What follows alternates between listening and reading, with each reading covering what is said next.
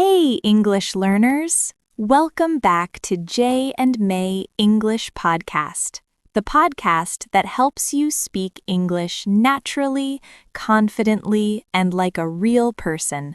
I'm May. Today, I have a special gift for you. This is a very long video with many topics in one place. You can listen to this video when you are busy. Listen while you go to work, when you clean your house, when you exercise at the gym, or even while you are sleeping. It is an easy way to practice listening every day. So hit play and let's learn English together.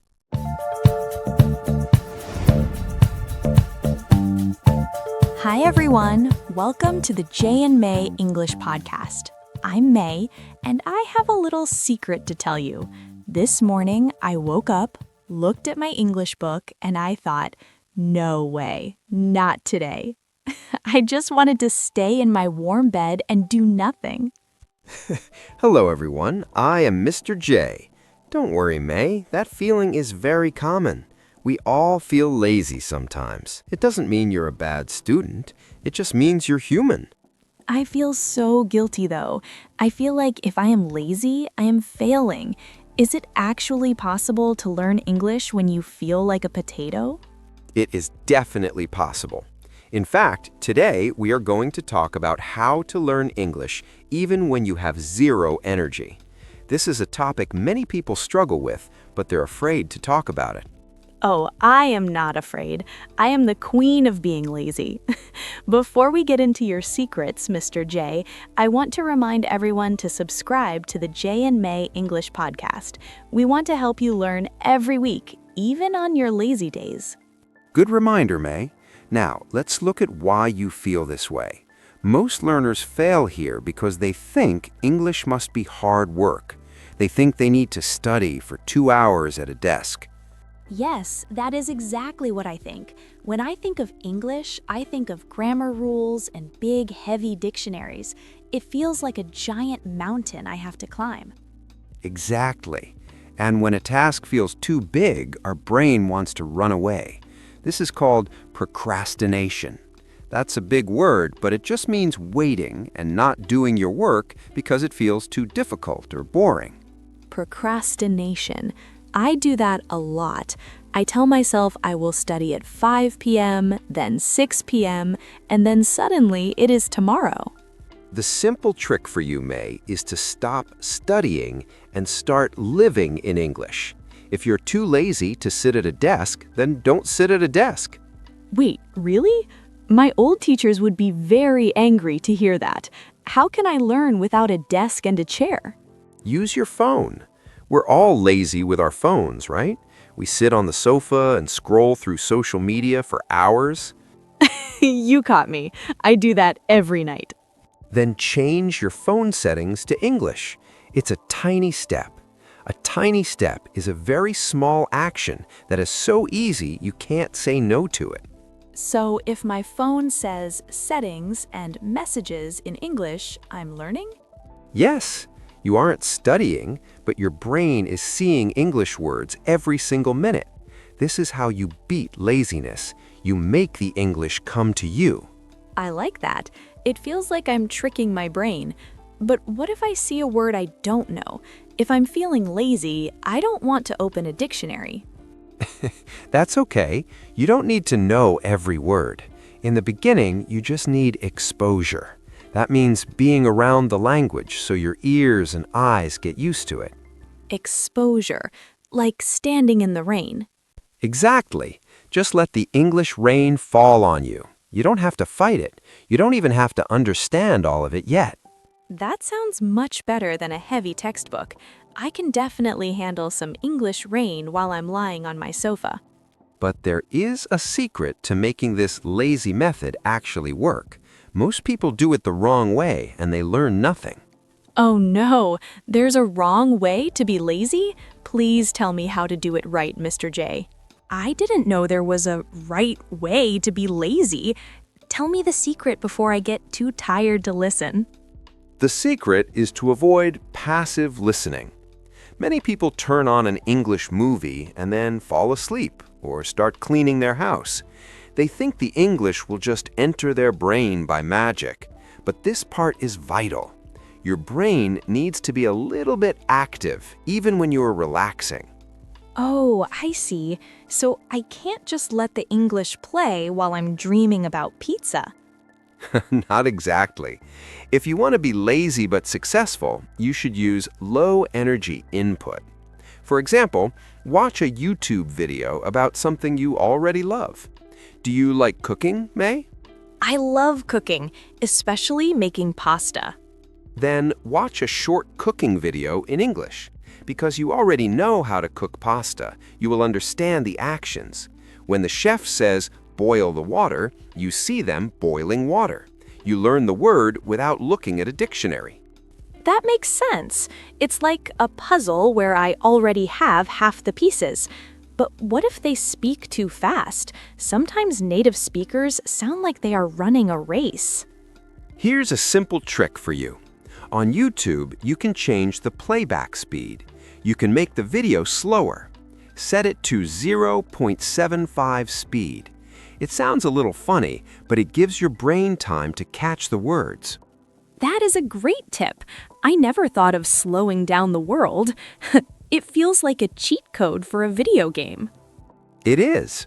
And you should also turn on the subtitles. Subtitles are the words that appear at the bottom of the screen. But wait, should I use subtitles in my own language or in English? For a beginner, start with your own language if you feel very lazy. But once you feel a little more awake, switch them to English. This is called dual coding. You are hearing the word and seeing the word at the same time. Dual coding? That sounds very professional for a lazy person. It is a very powerful way to learn. But remember, don't try to watch a whole 2-hour movie. That is too much for a lazy day. Just watch 5 minutes. Only 5 minutes? I can do that. That's shorter than a commercial break on TV. Exactly. This is the 5-minute rule. Most learners fail here because they try to do too much. If you tell yourself, I will study for 5 minutes, it is very easy to start. And usually, once you start, you might even do 10 or 15 minutes because you are having fun. You're right. Starting is the hardest part. Once I'm on the sofa with my phone, 5 minutes feels like nothing. But there is one thing you must never do on a lazy day, or you will lose all your progress. Oh no, a must never? Now I'm nervous. What is it? You must never wait for the perfect moment to study. Many learners think, I will wait until I am not tired, or I will wait until I have a desk and a quiet room. This is a trap. I fall into that trap every single day. I tell myself I need a cup of coffee, a clean table, and the perfect playlist before I can even open a book. That is called perfectionism.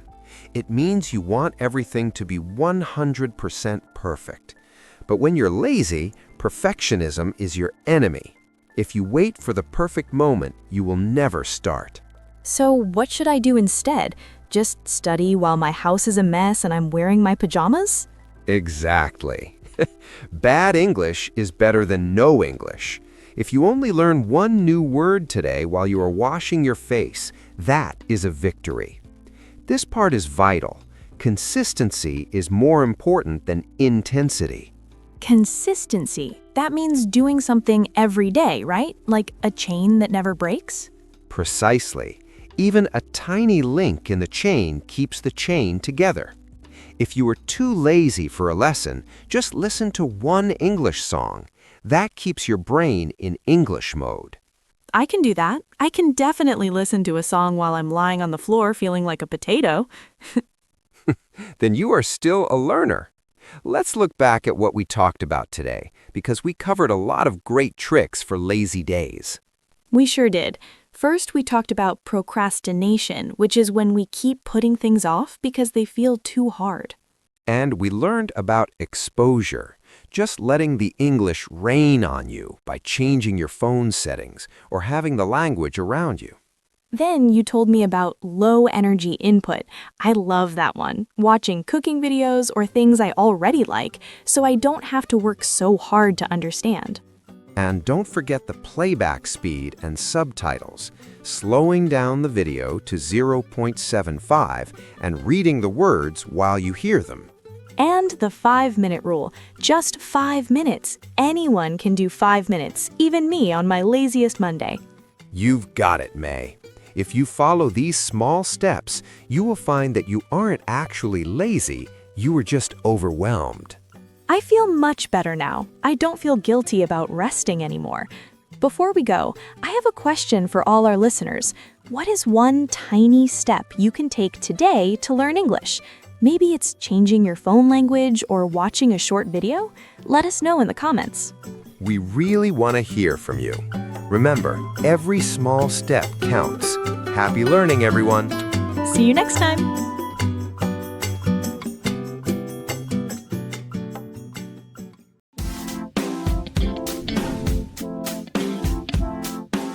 Hello, everyone. Welcome back. I am Mr. J, and it is a wonderful day to learn together.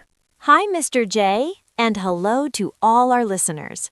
I am so excited about today's topic. I think it is something everyone struggles with. I agree, May. Today, we're talking about how to train your brain to speak in English.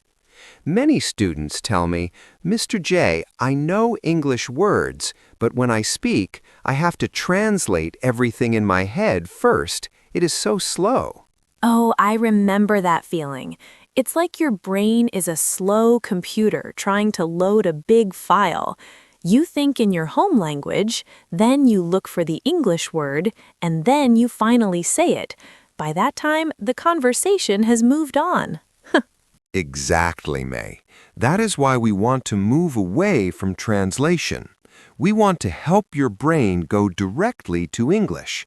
It sounds difficult, but with small steps, it becomes a habit. I love habits. But before we share these amazing tips, I want to say something to our listeners.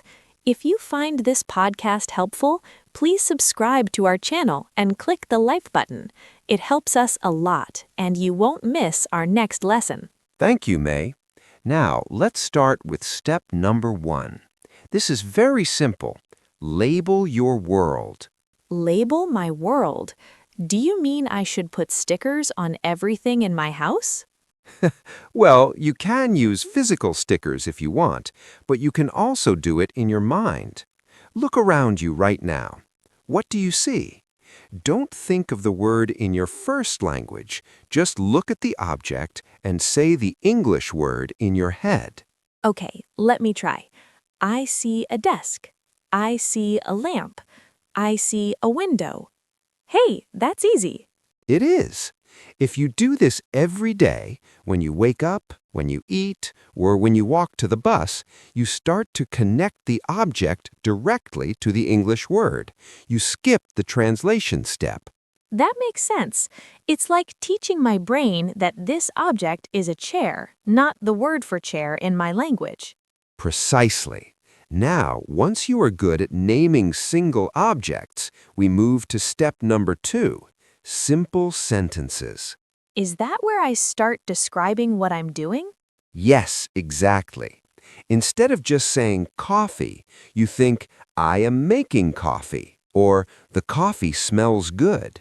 I do that sometimes. When I'm alone, I say things like, I am opening the door, or where are my keys?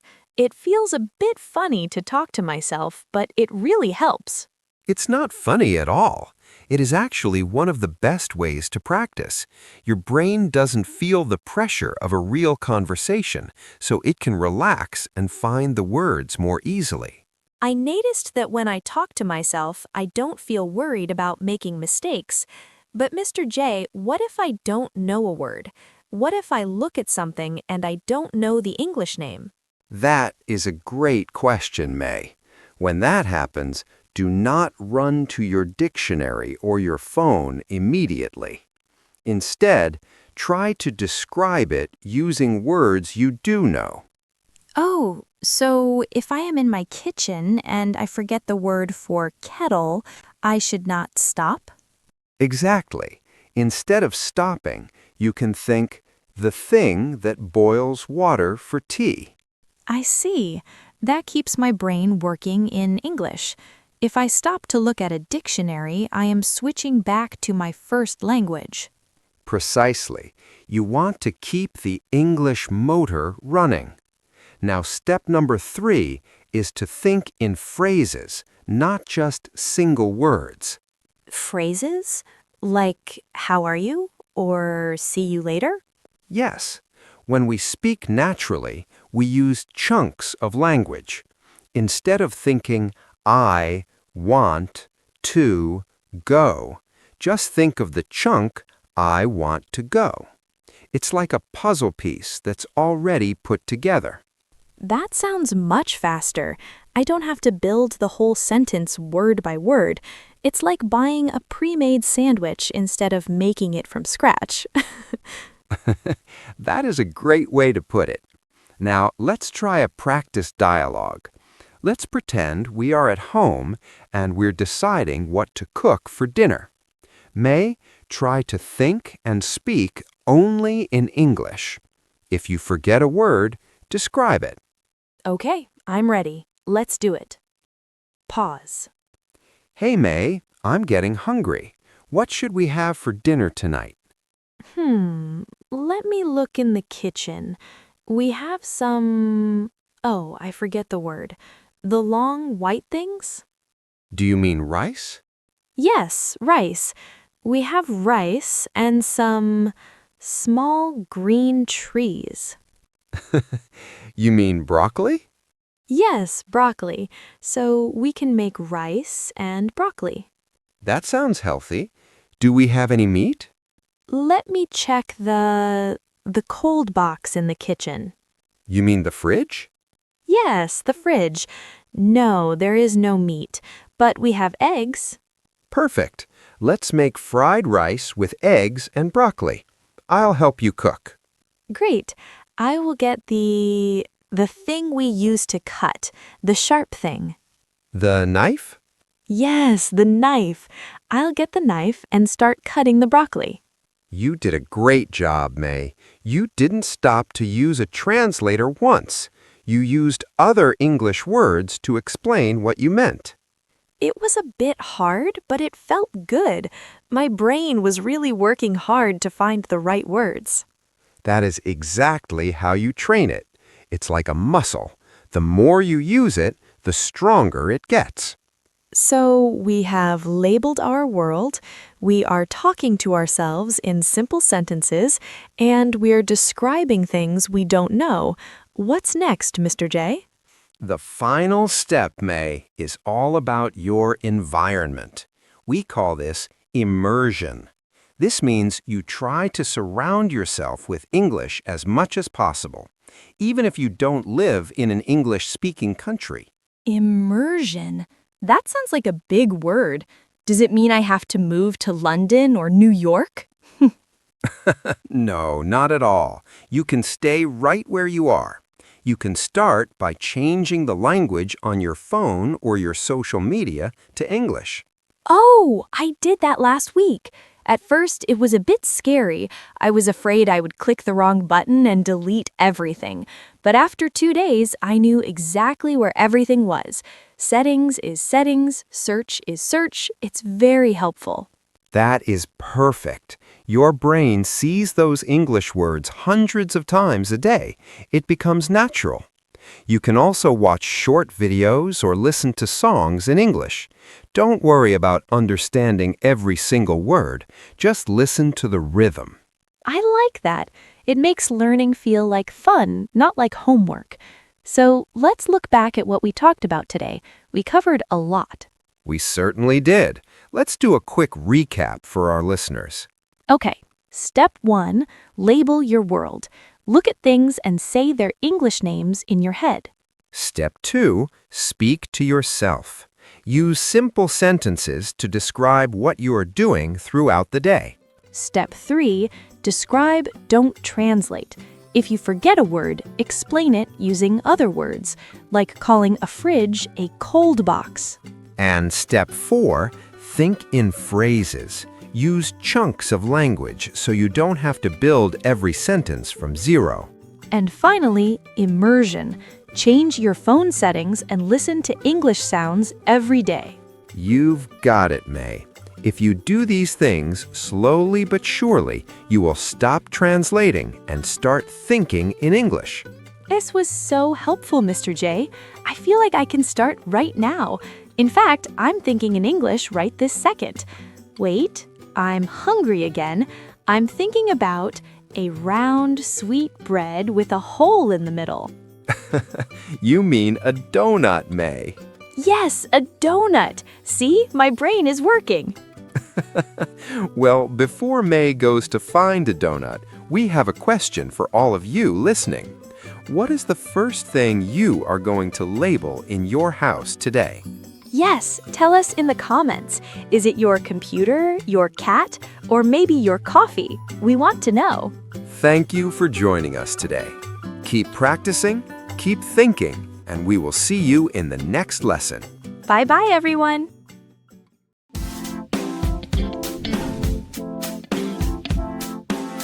Hello, everyone, and welcome back to the show. It is a beautiful day to learn something new. I am Mr. J, and as always, I am here to help you feel more comfortable with your English. And I'm May. Hi, Mr. J. I am so excited for today's topic. I've been using my phone to do this all week, and honestly, it's a game changer. I can tell you're excited, May, and you're right, it is a game changer. Today, we are talking about a very special way to practice your English speaking. We are talking about practicing with AI, specifically using tools like Gemini Live or ChatGPT's voice mode. It's like having a best friend who is a robot and never gets tired of your mistakes. For many of our listeners at the A2 or B1 level, speaking is the scariest part, right? You know the words in your head, but when you open your mouth, poof, they disappear. Exactly. Many students feel nervous talking to a real person because they are afraid of being judged or misunderstood. But an AI doesn't judge. It's a safe space to practice. You can say the same sentence 10 times, and the AI will still listen patiently. Yes, and that's why today's episode is so important. We're going to show you exactly how to use these apps to improve your fluency and confidence. But before we dive into the how-to, we have a small favor to ask. That's right. If you find our lessons helpful, please take a second to hit the subscribe button and give us a like. It really helps our channel grow so we can keep making these lessons for you. Go ahead, click it. We'll wait. Okay, done? Great. Now, Mr. J, tell us, what makes these live modes different from just typing a message to an AI? That is a great question, May. When you type, you have time to think and check your grammar.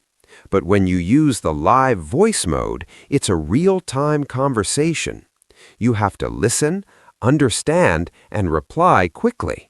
It feels much more real, doesn't it? It's like a phone call.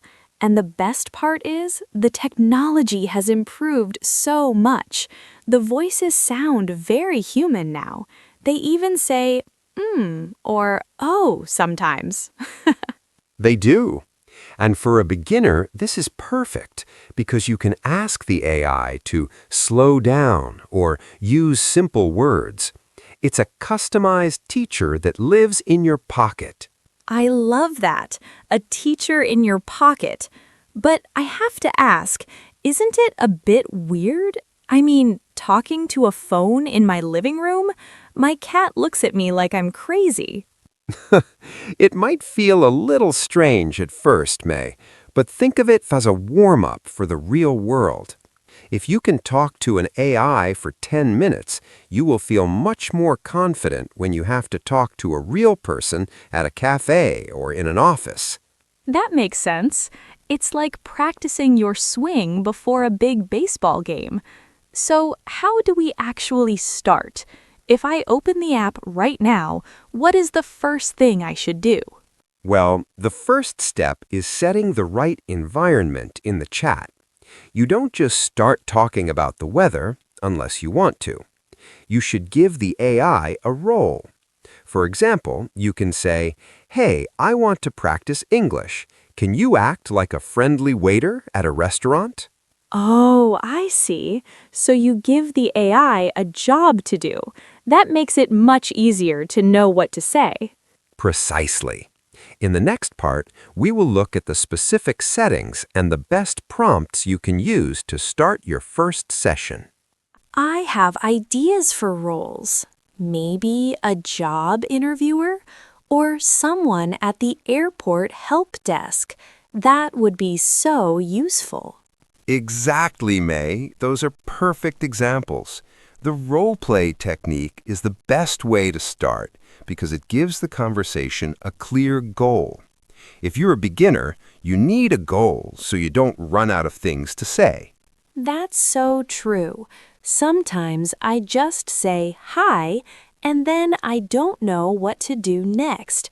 But if I say, "You are a doctor and I have a headache," the conversation just flows.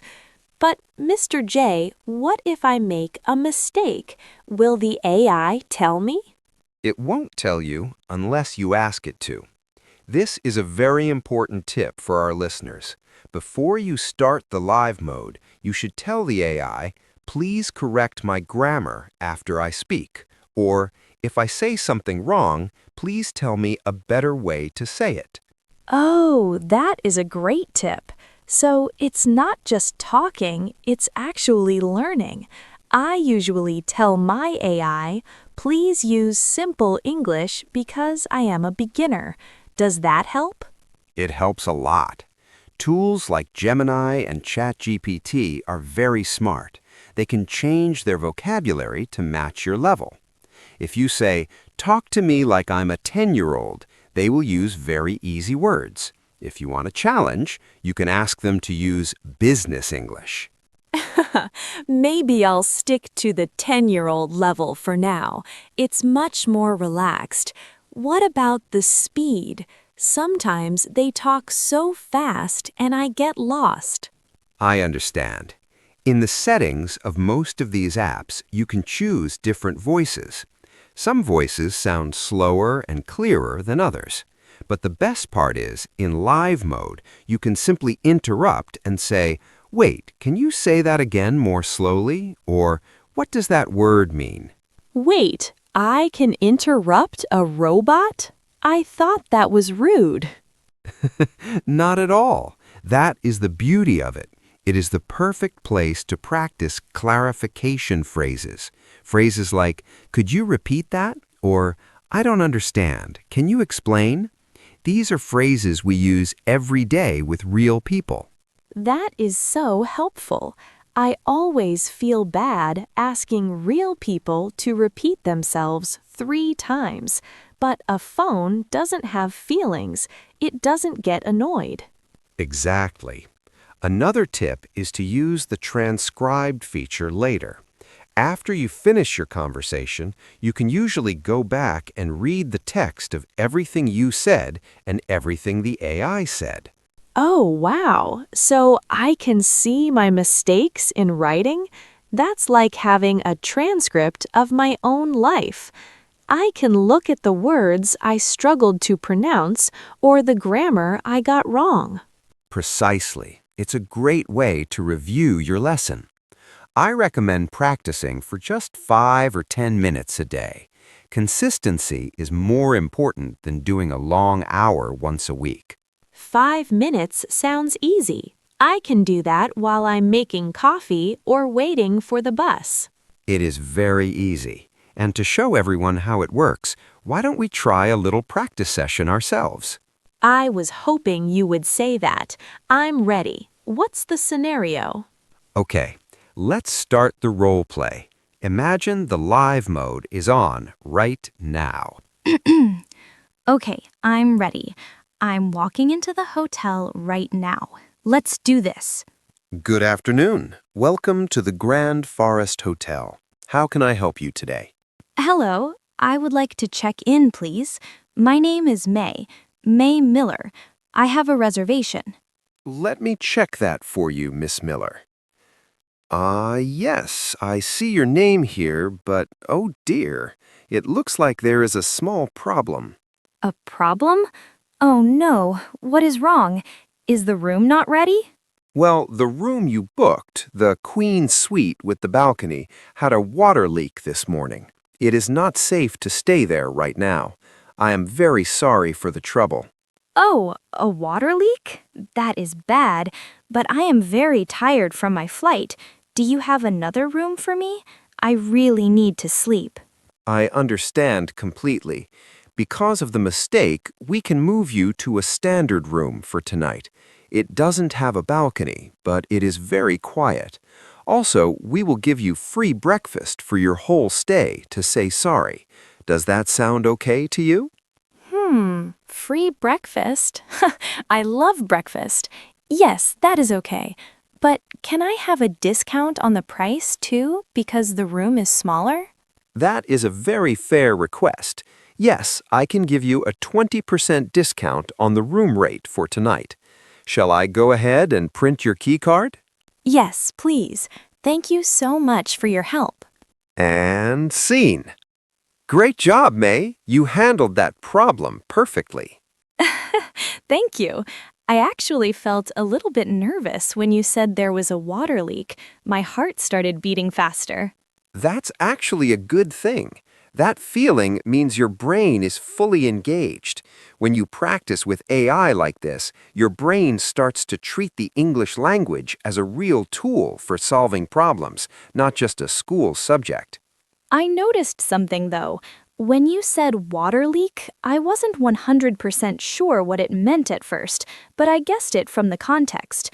If I were talking to a real AI, I could have stopped and asked, right? Exactly. You could have said, "Wait, what does leak mean?" And the AI would explain it simply. This is how you build active vocabulary.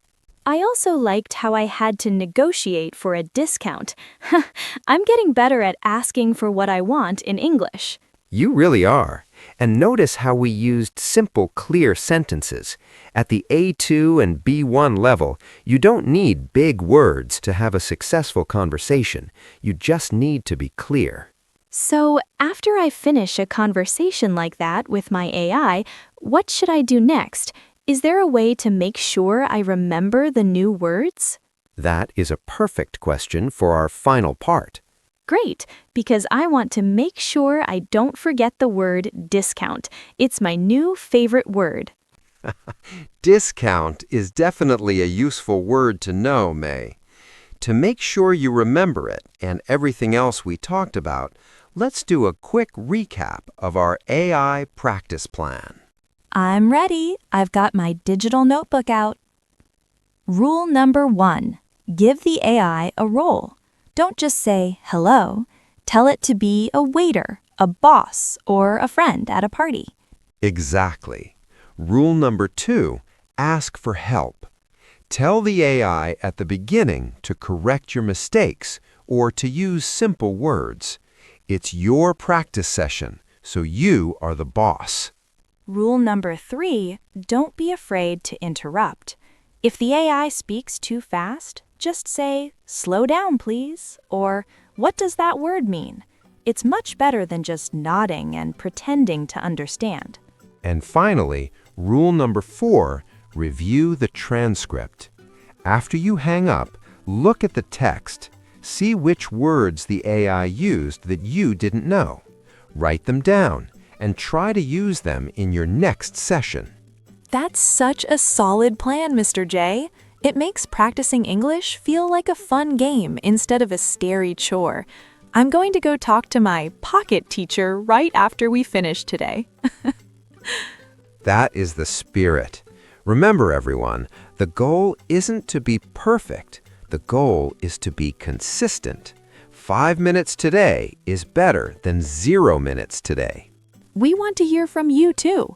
If you could have a 10-minute conversation with an AI, what role would you give it? Would you talk to a famous scientist or maybe a travel agent? Let us know in the comments. We love reading your ideas. It helps the whole community learn together. Well, that's all for today's episode. Thank you for joining us on this journey into the future of language learning. Bye, everyone. Happy practicing. See you next time.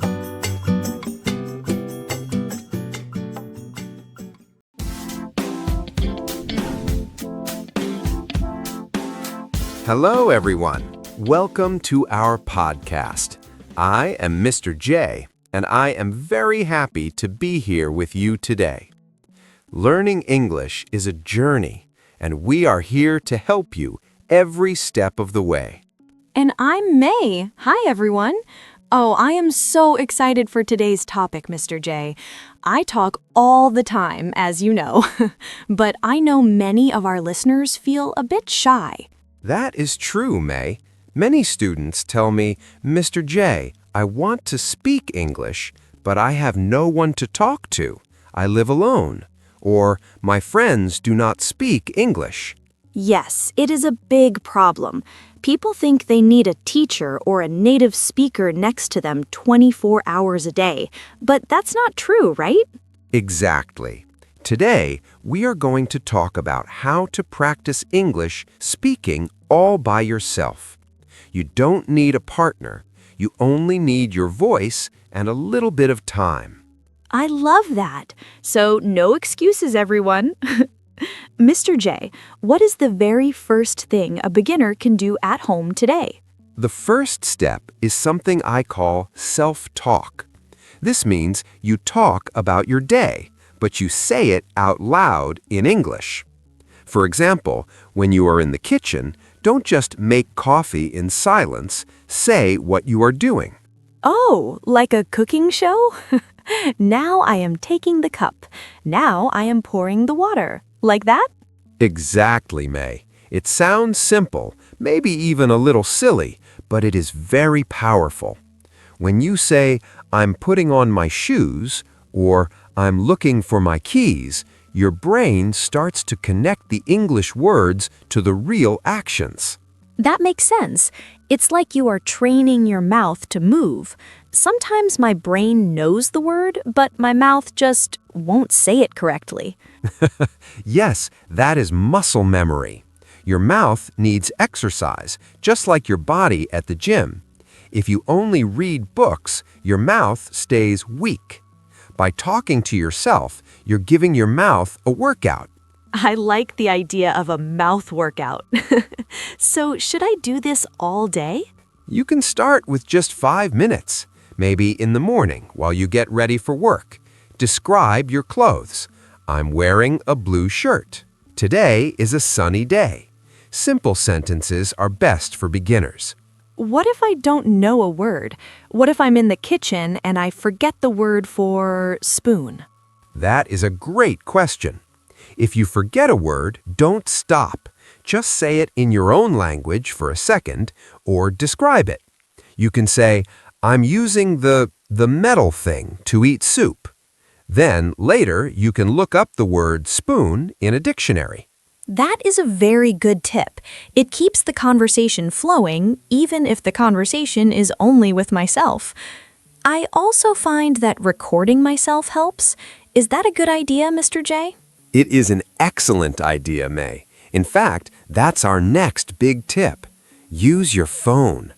Everyone has a phone with a voice recorder. Record yourself speaking for 1 minute. Then listen to it. Oh, I hate listening to my own voice. It sounds so strange. Everyone feels that way at first, but when you listen, you can hear your own mistakes. You might notice, oh, I forgot the S at the end of likes, or I need to speak a little slower. It helps you become your own teacher. That is so true.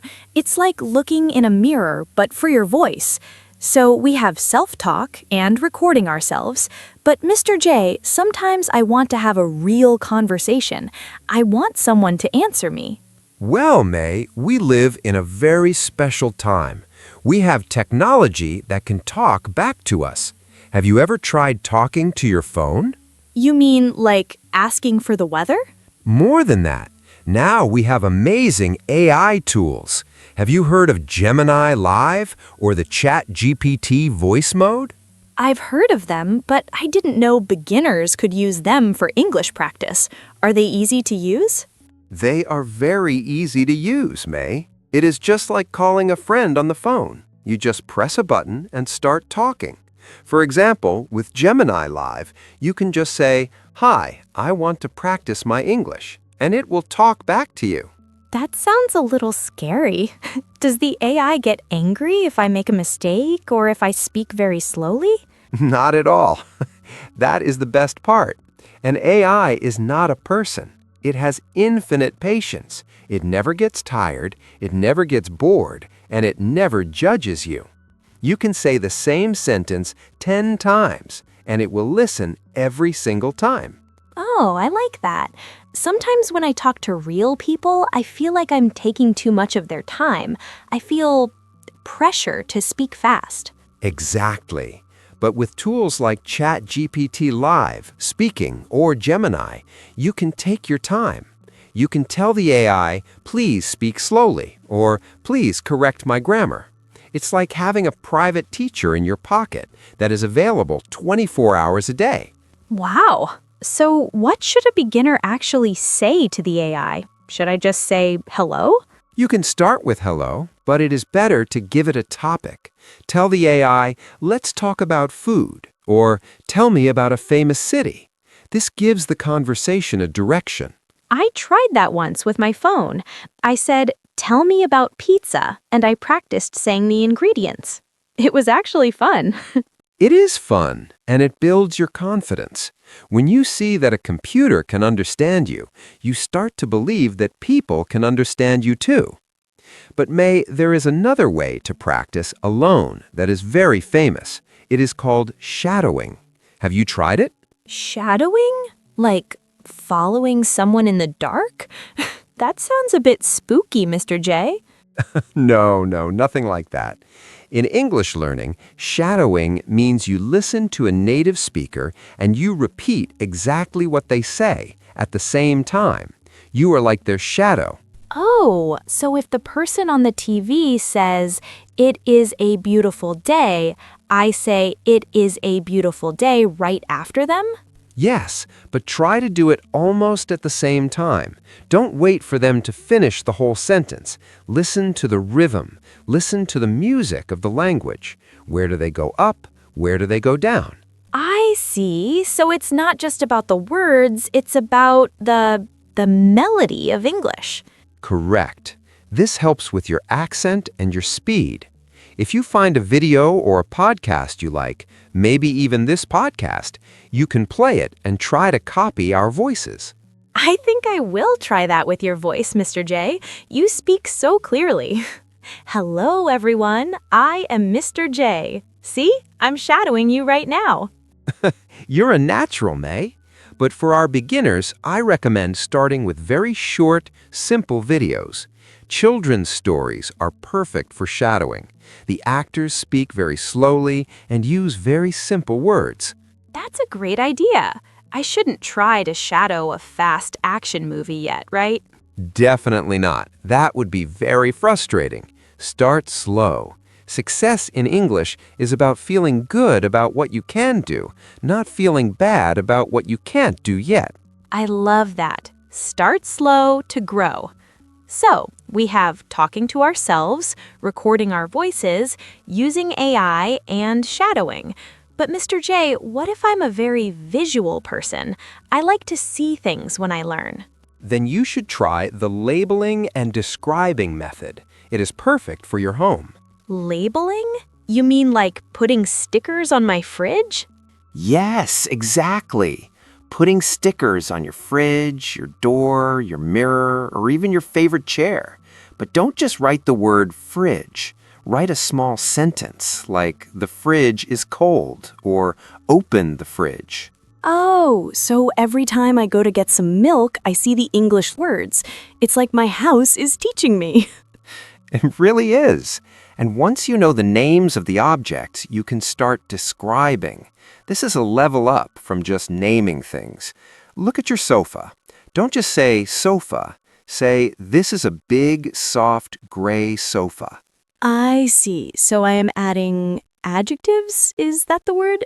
Describing words? Yes, describing words, colors, sizes, and feelings. This helps you move from simple words to real sentences. May, try it right now. Look at the table in front of you. What do you see? Okay, let me see. I see a brown table. It is made of wood. It is very heavy. And, oh, there is a small green plant on the table. How is that, Mr. J? That was perfect. You used color, material, and size. If a beginner does this for 5 minutes every day, their vocabulary will grow very fast. You don't need a book for this. You just need to look around your room. That feels like a game. I could even do that while I'm waiting for the bus. I see a red car. I see a tall man. I see a happy dog. It makes the time go by faster too. It does. And there's one more thing you can do at the end of the day. This is my favorite method for beginners who want to practice alone. I call it the daily review. The daily review? That sounds professional. Is it difficult? Not at all. Before you go to sleep, sit on your bed and spend 3 minutes talking about your day in the past tense. Oh, the past tense. Like I went, I ate, I saw. That is always a bit tricky for me. It is tricky for everyone, but that is why we practice. You can say, today I woke up at 7, I drank coffee, I went to work, I talked to my boss, I was tired, but I was happy. So it's like a spoken diary? Instead of writing in a book, I just talk to the walls? Chuckles. Yes, talk to the walls. The walls are very good listeners. Talking about your day helps you practice the most important verbs in English. These are the words we use every single day. If you can talk about your day easily, you can survive in any English-speaking country. That is so true. Most of the time when I meet friends, we just talk about what we did today or what we did last weekend. Exactly. And if you practice it alone first, you won't be so nervous when you talk to a real person. You've already said the words. You've already practiced the sentences. You feel ready. I feel more confident just listening to this. But Mr. J, what if I feel like I'm not getting better? Sometimes I practice and practice, but I feel like my English is still the same. That is a very common feeling, May. It's a plateau. But there is a way to see your progress, and it involves something we talked about earlier. You mean the recording? Yes. If you record yourself today, and then you record yourself again in 1 month, you'll hear the difference. It's like looking at an old photo of yourself. Oh, I never thought of it that way. I usually just delete my recordings because I'm shy. I should save them. Definitely save them. They are proof of your hard work. Now, we have talked about many ways to practice: self-talk, AI, shadowing, labeling, and the daily review. It's a lot of great advice, but I have one more question. How do I stay motivated? How do I keep doing this every day when I'm tired or busy? That is the most important question of all, May. Motivation is like a battery. In the beginning, it is full. You are excited. But after a few days, the battery goes down. You feel tired. You feel busy. Exactly. Sometimes I just want to sit on the sofa and watch a movie in my own language. I don't want to work on English. And you shouldn't feel bad about that. The secret to staying motivated is to stop thinking of English as a subject or work. Instead, make it a habit, just like brushing your teeth. You don't think, oh, I am too tired to brush my teeth, right? You just do it. That's true. I don't even think about it. So, how do I make English like brushing my teeth? You connect it to things you already do. For example, if you always drink tea in the morning, tell yourself, while I drink my tea, I will talk to my AI friend for 3 minutes. Oh, I like that. It's only 3 minutes. Everyone has 3 minutes. And since I'm already drinking my tea, I won't forget. Precisely. And remember, tools like Gemini Live or ChatGPT are great for this because they are always there. You don't have to make an appointment. You don't have to get dressed or go to a school. You just open the app and say, "Hey, I'm drinking my tea. Let's chat." It really is like having a friend who is always awake. Sometimes I stay up late and I feel like talking. It's nice to know I can practice English at 11 p.m. if I want to. Yes. And if you feel tired, tell the AI. Say, "I am tired today. Let's speak very simply." The AI will adapt to you. This keeps the stress low. If you're not stressed, you will keep practicing day after day. Low stress, high success. I should write that down. Mr. J, we have covered so much today. Should we remind our listeners of the main points? That is a great idea, May. Let's summarize. First, we talked about self-talk. Describe what you are doing while you do it. Second, record yourself. It's like a mirror for your voice. Listen to it to find where you can improve. Third, use AI speaking tools like Gemini Live. They are patient, they are free, and they are always ready to help you practice real conversations. Fourth, shadowing. Be a shadow to a native speaker. Copy their rhythm and their music. And fifth, labeling and describing. Turn your home into a classroom by talking about the things you see. And finally, the daily review. Talk about your day before you sleep to practice those important past tense verbs. Wow, that's a lot of ways to practice alone. You really don't need to wait for a teacher to start speaking English. You can start right now. You really can. Every small step counts. If you speak for just 5 minutes today, you're better than you were yesterday. Well, everyone, we are almost at the end of our podcast. Oh, already? I had so much fun. Listeners, if you enjoyed this episode, please subscribe to our channel. We want to help you keep learning. And we would love to hear from you. Please leave a comment below. Tell us, which method will you try first? Will you talk to yourself, or will you try talking to an AI?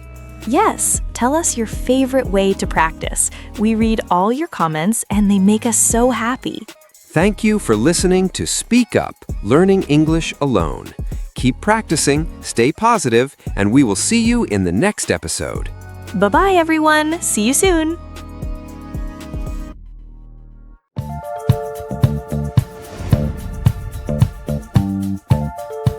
Hello. Welcome back to the Jay and May English Podcast. I am May, and I am so happy you are here with us today. And I am Mr. J. It is wonderful to see your energy today, May. Are you ready for our big topic? Yes, you told me we have a secret weapon for speaking. I have been waiting all morning to hear it. It is called shadowing. It is a simple technique, but it is the fastest way to stop sounding like a robot. A robot? Beep boop? I don't want to sound like a machine. But what is shadowing? Is it about shadows on the ground? In a way, yes. You know how your shadow follows you everywhere? It moves when you move. It stays very close. Right. When I run, my shadow runs. When I jump, my shadow jumps. Exactly. In English learning, shadowing means your voice follows a speaker's voice. You listen to a native speaker, and you repeat what they say almost at the same time. Oh, so I don't wait for them to finish? I speak while they are speaking? That is correct. You stay just a split second behind them. You are like their voice's shadow. That sounds a little bit difficult, Mr. J. I am just a beginner. Is this only for experts? Not at all. Actually, most learners fail here because they think they need to be experts first. But this is the tool that makes you an expert. Okay, I'm listening. But why is it better than just repeating a word after a teacher? When you repeat after someone, you often lose the flow. Flow means how the words connect together smoothly. Flow, like water in a river? Exactly. English has a special rhythm. Rhythm is like the beat in a song. If you only repeat word by word, you miss the music. Oh, I love music. So shadowing is like singing along to my favorite song on the radio? That is the perfect way to describe it. When you sing with a singer, you catch their intonation.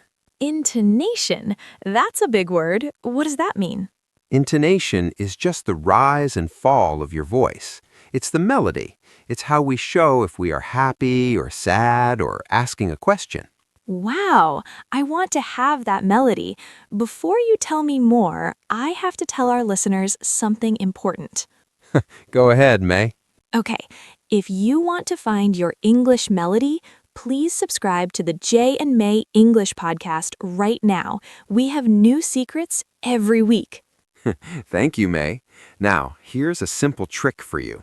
Most people try to shadow long videos. That is a mistake. So I shouldn't try to shadow a whole movie?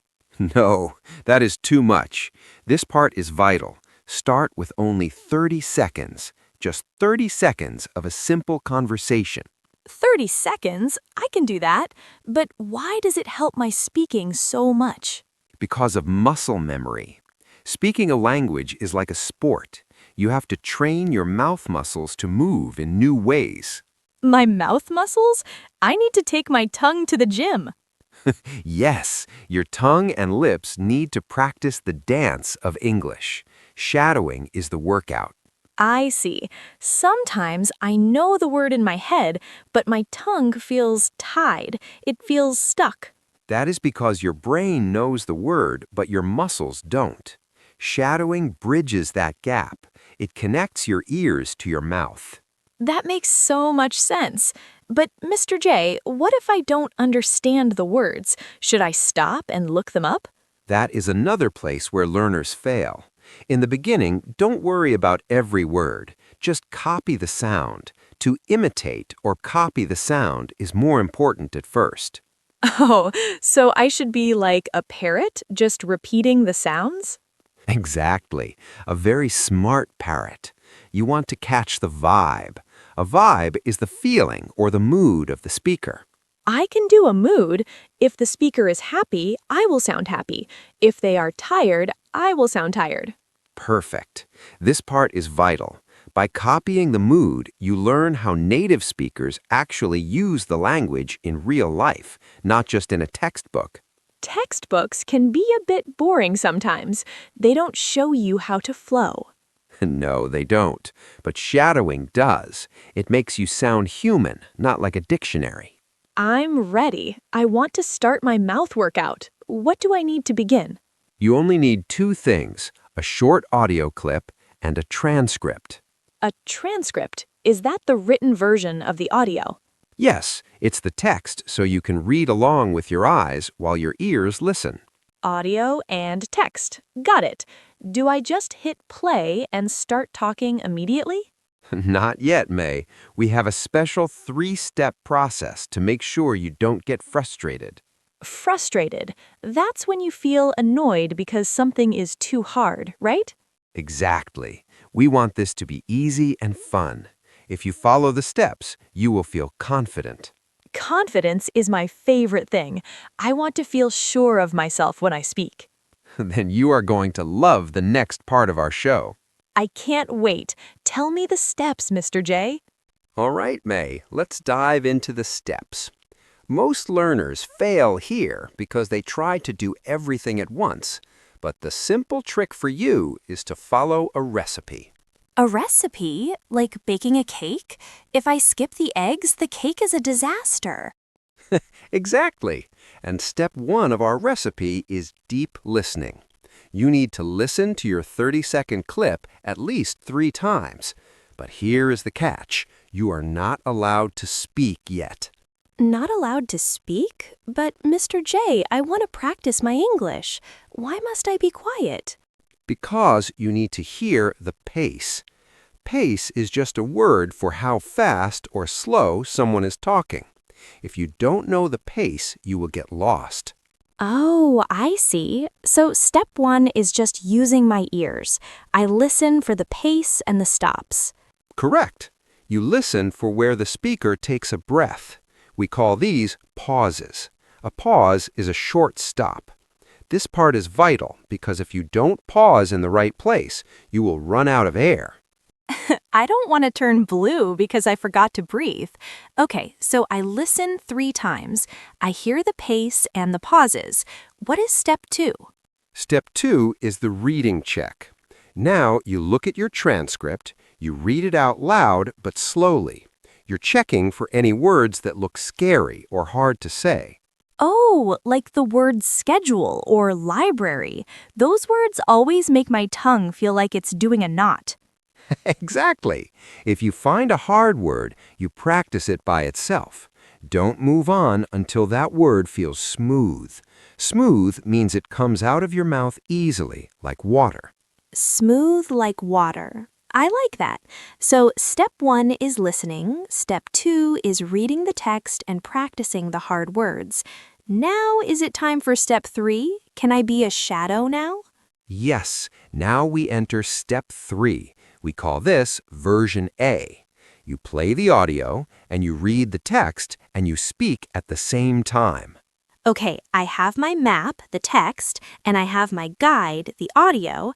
This sounds like the safest way to start. It is, but here is a vital tip. Don't worry if you are a little bit late.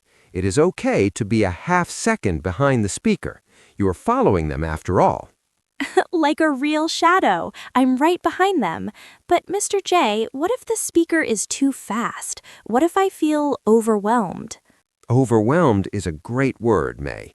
It means you feel like there is too much happening and you can't finish. If you feel overwhelmed, just stop. Stop? Just like that? Yes, take a breath and start the sentence again. Most learners fail here because they try to keep going even when they are lost. They make garbled sounds. Garbled? What does that mean? Garbled means the sounds are messy. They are not clear words. It sounds like blah blah shoop blah. We don't want that. Blah blah shoop does not sound like good English.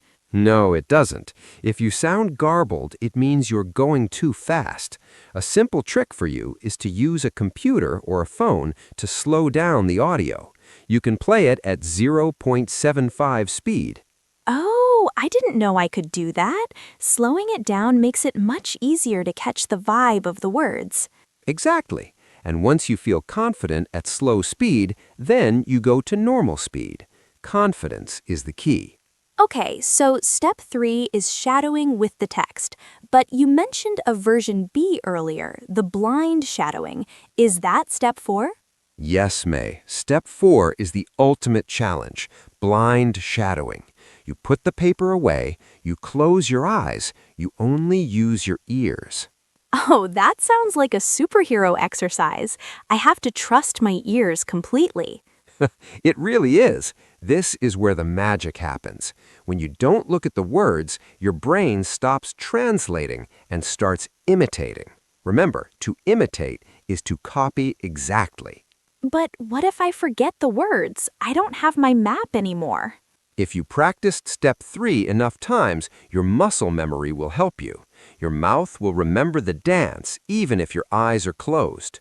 Oh, I love that. It's like learning to ride a bicycle. At first, you look at your feet, but later you just look at the road and your legs do the work. That is a perfect analogy, May. You are very good at those. And just like a bicycle, if you fall, you just get back up. I will try not to fall off my English bicycle. But Mr. J, how do I know if I'm doing it right?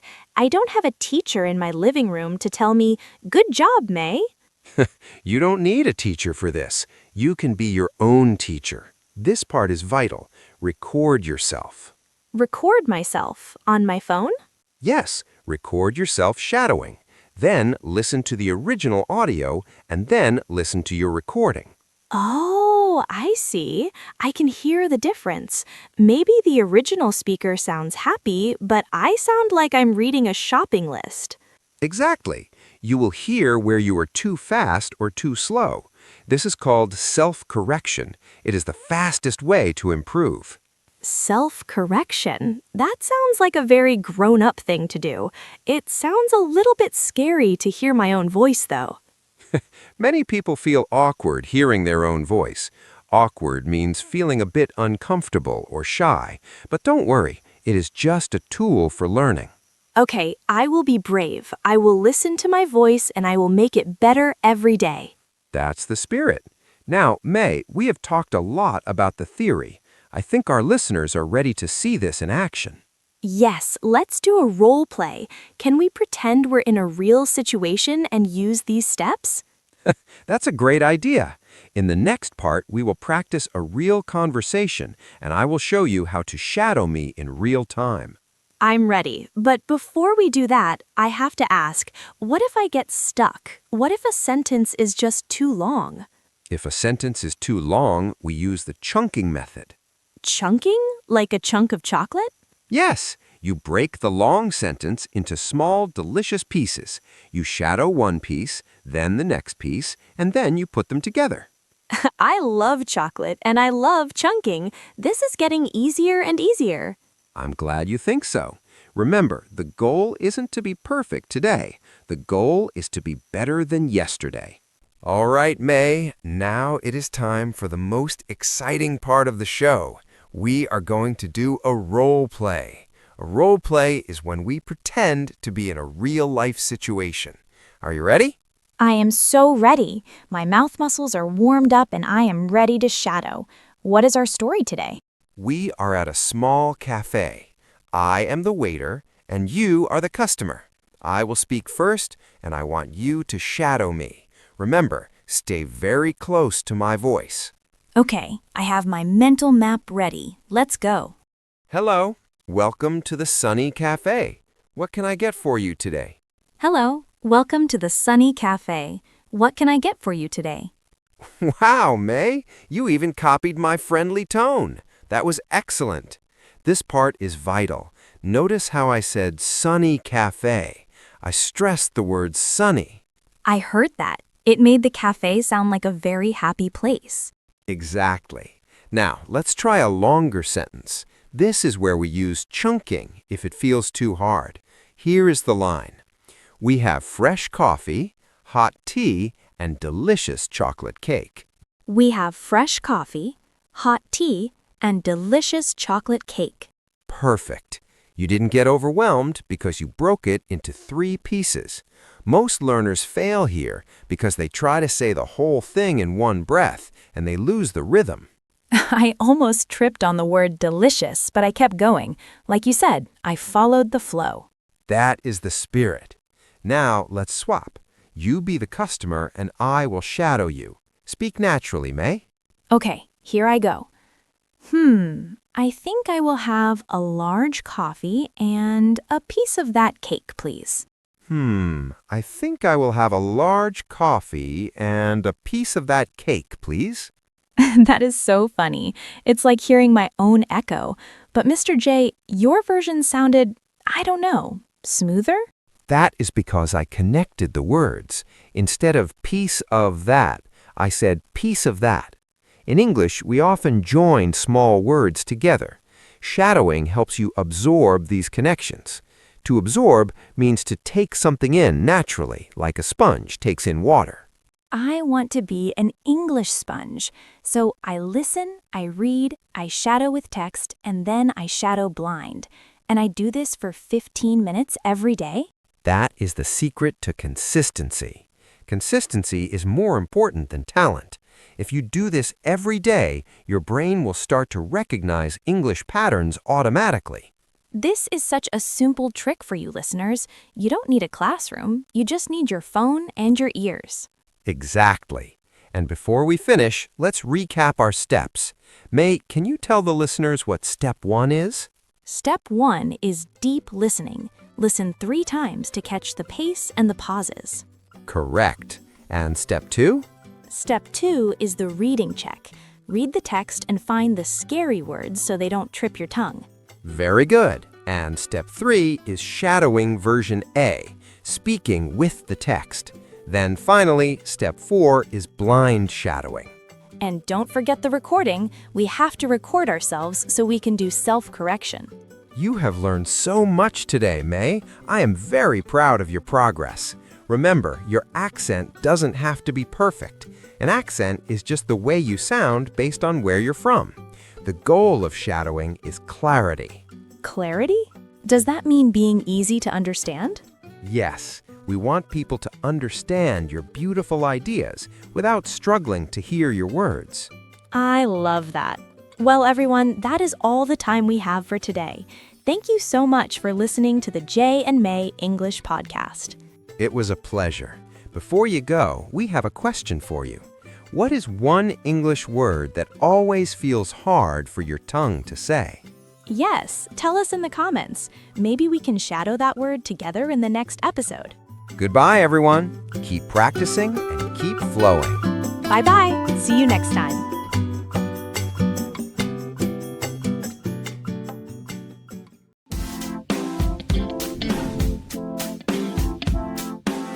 Hello, everyone. Welcome back. I am Mr. J, and I am so happy you are here with us today. This is a space for you to relax, listen, and grow your English skills. Today, we are talking about something very important. It is something that stops many students from speaking. It is called perfectionism. Hi, Mr. J. Hi, everyone. Oh, perfectionism. I know that word very well. It is my middle name. Is it, May? Why do you say that? Well, this morning I tried to record a short video of myself speaking English, just 1 minute. But, Mr. J, I recorded it 20 times. 20! 20 times? Wow, that is a lot of work for 1 minute. What happened? I didn't like my accent. I made a small mistake with a verb. I stopped, I deleted the video, I started again, then I forgot a word. I stopped, I deleted it again. I wanted it to be perfect. I understand. You wanted to look good. You wanted to sound like a native speaker. But tell me, May, after 20 times, how did you feel? Did you feel happy? No, not at all. I felt tired, I felt sad, I felt like my English is not good enough. I actually felt like giving up. This is exactly what we call the perfectionism trap. A trap is something that catches you and won't let you move. When you try to be perfect, you stop moving. You stop learning. But, Mr. J, isn't it good to want to be better? If I don't care about mistakes, I will never improve, right? There is a big difference between wanting to improve and needing to be perfect. Improvement is a journey. It is like walking up a mountain. But perfectionism? Perfectionism is like trying to fly to the top of the mountain in one jump. It is impossible. And when you fall, it hurts. It does hurt. I felt so silly because of one small mistake. But I see so many people on the internet, and their English sounds so easy. They don't make mistakes. Remember, May, what you see on the internet is the finished product. You don't see the hours of practice. You don't see the hundreds of mistakes they made before the camera started moving. That is true. I guess I only see their perfect side. Exactly. Today, I want to show you that mistakes are not the enemy. In fact, mistakes are your superpower. They are the only way your brain actually learns. My superpower? Really? I always thought mistakes were my weakness. I try to hide them. When I speak to you, sometimes I speak very slowly because I am checking every word in my head before I say it. I noticed that. And I want to ask you, when you're checking every word in your head, are you enjoying our conversation? No, not really. To be honest, Mr. J, it is very stressful. It feels like I am taking a difficult test. I am so busy looking for mistakes that I forget to listen to what you are actually saying. Exactly. Your brain is too busy being a policeman. It's watching every word, waiting to catch a criminal. But words are not criminals. Words are just tools to help us connect. A policeman in my head. Yes, that is exactly how it feels. Stop, you used the wrong tense. Go to English jail. Well, today, let's open the door to that jail and let the words out. You see, May, mistakes are actually the way the brain grows. Think about a baby. When a baby starts to walk, what happens? They fall down a lot. Right. They fall, they wobble, they hit the floor. But does the baby stay on the floor and say, "Oh no, my walking is not perfect, I should stop"? No, they just get back up and try again. They usually laugh about it. Exactly. Because for a baby, falling is just information. Their brain says, "Okay, that didn't work. Let's try moving the left foot differently next time." Each fall makes their legs stronger. Each fall teaches their brain balance. So, you are saying my English mistakes are like a baby falling down? Precisely. When you say a word incorrectly and then you realize it, your brain creates a new connection. It says, "Aha, that is the gap between what I know and what is correct." That aha moment is where the learning happens. If you never make the mistake, your brain never gets that aha moment. So, if I am perfect, I am actually not learning anything new? I am just repeating what I already know? Spot on, May. If you only say things you are 100% sure about, you're staying in your comfort zone. You're safe, but you're not growing. To grow, you must go to the mistake zone. That is where the superpower lives. I like that name, the mistake zone. It sounds like an adventure. But, Mr. J, it's still scary. When I'm alone, it's okay. But when I talk to other people, I feel like they are judging me. I feel like they think I am not smart. That is a very common fear. We worry about what others think. But let me ask you a question.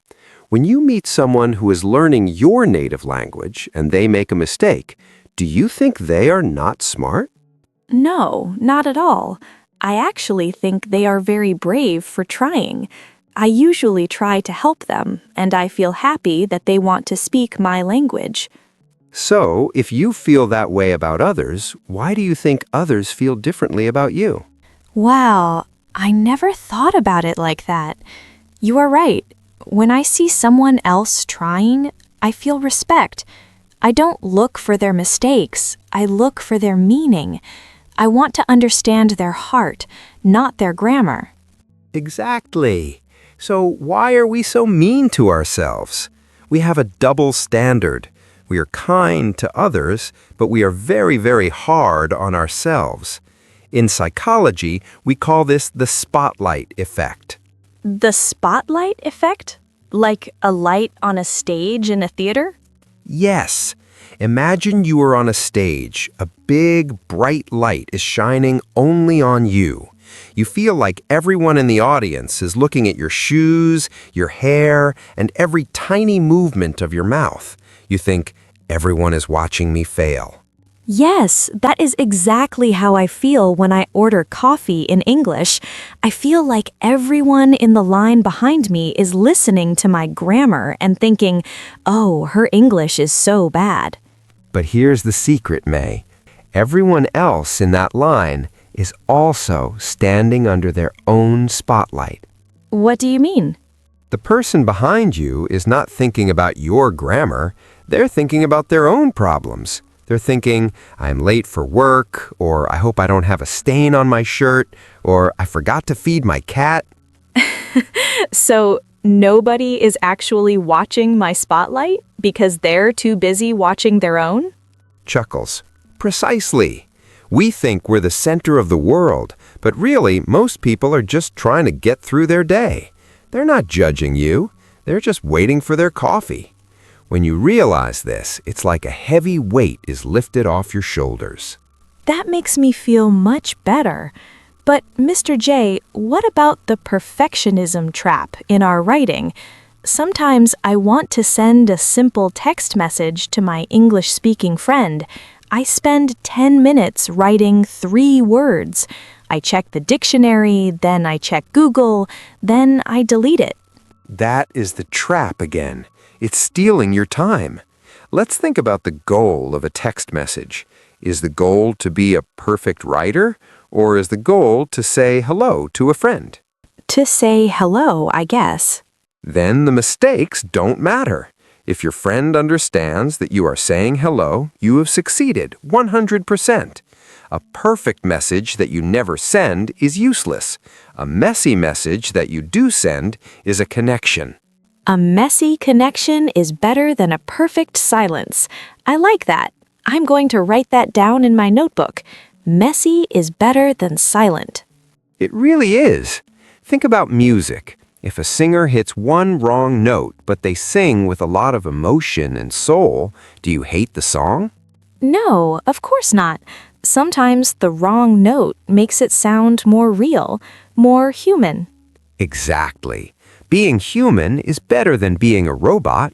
Robots are perfect. Robots don't make mistakes, but nobody wants to have a coffee and a deep conversation with a robot. We want to talk to you, May, with your accent, with your funny mistakes, and with your great energy. I think I'm starting to see. My mistakes make me, me. They show that I am a human who is trying something new, and that's actually quite brave, isn't it? It is more than brave, May. It is essential. You see, when you make a mistake, you are creating a memory anchor. A memory anchor, like an anchor for a boat?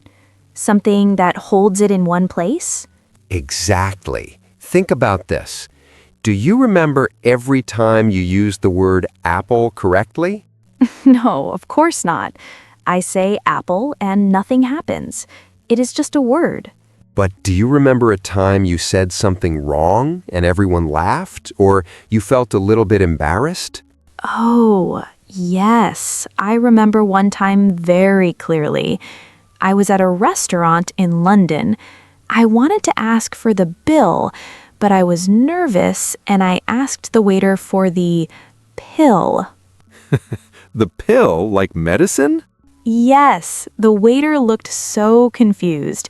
He asked me, "Are you feeling sick, miss?" I was so embarrassed. My face was as red as a tomato. I had to explain that I just wanted to pay for my pasta. That is a great story.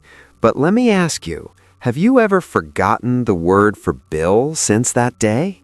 Never. Every time I'm in a restaurant now, the word bill is the first thing I think of. It is stuck in my brain forever. That is a memory anchor. The embarrassment, the laughter, the confusion, all those emotions acted like glue. They glued that word into your memory. If you had said bill correctly the first time, you might have forgotten it the next day. But because of the mistake, you own that word now. It belongs to you. So you're saying my red tomato face actually helped me learn English?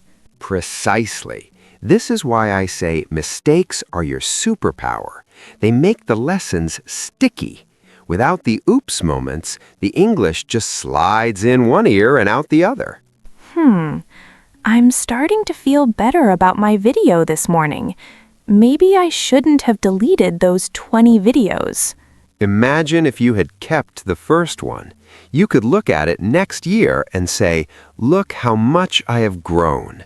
Mistakes are like the rings inside a tree. They show how old and strong the tree is. I like that. But Mr. J, what should I do in the moment when I'm talking to someone and I feel a mistake coming, or I know I just said something wrong.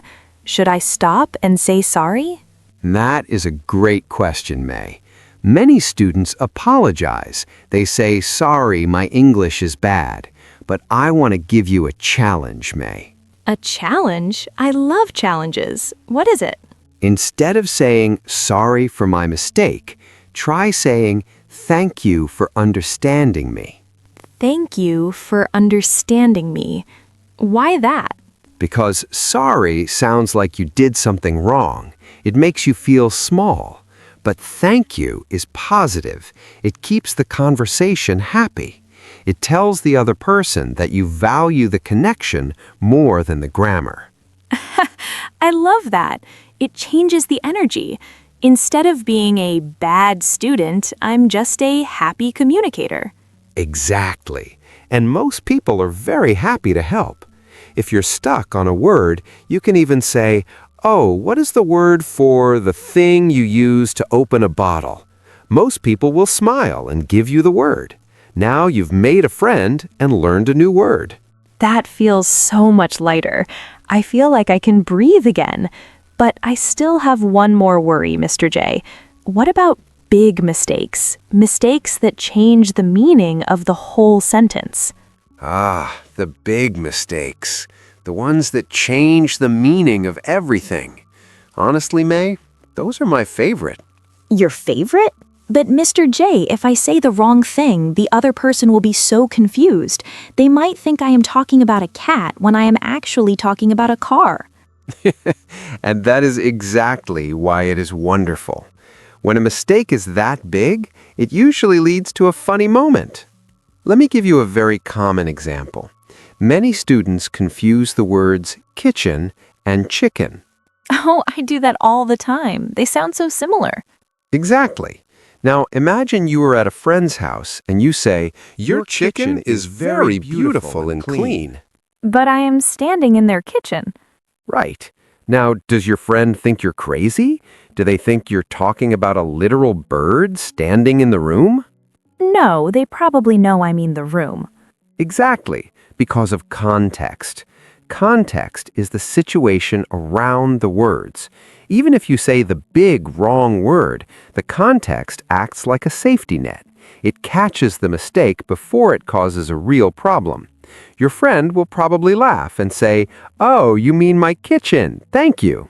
So the context saves me. That makes me feel much safer. I always thought that if I used one wrong word, the whole bridge of the conversation would fall down.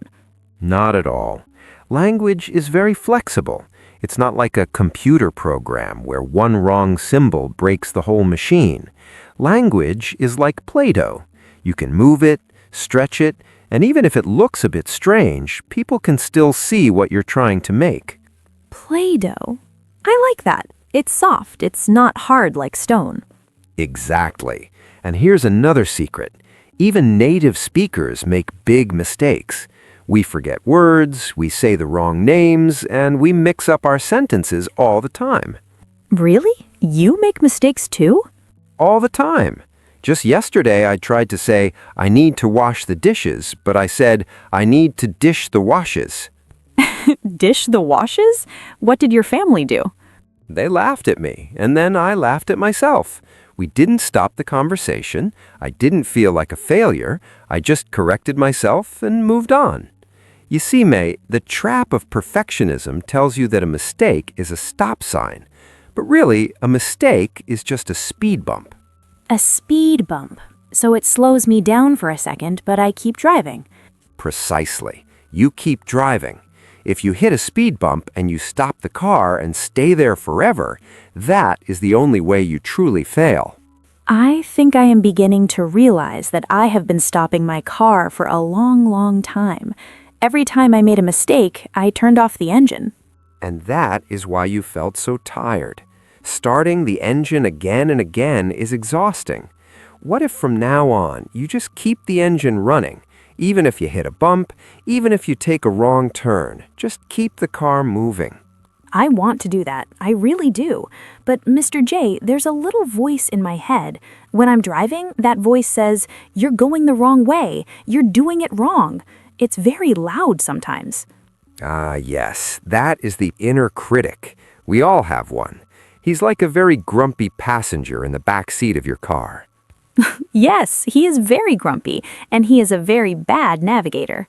So, the question is, how do we make that grumpy passenger be quiet so we can enjoy the trip? Oh, Mr. J, I wish I could just open the car door and push that grumpy passenger out. He is so annoying. He makes me want to stop the car and just walk home in the dark. I know, we all feel that way. But here is the truth, May. You cannot really kick him out. That inner critic is just a part of your brain that is trying to protect you. He thinks that if you make a mistake, something bad will happen. He thinks he is keeping you safe from embarrassment. Well, he is doing a very bad job. He is not making me feel safe, he's making me feel stuck. So, if I can't kick him out, what can I do? You said something about turning up the music? Exactly. When the voice in your head gets too loud, you have to find something louder to focus on. In English, that music is the person you are talking to. The person I'm talking to? Yes. Instead of looking inside at your own grammar, look outside at their face. Are they smiling? Are they nodding? Are they interested in your story? If you focus 100% on making the other person feel comfortable, you won't have any space left in your brain to listen to the grumpy passenger. So, if I should care more about them than I care about my verbs. Precisely. It's a shift from how do I look to how can I help you understand me. When you focus on helping the other person, your English actually becomes more natural. It flows because you aren't overthinking it. That is very deep, Mr. J. I usually spend all my time thinking about me, my accent, my mistakes, my fear. I never thought that being a perfectionist is actually a bit selfish. It's not selfish in a bad way, but it is self-focused. When we're afraid, we look inward. But communication is an outward act. It's a gift you give to someone else. I love that. My English is a gift, even if the gift is wrapped in messy paper with a few mistakes on the ribbon. Especially then, because it shows you worked hard to give it. Now, I want to teach you a new phrase. It's a phrase that killed my own perfectionism. Are you ready? I'm ready. Give it to me. The phrase is good enough. Good enough. That's it? But Mr. J, that sounds like I'm being lazy. Shouldn't I want to be the best? The best is a ghost. You can chase it forever and never catch it. But good enough is a real place. Good enough means, did they understand the message? Yes. Did we connect? Yes. Did I survive the conversation? Yes. So, if I go to the store and I buy milk and I use the wrong tense, but I come home with the milk, that was good enough? That was a total success. You have the milk, you spoke English, the mission is complete. If you wait until your grammar is 100% perfect to go buy that milk, you will be very thirsty for a long, long time.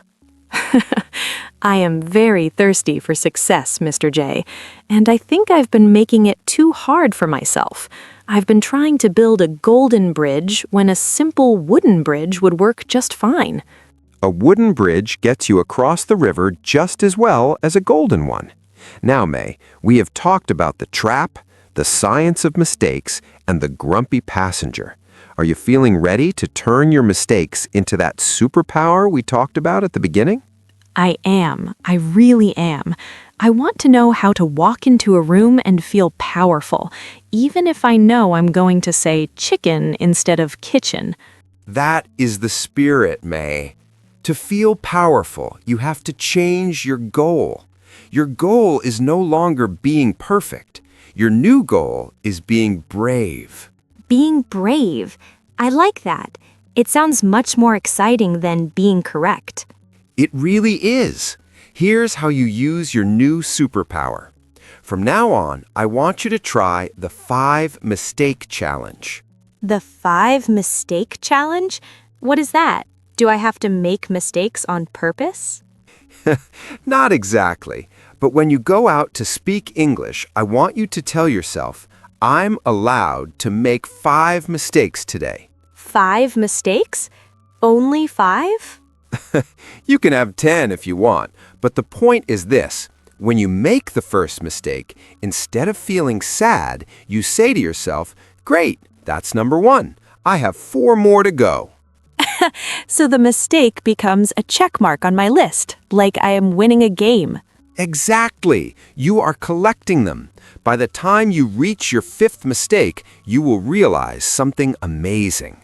You will realize that you are still standing. The world did not end. People still understood you, and you probably learned 5 new things. That is so clever, Mr. J. It turns the scary thing into a goal. I'm going to try that today.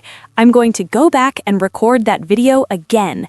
And if I make a mistake, I'm going to keep the camera running. That is the superpower, May. The power to keep going. That's what makes a great English speaker. It's not the person with the best grammar. It's the person who refuses to stop talking. I feel so much better. Thank you, Mr. J. I feel like the weight of being perfect is finally gone. I'm just May, and my English is good enough for today. And that is more than enough for me. Before we go, I want to say a big thank you to everyone listening. You are all being very brave just by hitting play and practicing with us. Yes, thank you so much for joining us. We want to hear from you. What was your funniest big mistake? Did you ever say chicken instead of kitchen? Or maybe something even funnier? Please leave a comment and tell us your story. Your mistakes can help other students feel brave too. We read every single comment and we love hearing about your journey. And don't forget to subscribe to our channel. We have so many more stories and lessons to share with you. Clicking that button helps us grow and helps more people find our English family. Remember, mistakes are the steps on the ladder to success. Don't be afraid to climb. I'm Mr. J. And I'm May. We will see you in the next episode. Keep speaking, keep tripping, and keep growing. Bye-bye, everyone. Happy messy practicing.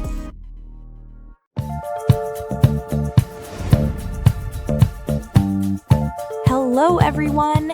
Welcome back to another episode of the J and May English Podcast. I'm May. And I am Mr. J. It is great to see you again, May. You look very thoughtful today. I am thoughtful because I am frustrated, Mr. J. I spent 2 hours yesterday learning new English words. I had a list, I had my coffee, I was ready. That sounds like a good start. So what happened? Today, I woke up and I can only remember 2 words. 2 out of 20. It's like there is a hole in my head where all the words fall out. Don't worry, this is the most common problem for every language learner. Most learners fail here because they use the wrong tools for their brain. I feel like my brain is just broken. Is there a secret? There is a secret, and it's actually a very simple trick for you. You don't need a better memory. You just need a better system. Oh, thank goodness. I was about to buy a new brain on the internet. No need for that. Today, we're going to show you how to make words stick like glue. But before we start, listeners, if you want to improve your English every week, make sure to subscribe to the J and May English Podcast. Yes, hit that subscribe button so we can keep learning together. Okay, Mr. J, why did I forget those 18 words? Think of your brain like a very busy boss. Every day, thousands of pieces of information try to get into the office. The boss, your brain, says, "Is this useful? No? Throw it in the trash." And my vocabulary list went straight into the trash? Exactly, because a list of words is boring to the brain. It has no life. It has no context. Context. I hear that word a lot. What does it really mean for a beginner like me? It means the situation around the word. For example, don't just learn the word cold. Your brain doesn't care about cold. So, what should I do instead? Learn a small phrase like, my coffee is cold. Now your brain sees a picture. It feels the cold coffee. It becomes a real memory. So, I should give the word a friend. Yes, I love that. Give every word a friend. In English, we call these collocations. These are words that naturally live together. Like fast food or strong coffee. Exactly. When you learn them together, you only have to remember one unit of information instead of two separate words. It's actually less work for your brain. This part is vital. I've been making my brain work too hard by learning single words. Most people do. But there's another reason you forget. It's about how you review. Did you look at your list many times yesterday? Yes, I read it maybe 50 times in 1 hour. That is the mistake. Your brain got tired of it. It's like eating the same meal 50 times in 1 hour. You will hate it. I definitely hated that list by the end of the hour. To make a word stay forever, you need spaced repetition. That sounds very professional. Is it difficult? Not at all. It just means you look at the word, then you wait. You look again tomorrow, then you wait 3 days, then you look again in a week. So I'm giving my brain a reminder just before it forgets. Precisely. This tells the brain, hey, this word is important. Don't throw it in the trash. I like that. I can be the boss of my brain. But, Mr. J, I have another problem. Sometimes I remember the word when I read it, but I can't use it when I speak. Why is that? That is because there is a big difference between passive memory and active memory. Passive memory is like a person you see on the street. You know their face, but you don't know their name. That happens to me all the time with people and words. Exactly. When you read a word, your brain recognizes it. That is passive. But when you speak, your brain has to go into the big closet of your mind and find the word quickly. That is active. So my active memory is a bit messy right now? It's not messy, it's just not practiced. Most learners fail here because they only study with their eyes. They read and read, but they never speak the word out loud. You caught me. I usually study in the library where I have to be very quiet. This part is vital. Your ears and your mouth have their own memory. If you want to speak a word, your mouth needs to feel how the word moves. That makes sense. It's like a sport, right? I can't learn to play tennis just by watching it on TV. Perfect example. You have to hit the ball. To make a word active, you must say it in a sentence at least 10 times. And here is a simple trick for you. Say it with different emotions. Oh, like saying it while I'm happy and then saying it while I'm angry? Yes, if you are learning the word enormous, which means very, very big, don't just say it normally. Say it like you're looking at a giant dinosaur. Wow, that is enormous. That is enormous. I can feel the word more when I do that. It feels real. That is because your brain loves emotion. When you add a feeling to a word, your brain moves that word from the trash pile to the important pile. Okay, so I need to speak out loud, use emotions, and give the word a friend. But what about those really long, difficult words? Some English words feel like a mountain in my mouth. I know what you mean. When a word is long, we often get scared. But here's the secret. Break the mountain into small rocks. We call this syllables. Syllables. That's like the beats in a word. Exactly. Like the word beautiful, it has 3 beats. Beau, T, full. If you try to say it all at once and you get stuck, just say the beats slowly. Beautiful. Beautiful. Hey, that is much easier. It really is. And once your mouth is comfortable with the beats, the word becomes active. But there is one more thing that helps even more than speaking. More than speaking? What could be better than that? Using your 5 senses. Your senses are things like sight, smell, and touch. Wait, how can I smell a vocabulary word?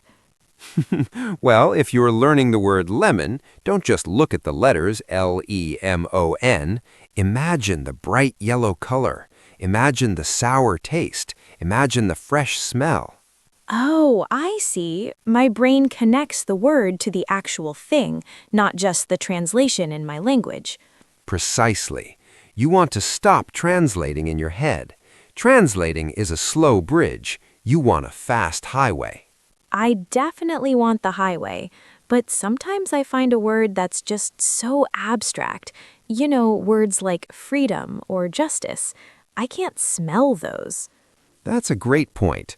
For abstract words, words you cannot touch, you need a mental image or a personal story. A personal story? How would that work? Let's take the word frustrated. You said you felt frustrated this morning because you forgot your words. Yes, I really did. So, every time you see the word frustrated, I want you to think of that moment this morning with your coffee and your list. So the word frustrated now has a face, and it's my face. Exactly. Now that word is yours. You own it. It's not a word from a book anymore. It's a part of your life. I love that. It makes English feel much more personal. But Mr. J, what happens if I do all this and I still forget? Sometimes I feel like I'm doing everything right, but the word just disappears when I need it most. That is completely normal, May. Don't be hard on yourself. In fact, most learners fail here because they think forgetting is a sign of failure. But in reality, forgetting is actually a sign of learning. Wait, how can forgetting be a good thing? That sounds like a trick. It's not a trick. Think of a path in the woods. The very first time you walk through the grass is tall and thick. You can't see the path very well. If you only walk it once and never come back, the grass grows over it, and the path disappears. So forgetting is just the grass growing back? Exactly. But every time you relearn the word, you are walking that path again. Each time you walk it, the path becomes flatter, wider, and easier to see. Eventually, that path becomes a permanent road in your mind. I like that image. So I shouldn't be sad when I forget. I should just go walk the path one more time. Precisely. This part is vital. Don't try to learn 50 words a day. That is like trying to build 50 roads at the same time. You will get tired and quit. It's too much grass. I definitely felt like I was lost in the weeds yesterday. So what is a better number for a beginner like me? Try 5 words, just 5 words a day. If you learn 5 words every day and really make them active, you will know over 1,500 words in a year. That is enough to have great conversations. Wow, that sounds so much more achievable. Achievable means something that is possible to do, right? Yes, exactly. A small goal is better than a big dream that never happens. And here's another simple trick for you. Try to find those words in the real world. You mean like looking for them in movies or songs? Yes, listen to podcasts, watch simple videos, or read easy stories. When you see a word you studied appearing in a real story, your brain gets very excited. It's a special moment. It's like seeing a famous celebrity at the supermarket. Hey, I know you. I saw you in my notebook. That is a perfect way to describe it. That aha moment is the best way to lock in a word. When we say lock in, we mean to make it stay in your long-term memory forever. This has been so helpful, Mr. J. I feel much more confident now. I'm going to throw away my boring lists and start making word friends with emotions and stories. That is the spirit, May. You are going to do great. Before we finish today, let's quickly look back at our main points so our listeners can walk the path one more time. Good idea. First, we need context. Don't learn single words, learn small phrases or collocations, words that naturally go together. Second, use spaced repetition. Don't study for hours in one day. Study for a few minutes over many different days. Third, make it active. Speak the words out loud with emotions and syllables. Those are the beats in a word, so your mouth remembers them too. And fourth, use your senses and personal stories. Connect words to smells, sights, or things that actually happen to you. And the most important thing I learned today is don't be afraid of forgetting. It's just part of the process. Just keep walking the path. You've got it, May. You are ready to master your vocabulary. Thank you so much, Mr. J, and thank you to all our listeners for joining us. We want to hear from you. What is one English word that you always forget? Leave a comment and tell us. We might even give you a special trick to remember that specific word in a future episode. That would be so cool. See you next time, everyone. Goodbye.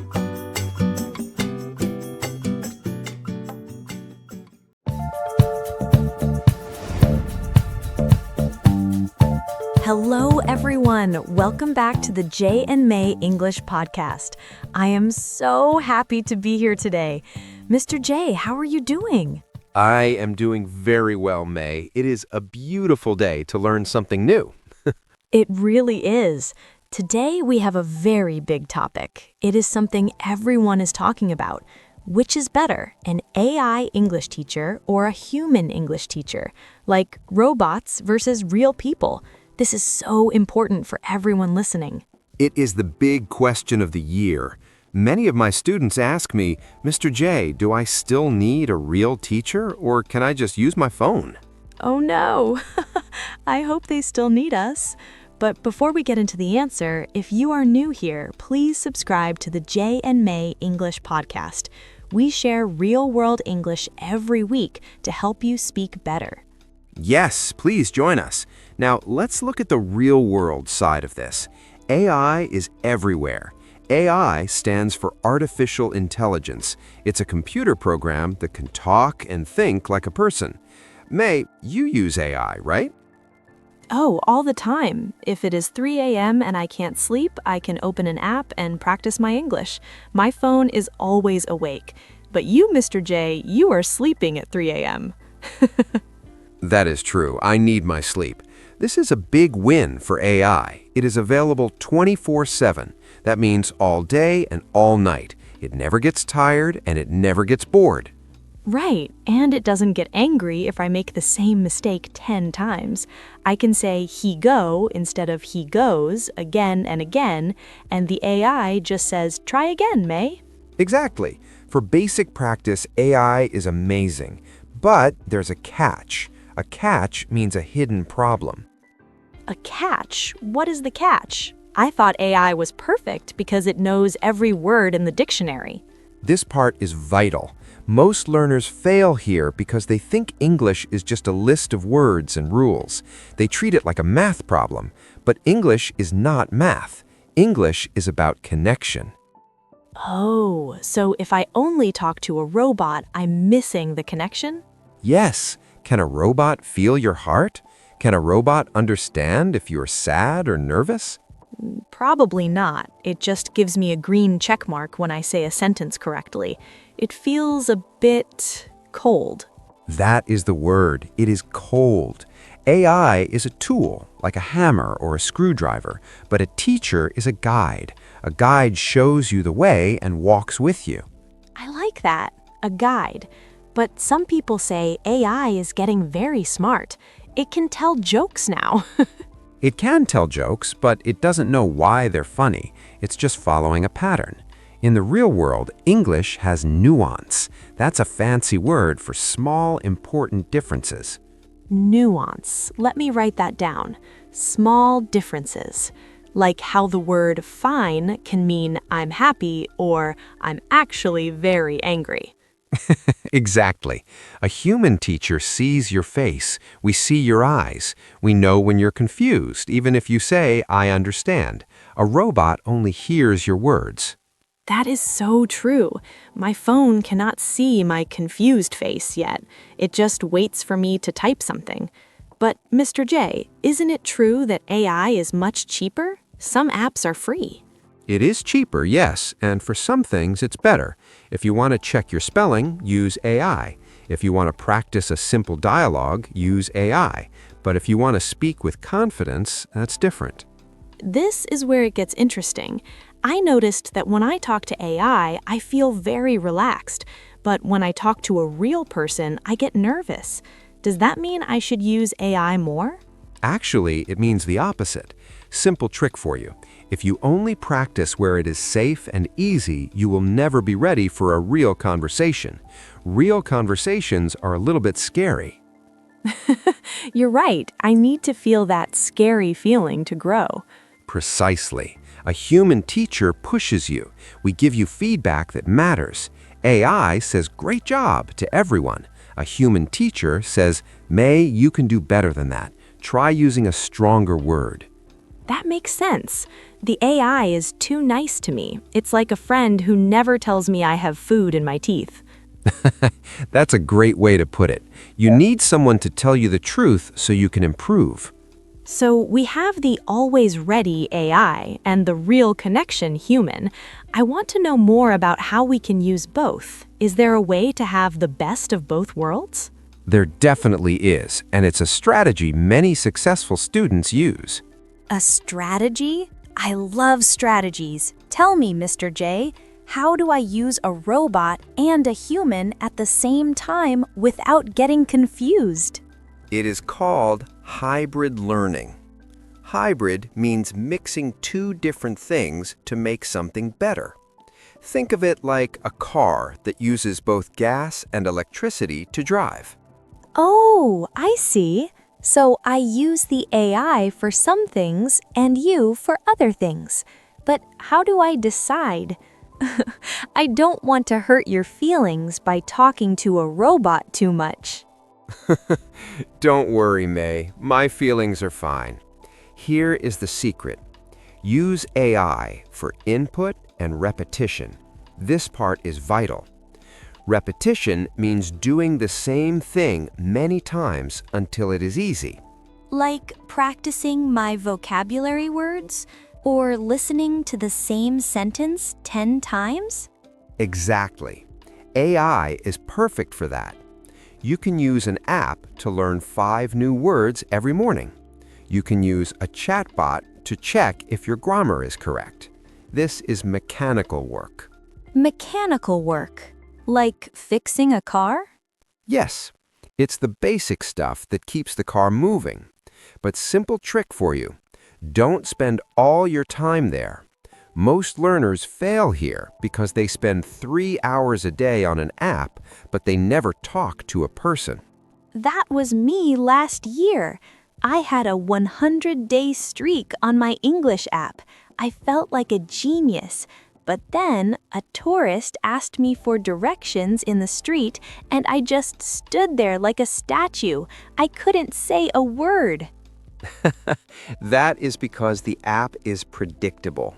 Predictable means you always know what is coming next. You press a button, it gives an answer. But a real person is unpredictable. They use weird words, they have accents, or they speak very fast. Exactly. My phone always speaks very clearly and slowly. People in the real world, not so much.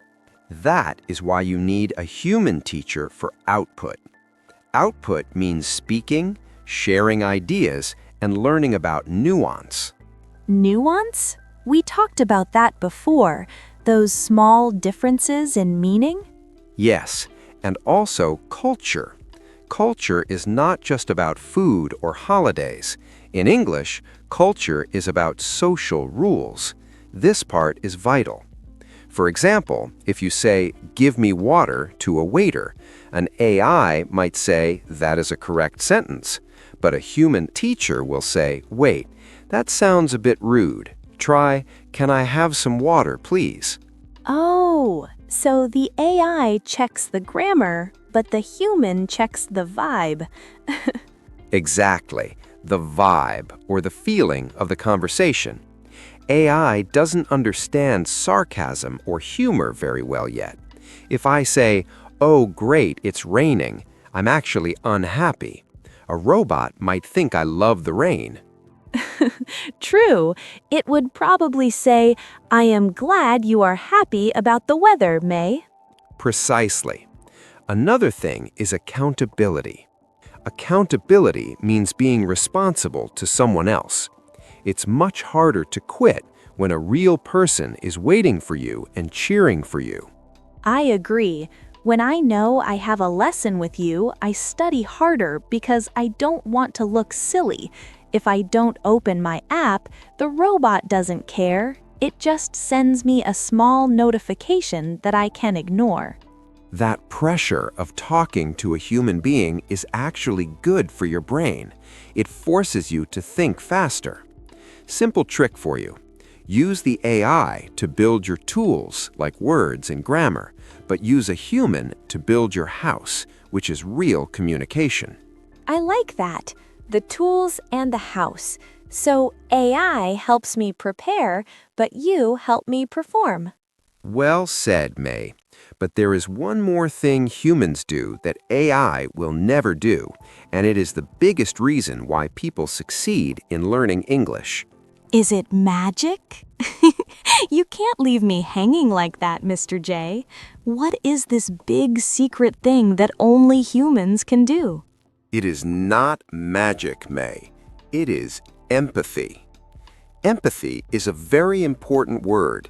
It means the ability to understand and share the feelings of another person. Empathy. So it is like when I am sad because I can't remember a word, and you say, "Don't worry, May, I struggled with that word too when I was a student." Precisely. An AI can say, "It is okay to make mistakes," but it doesn't know what a mistake feels like. It has never felt embarrassed. It has never felt frustrated. This part is vital. Learning a language is emotional. That is so true. Sometimes I want to cry when I don't understand a movie. A robot just says, "Error," or "Try again." It doesn't give me a virtual hug. Exactly. Most learners fail here because they lose their spark. The spark is that feeling of excitement. A human teacher can see when you are tired and change the lesson to something fun. A human teacher can inspire you. Inspire. That means to give someone the energy or the idea to do something great, right? Yes, we are social animals. We learn best when we are part of a community. That is why our listeners are here today. They aren't just reading a book, they're listening to us talk. I feel that. So, if I want to be the best English speaker I can be, what is the final game plan? Here's a simple trick for you, the 70-30 rule. Spend 70% of your time using AI for the boring stuff. Use it for vocabulary, flashcards, and grammar drills. Drills are like exercises you do over and over. Okay, 70% for the robot. And the other 30%? Spend 30% of your time with a human teacher or a conversation partner. Use that time to talk about your life, your dreams, and your mistakes. This is where the real growth happens. I love that. Use the robot to get ready and use the human to actually live in the language. Wow, I feel much better now. I was worried the robots were going to take your job, Mr. J. Not today, May, not today. We still need each other to keep the language alive. This has been such a great talk. I learned that AI is a great tool, but a human is a great guide. Before we go, let's look at some of the words we used today. Good idea. We covered some big ones. We talked about hybrid learning, which is mixing two things. We talked about nuance, the small differences in meaning, and my favorite, accountability, which is having someone make sure you do your work. And don't forget empathy, understanding how others feel. That is the most human part of English. Thank you so much, Mr. J, and thank you to everyone listening. Now we want to hear from you. In the comments, tell us, do you prefer practicing with an AI app or a real person? We can't wait to read your answers. Until next time, keep practicing. Bye-bye, everyone.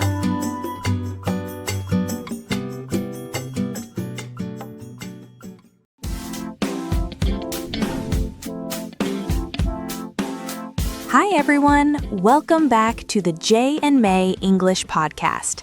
Today we're talking about how to use YouTube to improve your English, and I'm here with Mr. J. Hello everyone, great to be back with you. This topic is very useful, and I'm excited to share some simple ideas today. Mr. J, I'm really happy about this topic. I watch YouTube every day, but sometimes I feel like I'm not learning English, just watching videos. That's very honest, May. And don't worry, this is where most learners make a mistake. They watch, but they don't learn actively. Ah, yes, I think that's me. I just relax and watch, like a movie. Exactly. And YouTube is fun, but today we'll show you how to turn fun into learning. This part is really important for real-life English. Before we start, quick reminder, if you like learning English with real conversation, subscribe to the Jay and May English podcast. It really helps us. Thank you, May. Now, let's start with a simple question. Why is YouTube good for learning English? I think because we can hear real people speak, not just slow textbook English. Perfect answer. On YouTube, you hear real voices, real speed, and real feelings. That helps your listening a lot. But sometimes it's too fast. I feel lost after 10 seconds. You're not alone. Let me show you a simple trick. You don't need to understand everything. Really? That sounds nice already. Yes. First, you choose the right type of video. This is very important. Don't start with hard news or long talks. So, what should beginners choose? Choose short videos. 5 to 10 minutes is good. Choose topics you already like: cooking, travel, daily life, or simple stories. Oh, I love travel videos. I watch them all the time. That's perfect. When you like the topic, your brain feels relaxed, and relaxed brains learn better. That makes sense. When I'm stressed, I don't remember anything. Exactly. Now here's another mistake many learners make. They turn on English subtitles and read only. Oh, I do that.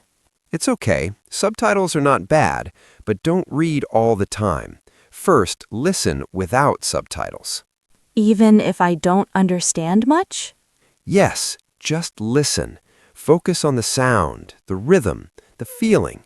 This trains your ear. That sounds a bit scary, but I want to try. Good. Then the second time, turn on English subtitles. Now you connect sound and words. Ah, so first ears, then eyes. Exactly. You're going to like this one. You can also slow the video a little. Not too much. Maybe 0.75 speed. I didn't know that was okay. I thought slow was cheating. It's not cheating, it's learning. The goal is understanding, not speed. Mr. J, should we stop the video and repeat? Great question. Yes, pause and repeat short sentences, not the whole video. 1 or 2 lines is enough. So I can speak with the video? Yes, speak out loud. This helps your mouth learn English. Listening alone is not enough. Okay, that feels doable. Short video, listen first, subtitles later, slow speed, and repeat short lines. Perfect summary, May. In the next part, we'll talk about how to choose good channels and how often you should practice. Remember, YouTube is a tool. When you use it the right way, your English can really grow. So, Mr. J, now that we know how to watch videos the right way, I have a big question. How do we choose good YouTube channels for learning English? That's a very important question, May. This is where most learners make a mistake. They choose videos that are too hard too early. Yes, sometimes I click a video and after 1 minute I feel tired and confused. That's a clear sign the level is too high. For A2 to B1 learners, you should understand maybe 60 to 70% of the video. Not 100%? No, not 100. If you understand everything, you're not learning much. If you understand nothing, you feel stressed. We want something in the middle. Okay, that makes me feel better. So what kind of channels should we look for? First, look for clear speakers. Not too fast, not too much slang. Many English learning channels are made for learners. Like teachers on YouTube? Yes, but also real lifestyle channels. For example, daily routines, simple vlogs, or slow conversations. I like vlogs. People talk about their day, their food, their life. That's great. Daily topics use common words. You hear the same words again and again. Repetition helps memory, right? Exactly. This part is really important. When you hear a word many times, your brain remembers it naturally. Mr. J, what about accents? British, American, Australian? It's confusing. Good question. At this level, choose one main accent, just one. Only one? Yes, later you can explore more, but now one accent helps your listening feel easier. That's smart. I think I'll choose British English. Good choice. Now let's talk about how often you should practice. Every day? Please don't say every day. I'll be honest, short practice every day is better than long practice once a week. How short is short? 10 to 15 minutes is enough. You don't need more. Really? That sounds possible. Yes, consistency is the key. That means doing it again and again. Consistency. So, not stopping for many days. Exactly. Even on busy days, one short video is fine. Sometimes I watch YouTube, but I don't feel motivated to study. That's normal. Let me show you a simple trick. Make a small routine. Like same time every day? Yes, maybe after dinner or before bed. Your brain starts to expect English time. Oh, like my cat Luna. She knows when it's food time. That's a perfect example. Your brain can learn habits too. I like that idea.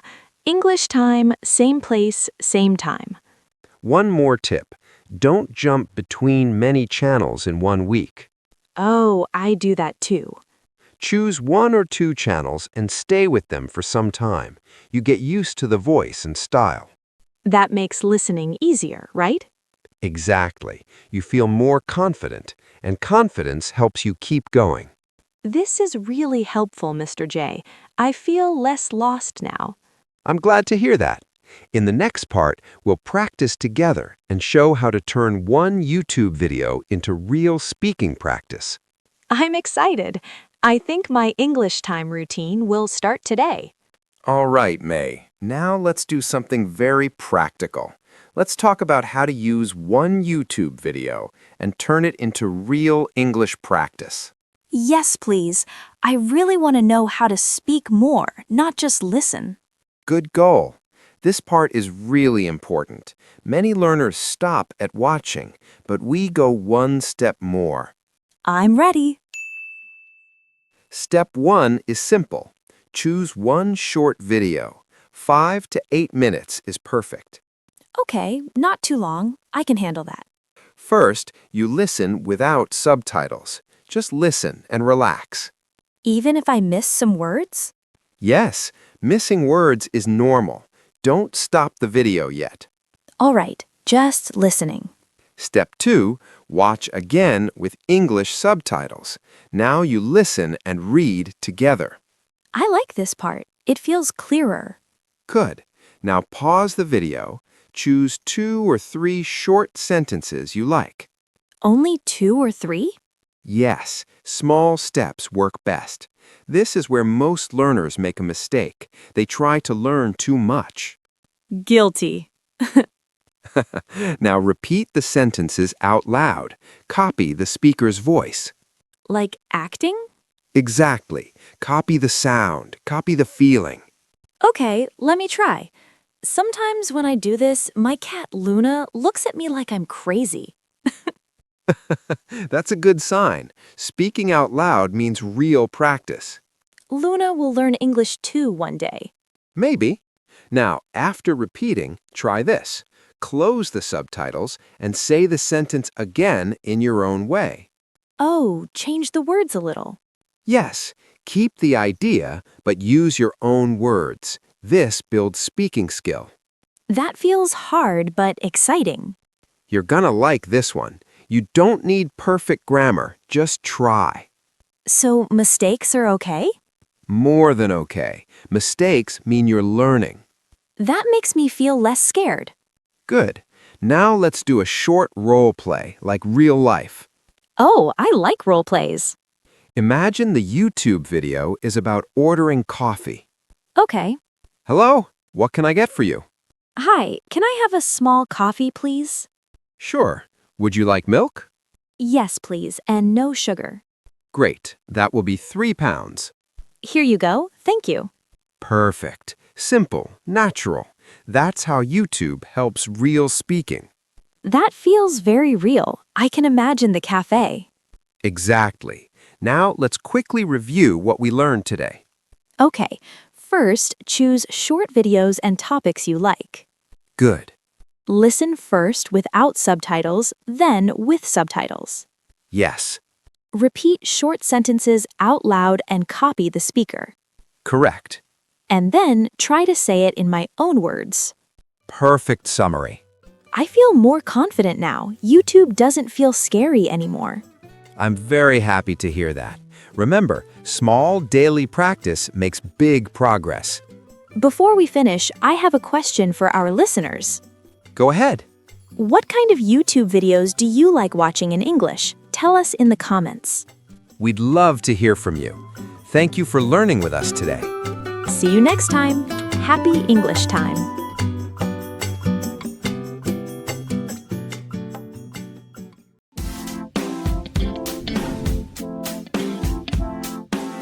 Hello, everyone. Welcome to our English Learning Podcast.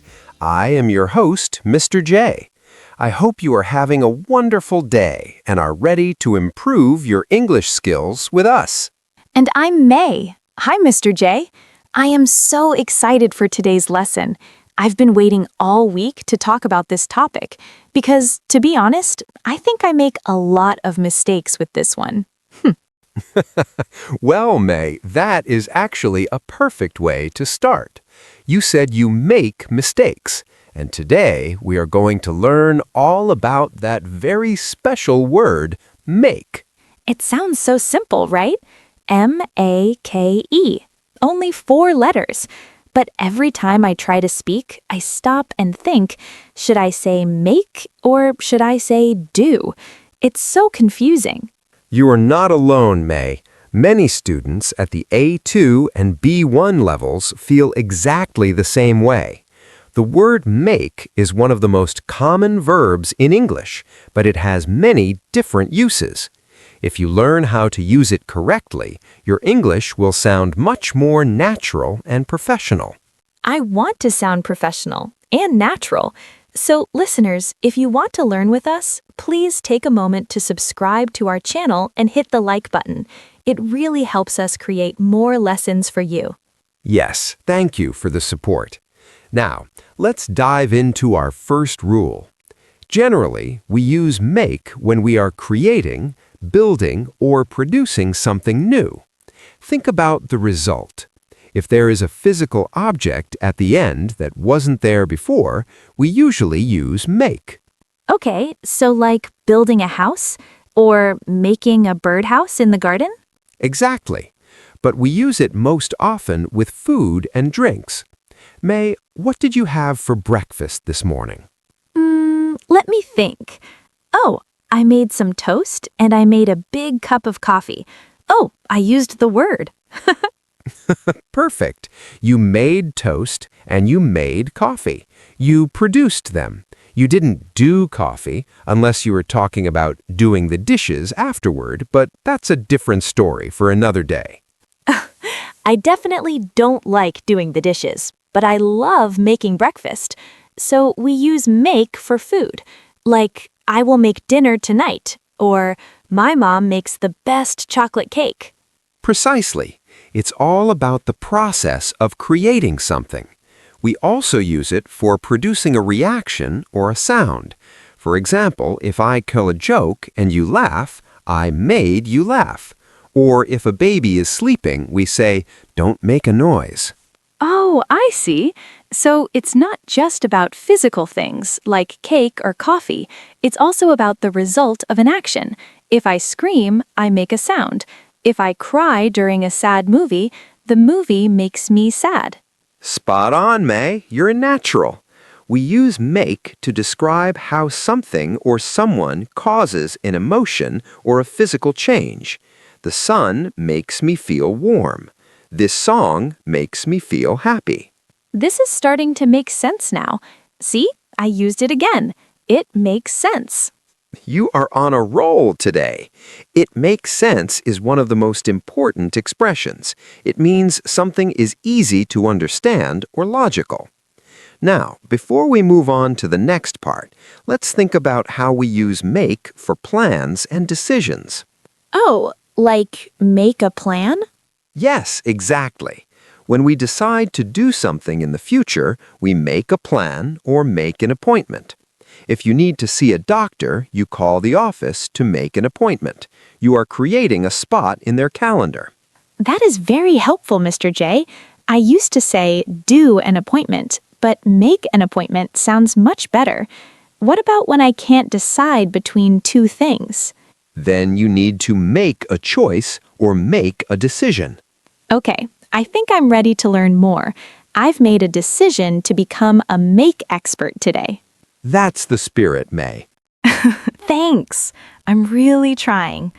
So, Mr. J, what else can we make? I heard people say it when they talk about money. Is that right? Like making $1 million?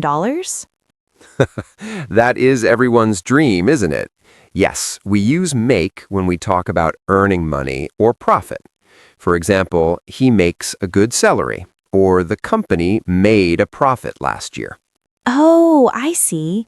In my language, we sometimes say win money, but in English, if I work for it, I make it. Exactly. You win the lottery, but you make money at your job. It's about the effort you put in to produce that income. Now, let's talk about something we all do, even if we don't want to. Is it making mistakes, like I said at the beginning? Yes, this is a very common one for students. You should never do a mistake. You always make a mistake. It's part of the learning process. That makes me feel better. I will make mistakes, and that's okay. But wait, what about talking? I know we say speak or talk, but are there make expressions for communication too? Definitely. This is a big category. When you use your phone, you make a phone call. If you have a great idea in a meeting, you make a suggestion. Oh, and if I'm unhappy with my food at a restaurant, do I make a complaint? Yes, you do. Hopefully you don't have to do that often. But if the food is cold, you make a complaint to the waiter. And if you are late for a meeting because of traffic, you might make an excuse. I've made a lot of excuses for being late before. The bus was late, or I couldn't find my keys. We've all been there, May. Just remember, whether it's a phone call, a suggestion, a complaint, or an excuse, these are all things you produce with your voice. So we use make. This is so helpful. So to recap what we have so far, we make things we can touch, like food, we make money, we make mistakes, and we make sounds or communication. You've got it. There is one more important make for communication, making a promise. When you tell someone you will definitely do something, you are making a promise. I make a promise to our listeners that they will be make experts by the end of this episode. But, Mr. J, I sometimes hear make used with people, like you make me happy. We talked about emotions before, but what about actions? Great question. We use make followed by a person and then a verb to show that someone is forcing or causing another person to do something. For example, my boss makes me stay late on Fridays. Oh, so it's like force, like my mom made me clean my room when I was a kid. Exactly. It's not always about force, though. It can just be about influence. The sad movie made me cry. The movie didn't hold a gun to your head, but it caused the action of crying. I understand. It's about cause and effect. You make me want to study harder, Mr. J. I am very glad to hear that, May. Now, how about we see all these rules in a real-life situation? I would love that. Let's do it. Listeners, pay close attention to how many times we use make in this conversation. Are you ready, Mr. J? I am ready. Let's pretend we are co-workers at an office, and we are planning a small surprise lunch for our boss's birthday. I'll start. Hey, May, do you have a minute? We need to make a decision about the boss's birthday lunch for tomorrow. Oh, that's right. I almost forgot. We really need to make a plan. Should we order food or should we make something ourselves? Well, I think it's better to order. If I try to cook, I might make a mess in the office kitchen. Good point. Okay, let's make a list of what we need. We need pizza, some salad, and definitely a cake. Great. Can you make a phone call to that Italian restaurant down the street? I think they make the best pepperoni pizza in town. I can do that. But wait, did we make a mistake about the time? I thought the meeting was at 1 p.m., so we should eat at 12 p.m. You're right. Let me make a suggestion. Let's tell everyone to be in the break room by 11:45 a.m. That way, we can yell surprise when she walks in. Perfect. That will make her so happy. She loves surprises. I hope so. Last year, the loud music made her jump because she was so shocked. Well, I make a promise to keep the music at a medium volume this time. I'll go make the reservation now. And scene. How was that, May? That was fun. I counted so many makes. Let's see. We had make a decision, make a plan, make a mess, and even make a list. Don't forget, make a phone call and make a suggestion. Oh, and one of my favorites, make her jump. It shows how the sound caused a physical reaction.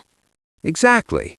And notice how natural those phrases sound. We don't do a phone call, we make a phone call. We don't do a list, we make a list. It's like these words are best friends. They always go together. That is a great way to put it. In English, we call those collocations. They're words that naturally live together. Learning these pairs is the fastest way to improve your English. It feels much more confident now.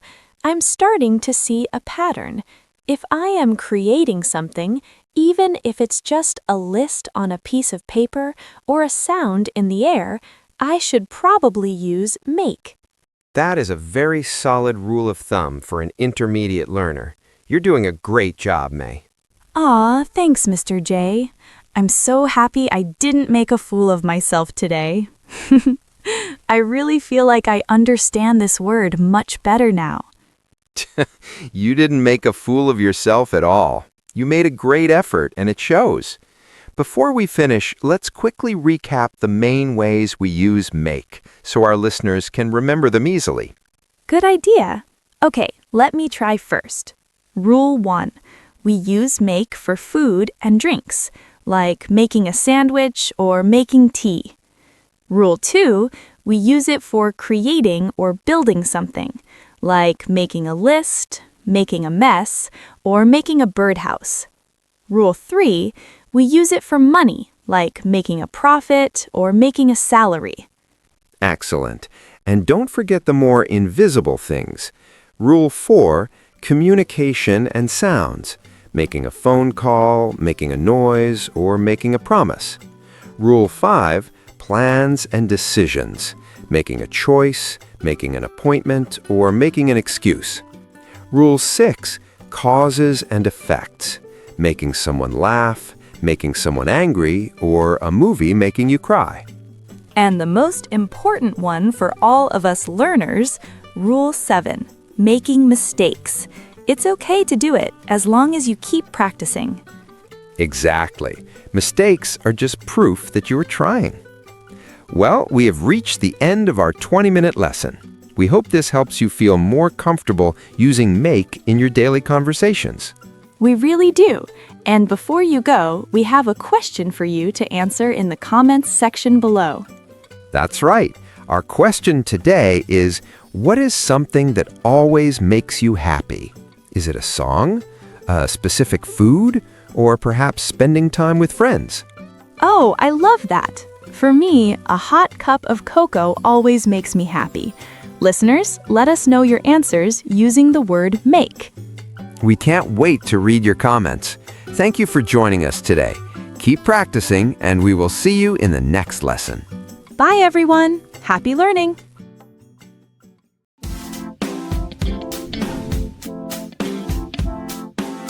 Hello there. A very warm welcome to all of our listeners. It is a beautiful day to learn something new. My name is Mr. J, and I will be your guide through the wonderful world of English today. And I am May. I am so happy to be here with you, Mr. J. You know, I was telling my friend this morning that I wanted to learn some big words to sound more professional. I want to sound like a native speaker. That is a very common goal, May. Many students think they need to use long, difficult words to sound good at English. They look in the dictionary for words like obtain, purchase, or understand. Exactly. Those words sound so important. But you told me before we started recording that I only need one tiny word today. Is that really true? It really is. Sometimes the most powerful tool in a toolbox isn't the biggest one. In English, the word get, G-E-T, is like a Swiss Army knife. It is one small tool that can do many, many different jobs. A Swiss Army knife? I like that. So get can do the job of many other words? Yes. In fact, if you listen to a native speaker in a coffee shop or at an office, you will hear the word get constantly. We use it because it is fast, it is easy, and it sounds very natural. If you use get correctly, you will actually sound more like a native speaker than if you used those big words. Okay, I am ready to learn. What is the first job that the word get can do? The first and most common way we use get is to mean to buy or to obtain. Instead of saying, I am going to the store to purchase bread, what do you think you could say? Let me try. I am going to the store to get bread? Perfect. To get bread. It's simple, clear, and everyone understands it. Let's think of more examples. May, what do you usually do in the morning before you come to the studio? Well, I usually stop at the cafe. I buy a large latte and a chocolate muffin. That sounds delicious. Now try saying that same sentence, but replace the word buy with our magic word. Okay, I stop at the cafe and I get a large latte and a chocolate muffin. Oh, that feels much lighter to say. It does, doesn't it? And it's not just for food. Think about clothes. If you see a nice jacket in a window, you don't usually say, I want to purchase that jacket. You say, I really want to get that jacket. What about bigger things, like a car or a house? Can I say, I want to get a new car? Yes, you can. Get works for almost anything you can buy or receive, even things that are free. For example, if you go to a party and someone gives you a drink, you get a drink. If you go to the library, you get a book. So it's like getting is the movement of something coming to you. You didn't have it before, and now you have it. That is a perfect way to describe it, May. It is the process of acquiring something. But wait, there's a small grammar point we should mention. We are talking about right now, get. But what if we did it yesterday? Oh, I know this. The past tense. For buy, the past is bought. That's a hard word to spell. B-O-U-G-H-T. It is a very hard word, but the past tense of get is much easier. It is got, G-O-T. Oh, I love that. So instead of saying, yesterday I bought a new pair of shoes, I can say, yesterday I got a new pair of shoes. Exactly. You see how much easier your life is becoming already? Get and got are your best friends. I feel like I'm cheating. It's too easy. But, Mr. J, I have a question. I often hear people say things like, I need to get home, or when did you get to the party? They aren't buying their house or buying the party, right? You are very observant, May. That leads us perfectly into the second job of our magic word. Get isn't just for buying things, it's for moving. Moving? Like physical movement? So if I am walking to the park, can I say, I am getting to the park? That sounds a little strange to my ears, Mr. J. You're right, May. We don't usually use it for the act of walking. We use get to mean arrive or reach a destination. Think about your morning again. You left your house, you bought your coffee. What time did you arrive at the studio today? I arrived at the studio at 9 o'clock. Perfect English. But in a normal, casual conversation, a native speaker would say, I got to the studio at 9 o'clock. I got to the studio. Oh, so get plus the word to means arrive? Exactly. Get to. Let's practice that together slowly. Listeners, you can try this too. Get to. Get to. Now let's add a place. Get to work. Get to school. Get to the airport. Oh, I see. So if I am calling my mom on the phone and I am standing in front of the airport, I can say, Mom, I just got to the airport. Spot on, May. You sound like a professional already. It's much more common than saying, I have arrived at the airport. Arrived is a bit formal. It's like wearing a tuxedo to a grocery store. It's okay, but it's a bit much. I don't want to wear a tuxedo to buy milk. Okay, so get to is for arriving. But wait, I have heard people say get home. They don't say get to home. Why is that? That is a very, very good question. You have a teacher's ear, May. English has a few special words where we don't use to. The most common one is home. So I never say I get to home? No, we just say get home. Let's practice the difference. May, tell me what time you usually arrive at your house after work. I usually get home at 6 o'clock. Perfect. Now tell me what time you arrive at the gym. I get to the gym at 7 o'clock. Excellent. Do you hear the difference? Get home, but get to the gym. I hear it. It's like home is a special place that doesn't need a bridge. The to is the bridge, but home is already connected to us. That is a beautiful way to think about it. Now, let's try a little role play to help our listeners. I'll be your boss, and you're late for work. I'm going to ask you where you are. Are you ready? I'm ready. I hope I don't get fired. May, it is 9:15. Where are you? We have a meeting. Oh, I am so sorry, Mr. J. The traffic is very bad. I am on the bus right now. I think I will get to the office in 10 minutes. Well done. Get to the office.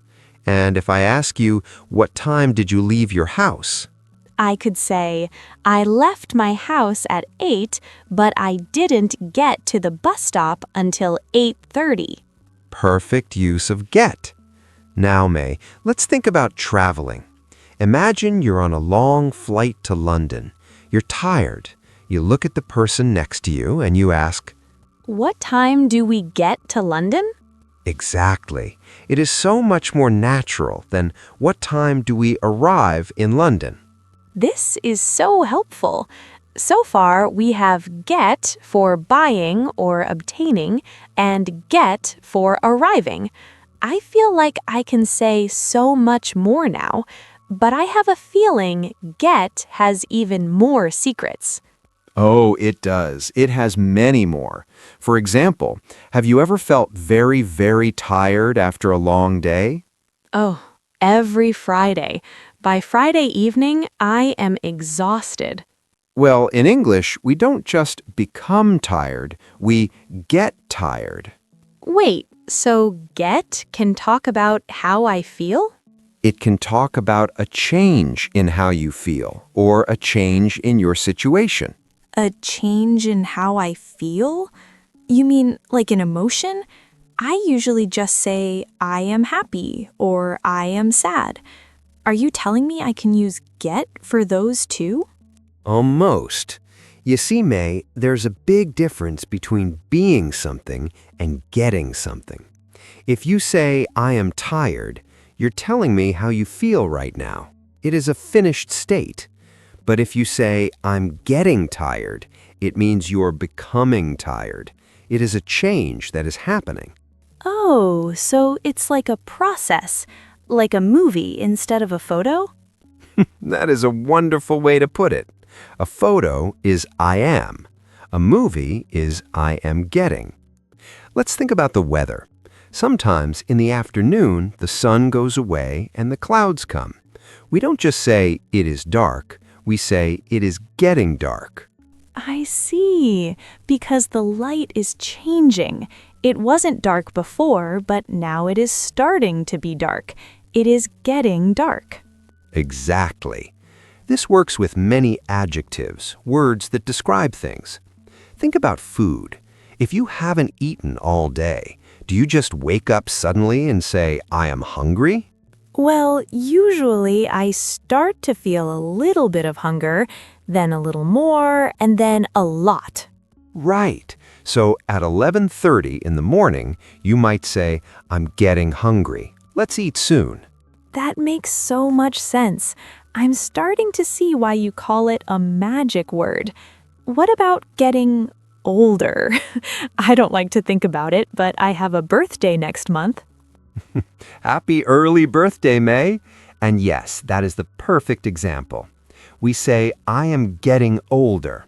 We also use it for things that happen to our bodies.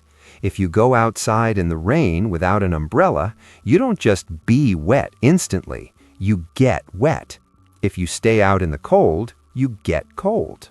And if I don't wear a jacket, I might get sick. Spot on. Get sick. It describes the change from being healthy to being ill. Listeners, let's practice a few of these. I will say the state, and you try to say the change with May. The state is angry. The change is get angry. The state is married. Oh, I know this one. We don't say I will marry. We usually say I am going to get married. Very good. It is a change in your life status. What about lost? If I don't have a map, I get lost. Exactly. Now, May, let's talk about the weather again. What happens if you are walking in the sun for a long time? I feel hot, so I get hot? Yes, and if you drink a lot of water, you get full. This is so much easier than learning a new verb for every single situation. I used to try to remember words like become, evolve, or transform, but I can just use get for all of them? In everyday conversation? Yes, absolutely. Become is a fine word, but it sounds a little bit like a textbook. If you tell your friend, I am becoming hungry, they will think you are a scientist. But if you say, I'm getting hungry, you sound like a friend. I want to sound like a friend. This is great. But, Mr. J, I have a question about something I heard on the news. They were talking about a job, and they said someone got a promotion. That's not a feeling, and it's not arriving at a place. You are right. That is another use. That's when get means to receive. It is similar to buying, but you don't have to pay for it. To receive, like a gift? Exactly. And that is a very important part of English conversation because we use it for information too. Information? Wait, Mr. J, you mean like receiving a letter or an email? I usually say, I received your email. Is that too formal too? It is a little bit formal, yes. If you are writing a very serious business letter, received is fine. But in a normal office or when talking to friends, we almost always use get. For example, did you get my text message? Oh, I hear that all the time. I didn't get your message, or I'll get back to you later. Exactly. Get a message, get an email, get a phone call. It works for any kind of communication that comes to you. Think about when you were in school, May. When the teacher gave you the results of a big test, what did you say? I would say I received a good grade. And now, how would you say it using our magic word? I got a good grade. Oh, that sounds so much more like a student. I got an A in English. I hope all our listeners get an A in English too. But there's another way we use get with information. This is perhaps the most important one for students. It means to understand. To understand? So if you explain a difficult grammar rule to me and I understand it, I can use get? Yes. Instead of saying, I understand you, most people simply say, I get it. I get it. That sounds so short. It is short, but it is very powerful. Let's try a little practice. If I explain something very quickly and you don't understand, what could you say? Could I say, I'm sorry, I don't get it? Perfect. I don't get it. It's a very natural way to ask for help. Or if I tell a joke and you don't think it's funny because you don't understand the punchline, you could say, I don't get the joke. I say that a lot when people tell jokes in English. I don't get it. So get equals understand. Let me see if I can use it in a sentence. The math problem was very hard, but finally I got it. Excellent. You used the past tense got because the understanding happened in the past. You're a natural at this, May. Thank you, Mr. J. But I'm thinking we have used get for buying things, for arriving at places, for changing our feelings, and now for understanding. Is there anything get cannot do? Well, it certainly feels like it can do everything, but there is one more very common way we use it. We use it to mean to fetch or to go and bring back. To fetch? Like when a dog fetches a ball? Exactly like that. But humans do it too. Imagine we're sitting in the living room and I'm thirsty. I might say, May, could you get me a glass of water? Ah, so I have to go to the kitchen, find a glass, fill it with water, and bring it back to you. All of those actions are inside the word get? Yes. Go, find, and bring back. All of that is just get. If you're at a restaurant and you need a fork, you don't say, I will go and find a fork and bring it to the table. You just say, I'll go get a fork. This makes English so much faster. It's like the word get is a box and you can put so many different meanings inside it. It really is. Now, May, let's imagine a situation. You're at home, your phone is ringing in the other room. What do you say? Oh, I would say, I'll get it. Exactly. I'll get it. In that case, it means I will answer the phone. We say the same thing when someone knocks on the door. I'll get the door.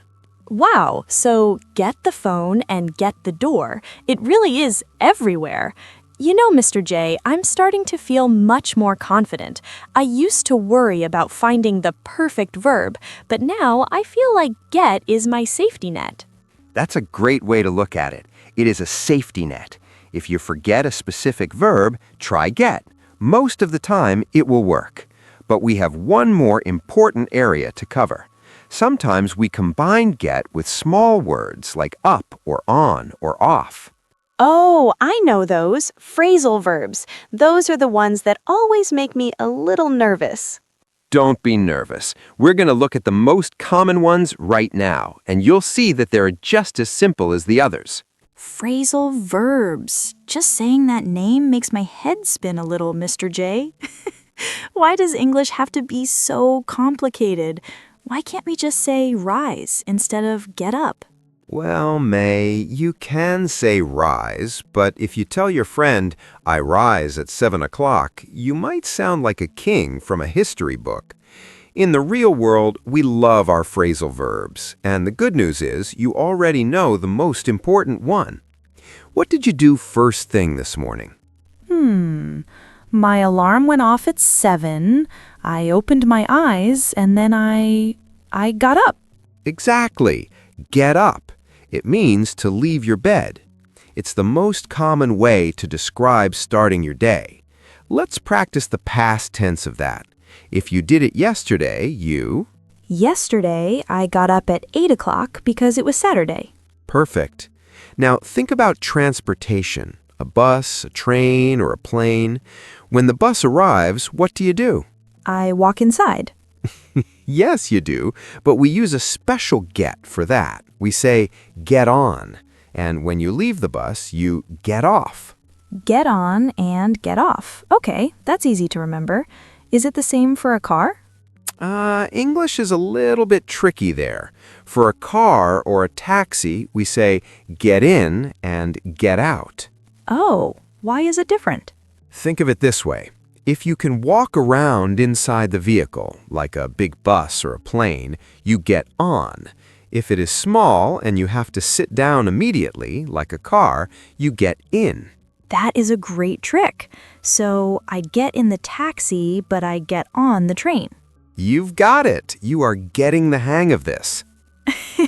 Wait, did you just use get again? Getting the hang of it?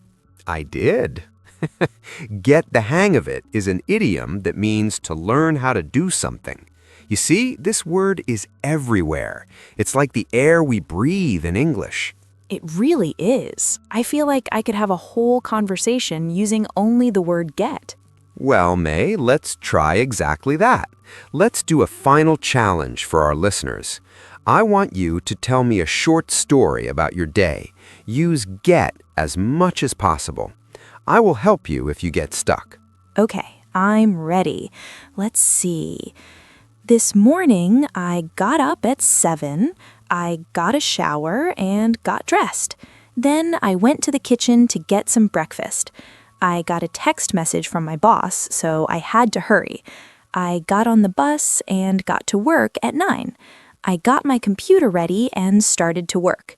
My boss gave me a lot of instructions, and I told him, I get it.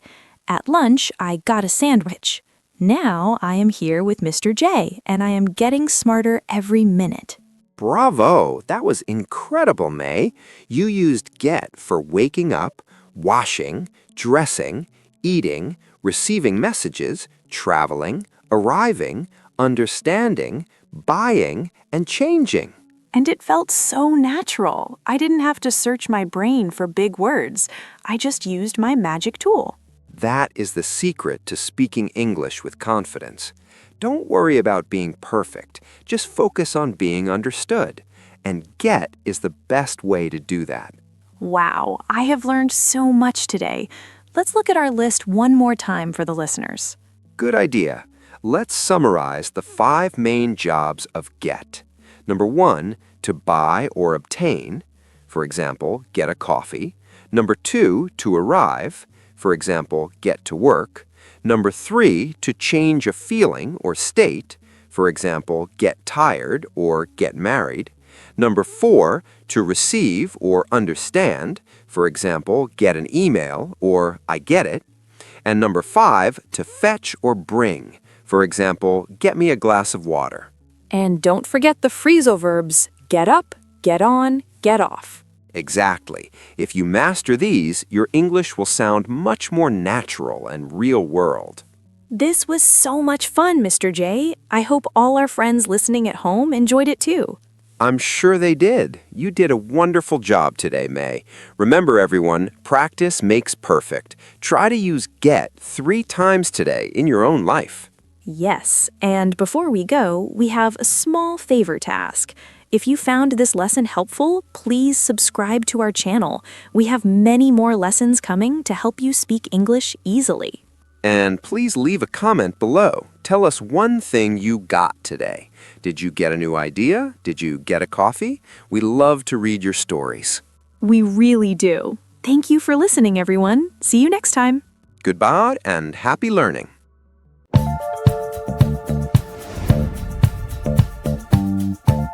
Hello, everyone. Welcome back to the Jay and May English podcast. I am May.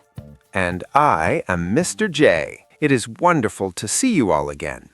Mr. J, I have a big problem today. I am so busy. You are not alone, May. Everyone feels busy these days. I want to learn English, but I don't have 2 hours to sit and study. Most learners fail here. They think they need hours of free time. Right. If I don't have a big block of time, I feel like I shouldn't even start. That is a mistake. Today, we're talking about learning English in just 10 minutes. 10 minutes? Excited. That sounds too good to be true. It is not magic, May. It is about micro habits. Micro? Does that mean very, very small? Exactly. A habit is something you do every day, like drinking water. So a micro habit is just a tiny version of that? Yes, it is small enough that you cannot say no to it. I love that. 10 minutes is the time I spend waiting for my toast. Perfect. Before we start the first tip, everyone please subscribe to our podcast. Yes, click subscribe so you can join our 10-minute club every week. Okay, May. Our first 10-minute micro habit is active listening. Active listening? Is that different from just listening to the radio? Very different. Most people listen passively. That means it's just noise. I do that. I play English songs while I clean my house. That is okay for fun, but active means your brain is working hard. So how do I make 10 minutes active? Here's a simple trick. Pick a very short audio clip, maybe 2 minutes long. Only 2 minutes? What do I do with it? You listen to that same clip 3 times in your 10-minute window. 3 times? Won't I get bored of the same clip? Trust me, May, this part is vital for your brain to learn. Okay, I'm listening. What do I do the first time I hear it? The first time, you listen for the gist. The gist? What does that word mean? It means the general idea. Don't worry about every single word. Oh, so I just want to know if they are talking about food or travel. Exactly, just the big picture. Now, what about the second time? I hope I look for more details the second time. Yes, the second time you listen for keywords. Keywords? Like the most important nouns and verbs? Precisely. If you hear coffee, morning, and hot, you understand the scene. This is fun. It's like a game. What about the third time? The third time is the most important. We call it shadowing. Shadowing? Like a shadow on the wall that follows me? Exactly like that. You try to speak at the same time as the audio. That sounds difficult. Do I have to be perfect? No, you are just trying to copy the rhythm. Rhythm? Like the beat of a song? Yes, the way the voice goes up and down. We call that intonation.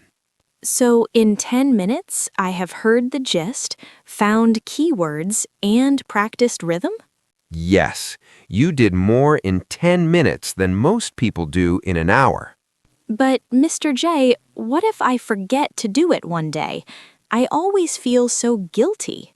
Most learners fail here too. They think they must be perfect. I'm a total perfectionist. If I miss a day, I want to quit. Remember, English is a marathon, not a sprint. A marathon? That's a very long race, right? Yes, and a sprint is a very fast, short race. So I shouldn't try to run fast and get tired? Exactly. Just 10 minutes. If you miss a day, just start again tomorrow. Be kind to yourself. I think that's a great lesson, Mr. J. It is. Now, May, are you ready to learn how to practice speaking alone? Speaking alone? But I don't want to look crazy. It is the best way to get confident. Are you ready for the next step? I am definitely ready, but I am still a little worried. If I talk to myself in the grocery store, people will look at me funny. Well, you don't have to do it loudly in public, May. You can do it in your head, or you can do it while you're alone at home. Okay, that sounds safer. So how does this work? Do I just say random words? Not exactly. We use a technique called narrating your life. Narrate?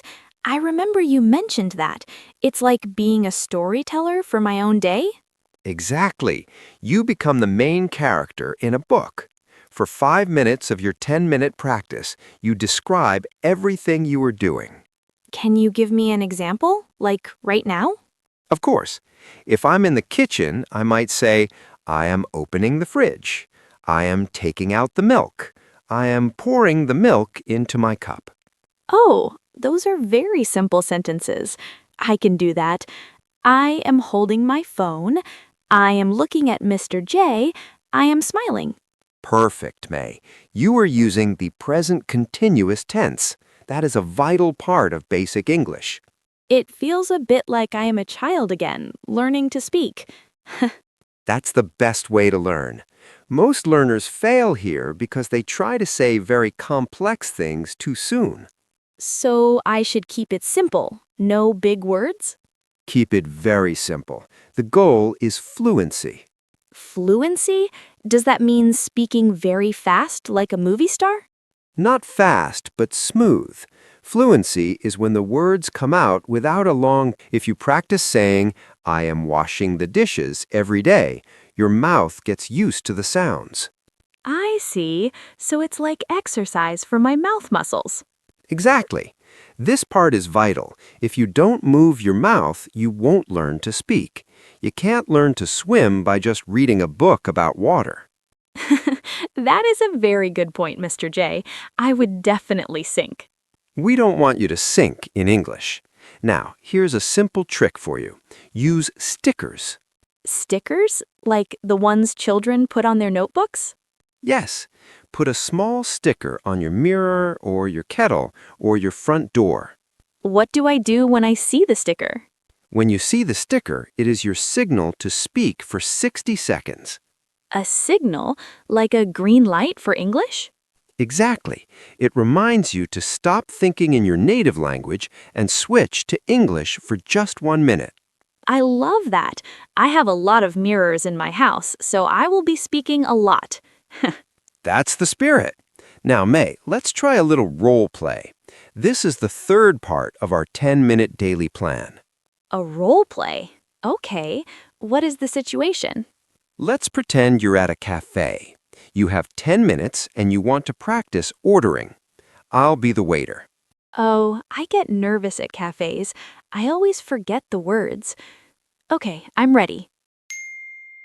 Hello, welcome to Jay's Coffee Shop. What can I get for you today? Hello. I want coffee. No, wait. I would like a large coffee, please. Of course. Would you like milk and sugar with that? Yes, please. A little milk, but no sugar. I'm trying to be healthy. Good for you. Anything else? A croissant or a muffin? How much is the muffin? The muffin is $3. Okay, I'll take one chocolate muffin, please. Great, that will be $6 total. And scene. How did that feel, May? It felt good. I had to think for a second about the word would like. You did great. Would like is much more polite than I want. That's a small detail that makes a big difference. So, in my 10 minutes, I can spend 5 minutes narrating my life and 5 minutes practicing a conversation like that. Exactly. You can even do both sides of the conversation yourself. Now I really will look crazy. Hello, May. How are you? I am fine, May. Thank you. It sounds funny, but it works. It builds your confidence. When you finally talk to a real person, you have already practiced the words 100 times. That makes sense. It's like a rehearsal for a play. Rehearsal means practicing before the real show, right?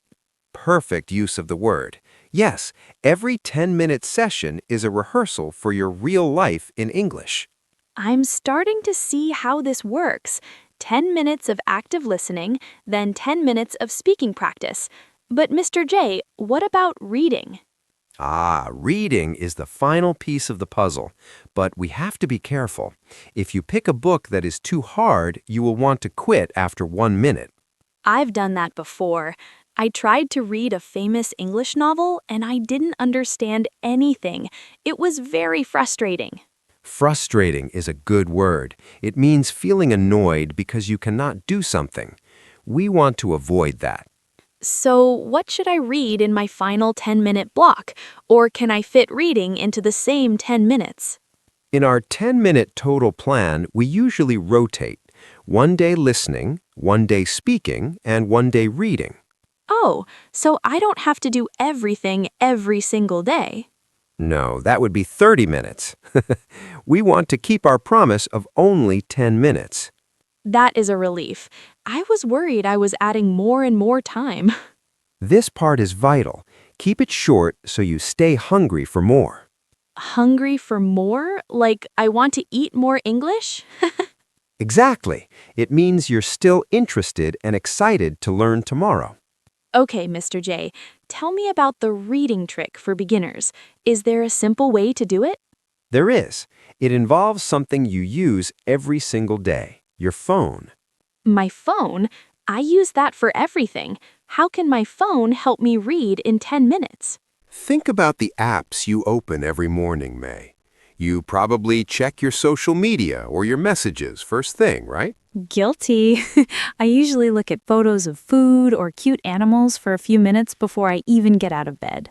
Most learners fail here because they think social media is a waste of time. But for us, it is a 10-minute reading classroom. A classroom on my phone? That sounds much better than a heavy book. How do I do it? I want you to find one account about a hobby you love. A hobby is something you do for fun, like gardening, cooking, or photography. Oh, I love gardening. I follow a lot of people who grow beautiful flowers. Perfect. Instead of just looking at the flowers, I want you to read the caption. A caption is the short text written under the photo. Usually I just scroll past the words. Are they not too difficult for a beginner? That is the secret, May. Social media captions are usually short and use everyday language. This is the language real people use, not textbook language. Okay, so I read the caption, but what if there are words I don't know? This part is vital. Don't use a dictionary immediately. Try to infer. Infer means to guess the meaning of a word by looking at the picture and the other words around it. Oh, like if I see a picture of a wilting flower and the word thirsty, I can infer that the flower needs water? Exactly. Your brain remembers a word much better when you discover it yourself rather than just reading a translation. I can do that for 10 minutes. It feels like a treasure hunt for words. It is. And if you want to be a pro learner, you can use the Notes app on your phone too. The Notes app? I use that for my grocery list. Use it for a micro-journal. A journal is a book where you write about your day, but a micro-journal is just 2 or 3 simple sentences. Like, today was sunny. I ate a sandwich. I am tired. Exactly. It takes 2 minutes to write, but when you type those words, you are practicing sentence structure. That is the way we put words together to make sense. So if I spend 5 minutes reading a gardening caption and 5 minutes writing in my micro-journal, that's my 10 minutes done?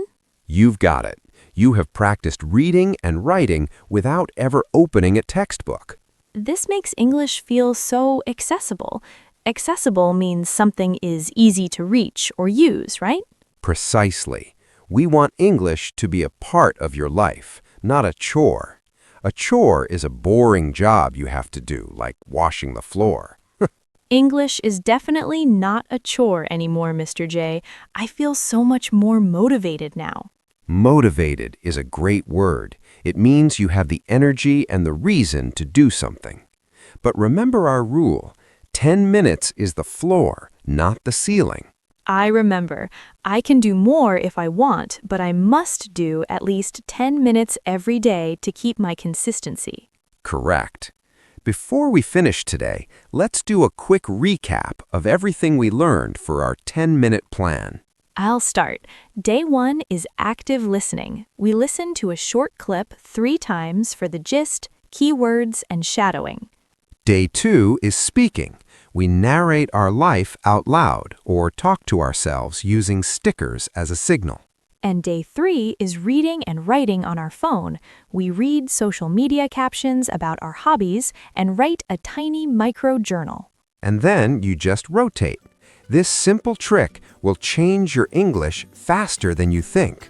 I am so excited to start tomorrow. It was my pleasure, May. To our listeners, don't forget to subscribe to the Jay and May English podcast for more tips. And here's our final question for you. Which of these 10-minute habits are you going to try first? Tell us in the comments. We look forward to hearing from you. Happy learning! Bye-bye, everyone!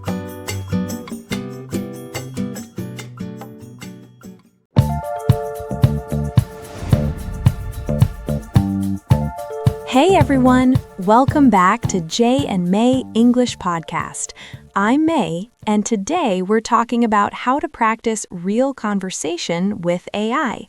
And of course, I'm here with Mr. J. Hello, May. Hello, everyone. I'm very happy to be here. Today's topic is fun, modern, and very useful for your English.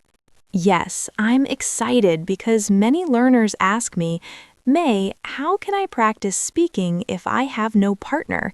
And honestly, AI helped me a lot. That's a great question, and this is where most learners feel stuck. They want to speak, but they don't know how to practice alone. Exactly. I was shy before. I felt strange talking to myself.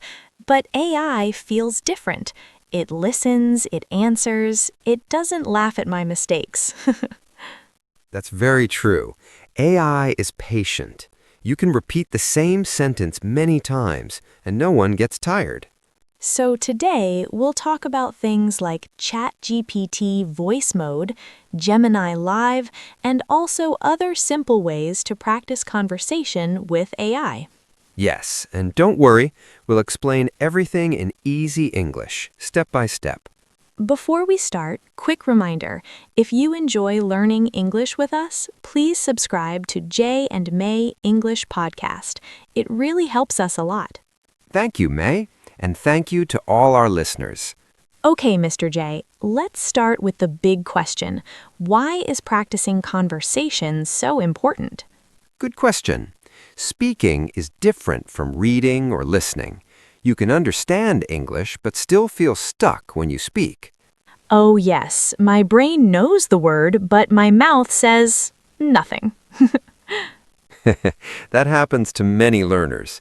Conversation practice helps your brain and mouth work together. So it's like training? Exactly, like training your muscles. The more you speak, the easier it becomes. And AI is like a training partner? Yes, a very flexible partner. You can practice anytime, morning, night, even for 5 minutes. This part is really important.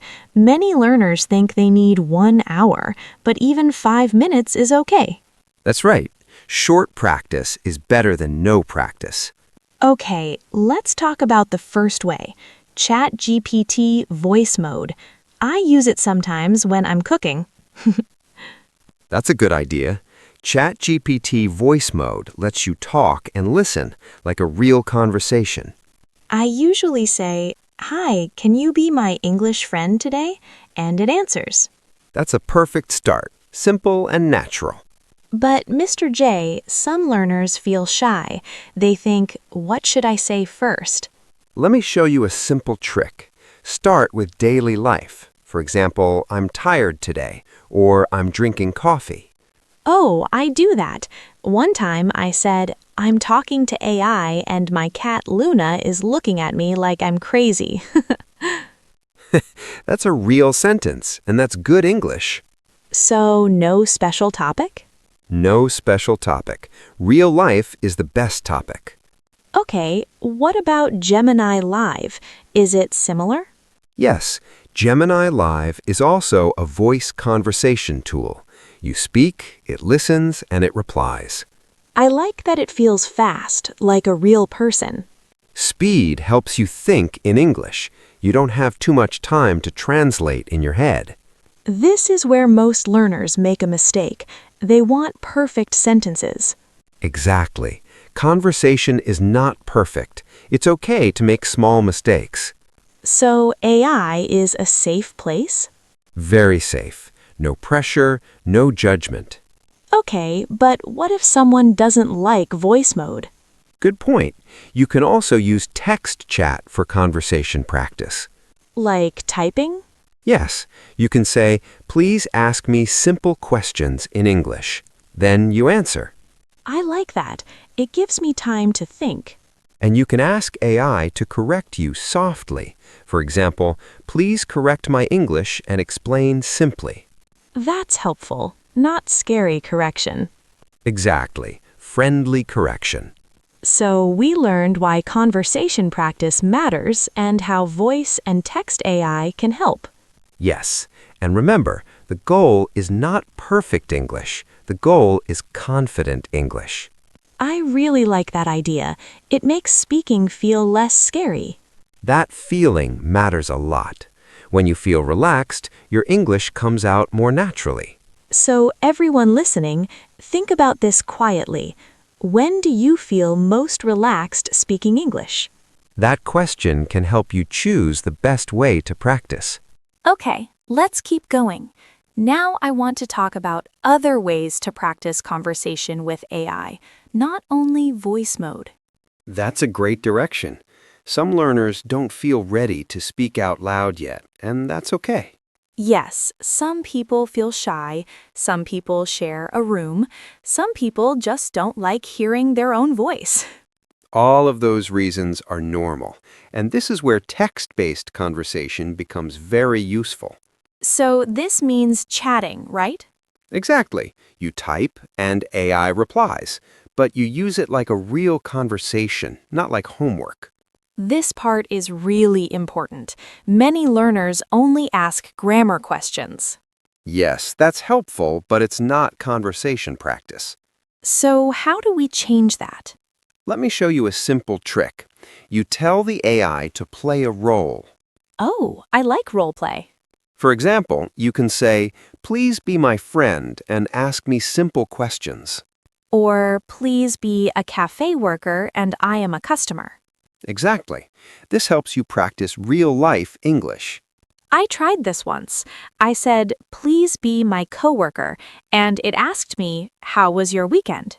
That's a perfect everyday question. At first, I wrote a long answer. Then I thought, real people don't talk like that. That's a good realization. Conversation answers are often short. Like, it was good. I stayed home. Yes, simple sentences are strong sentences.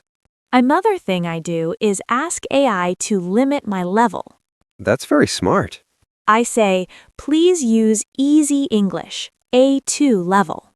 This helps you feel successful. You understand more and you reply faster. And when I reply faster, I feel more confident. Confidence grows step by step.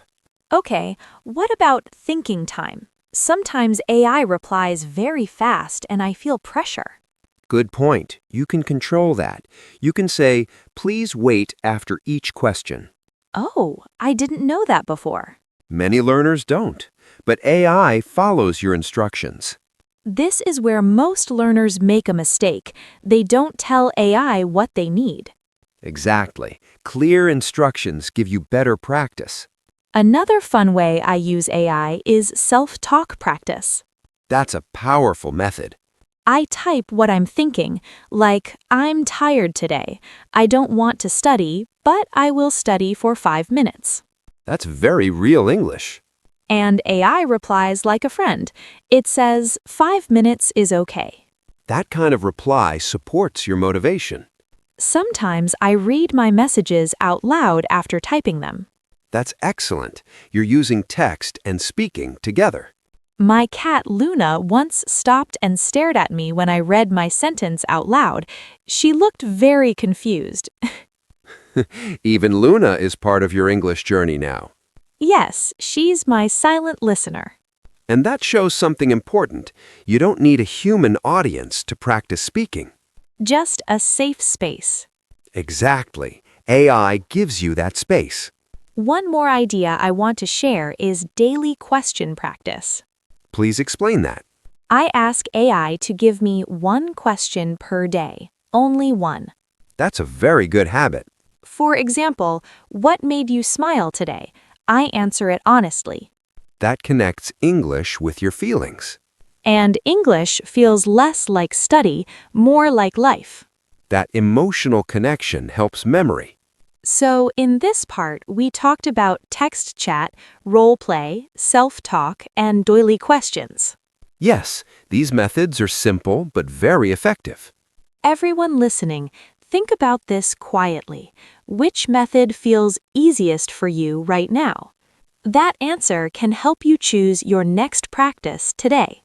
Now let's bring everything together and focus on how to build a simple daily habit with AI conversation. Yes, because knowing ideas is good, but doing them every day is better. Exactly. This part is really important. Many learners start strong, then stop. I've done that before. Day 1, very excited. Day 3, very busy. That's very honest. So the key is small and easy practice. So not 1 hour? No, 5 to 10 minutes is enough. That feels possible. Here's a simple daily routine. First, greet the AI like a person. Like, hi, how are you today? Yes, this puts your brain into conversation mode. I like that. It feels friendly. Then answer one simple question. Just one. Not many questions? No, one is enough. Quality is more important than quantity. That's good news for busy people. After you answer, you can ask the AI one question back. Oh, like a real conversation. Exactly. Conversation goes both ways. Sometimes I forget to ask questions. This is where most learners make a mistake. They only answer but don't ask. So asking questions is also practice. Yes, it helps you think actively in English. What if my question is very simple? Simple is perfect. For example, what do you like? Or why? Short questions feel less scary. And they are very common in real life. Another problem I have is thinking in my first language first. That's normal, but here's a simple trick. Speak first, then think. That sounds dangerous.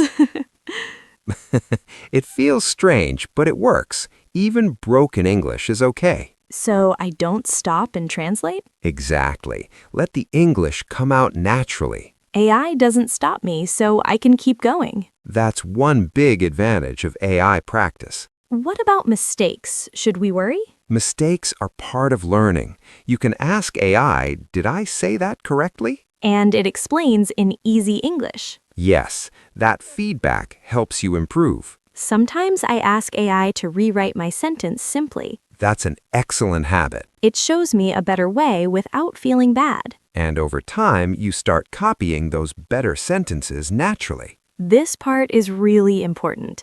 English growth is slow but real. Very true. Small daily practice builds strong speaking skills. I want to share one last feeling.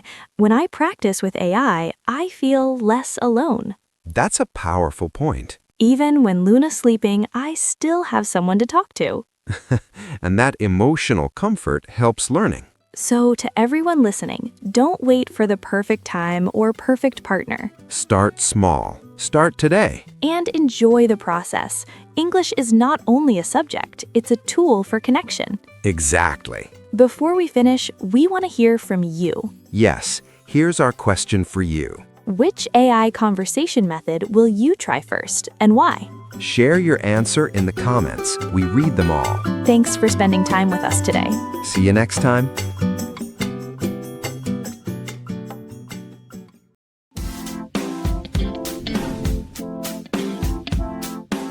Hello, everyone. Welcome back to our English Learning Podcast.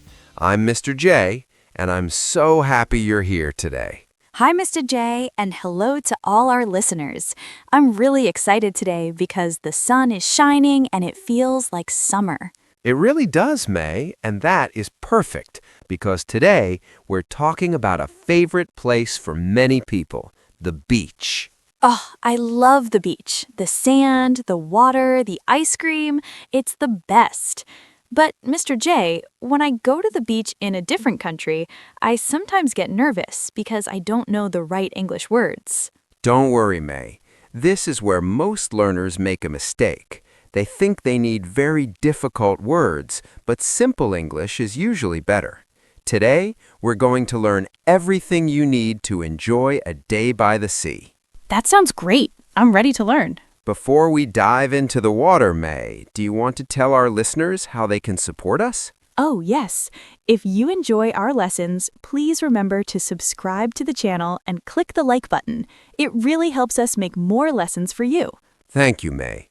Now, let's start with our beach bag.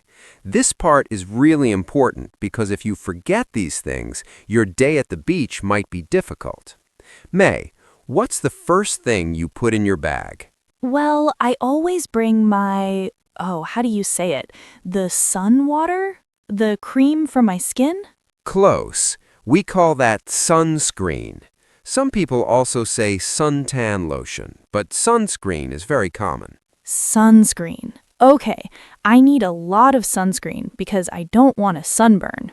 Exactly. A sunburn is when your skin turns red and hurts because of the sun. You're going to like this simple trick. Always look for the SPF number on the bottle. The higher the number, the better the protection. That's a good tip. I also bring my beach shoes, the ones that are open and made of plastic. Those are called flip-flops. Flip-flops? That's a funny name. Why are they called that?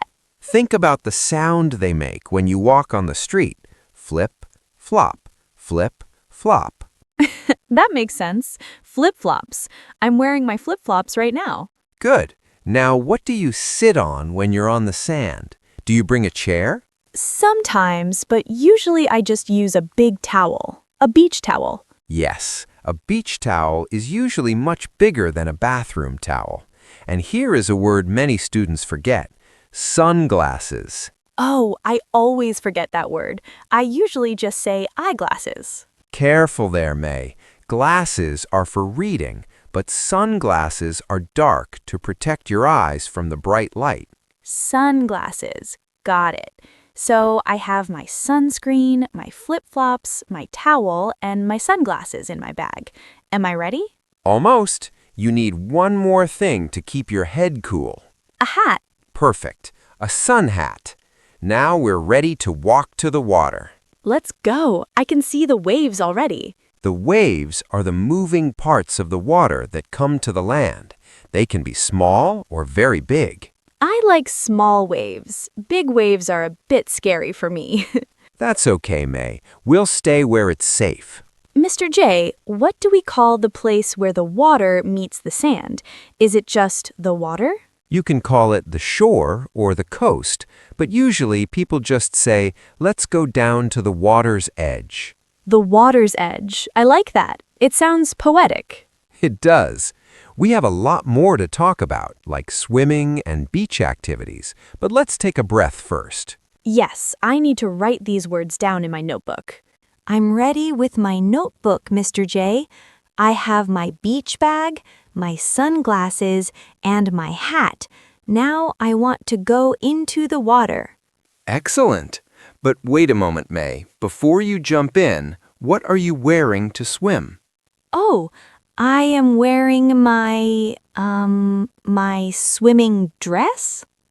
That's a cute way to say it, but actually we call that a swimsuit. Or sometimes you can say a bathing suit. Swimsuit. Okay, let me write that down. SWIMSUIT.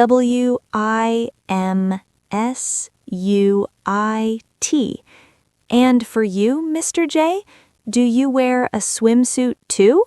Men usually wear swimming trunks or just trunks. They look like short pants. Trunks. Like an elephant's nose? The word is the same, but the meaning is very different. This is where most learners make a mistake. They forget that men and women usually use different words for their swimming clothes. Just remember, swimsuit for women and trunks for men. Okay, I will remember. Swimsuit for me, trunks for you. Now, can we go to the sand?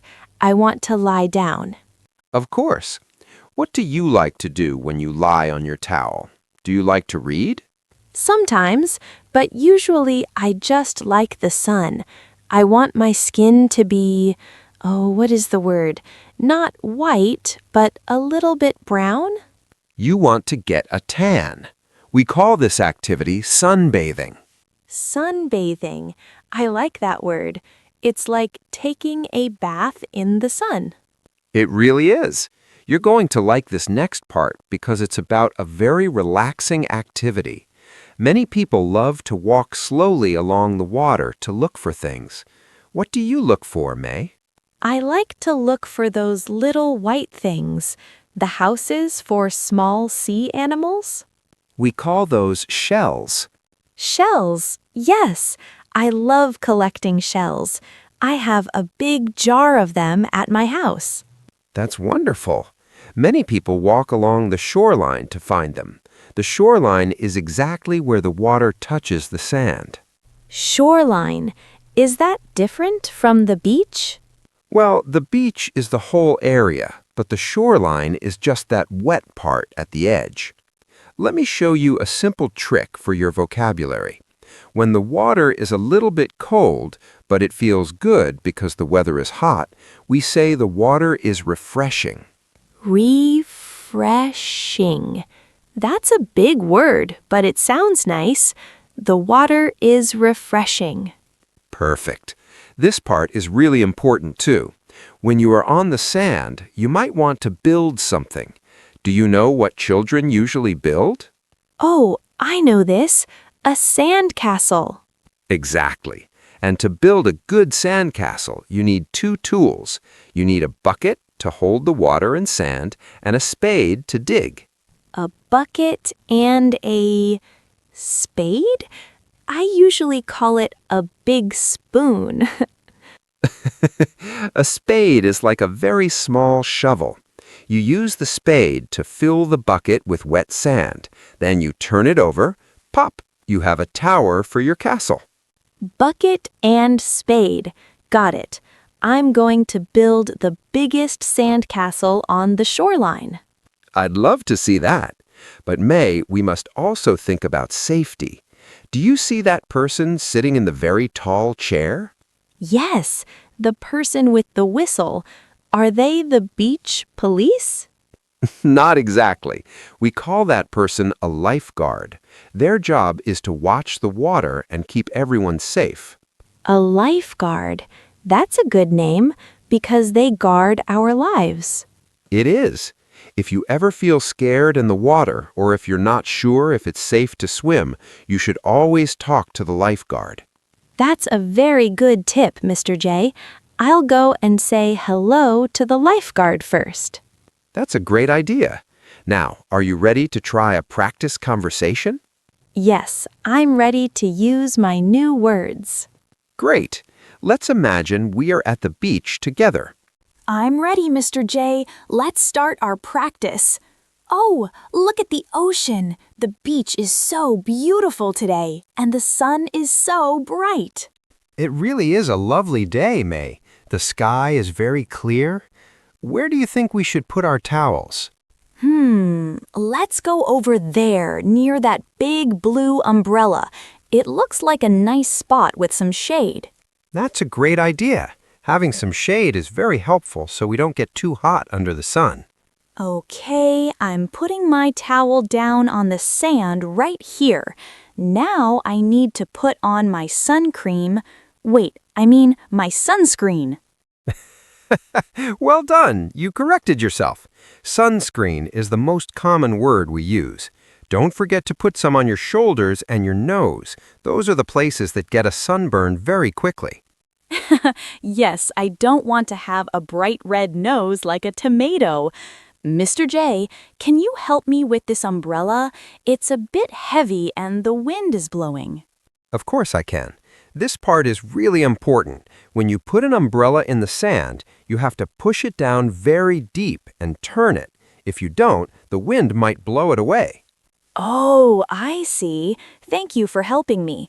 Now I'm going to put on my sunglasses and my sun hat. Now I really look like I'm on vacation. You certainly do. So, May, what would you like to do first? Should we sit and relax or go to the water? I really want to go for a swim. Is the water cold today? I'm not sure. Let's walk down to the shoreline and find out together. Ouch! Ouch! The sand is very hot. It's burning my feet. This is where most learners make a mistake. They forget that the sand can get very hot in the afternoon. Quick, put your flip-flops back on until we get closer to the water. You're right. My flip-flops are back on now. That's much better. Okay, now we are at the water's edge. The water is touching my toes. And how does it feel? Is it freezing? No, it's not freezing. Oh, what was that word you taught me? It's refreshing. Perfect. You use the word perfectly. It's refreshing because it feels cool and good against the hot sun. Let me show you a simple trick, Mr. J. If you look down into the clear water, you can see things on the bottom. Look, I found a very small, pretty shell. It's bright pink.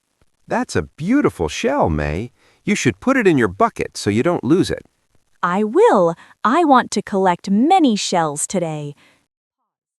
Oh, look over there. There is a big sign on a pole near the lifeguard tower. What does it say? What say? It says, no surfing in this area. That means this part of the water is only for people who are swimming. Oh, that's good to know.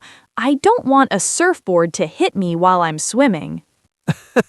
That is definitely a good thing to avoid. You're going to like this one. After we finish our swim, I think we should go and find something to eat. Are you hungry? Yes, I'm very hungry. Swimming makes me want to eat. Can we get some chips or maybe a nice ice cream? We can find a small cafe or a snack bar on the boardwalk. The boardwalk is that wooden path next to the beach where all the shops are. A boardwalk. That sounds like a wonderful place to walk and maybe eat a chocolate ice cream. It is. But before we go, let's practice one more thing. If you need to find the toilets or a place to change, do you know what to ask? Excuse me, where is the bathroom? Or where is the toilet? Those are both correct. At the beach, you might also hear people ask for the changing rooms. That's where you can go to put on your swimsuit or get dressed after swimming.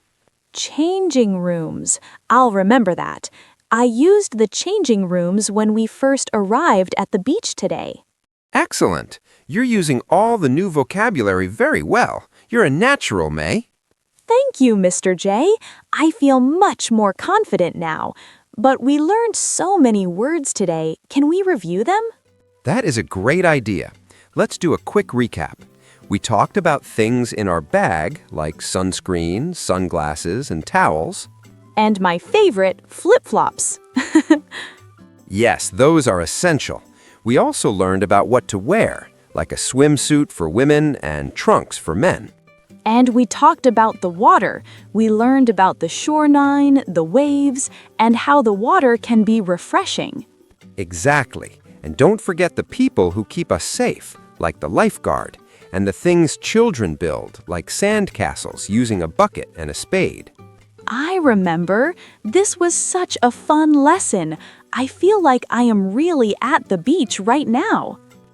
I'm glad you enjoyed it, May. You did a fantastic job today. Before we go, I have a question for our listeners. Go ahead, May. We want to know, what is the one thing you always bring to the beach? Is it a book, a special snack, or maybe a big umbrella? Tell us in the comments. That's a wonderful question. We can't wait to read your answers. Thank you for listening to us today, everyone. Yes, thank you. Keep practicing your English, and we will see you in the next episode. Goodbye. Bye-bye.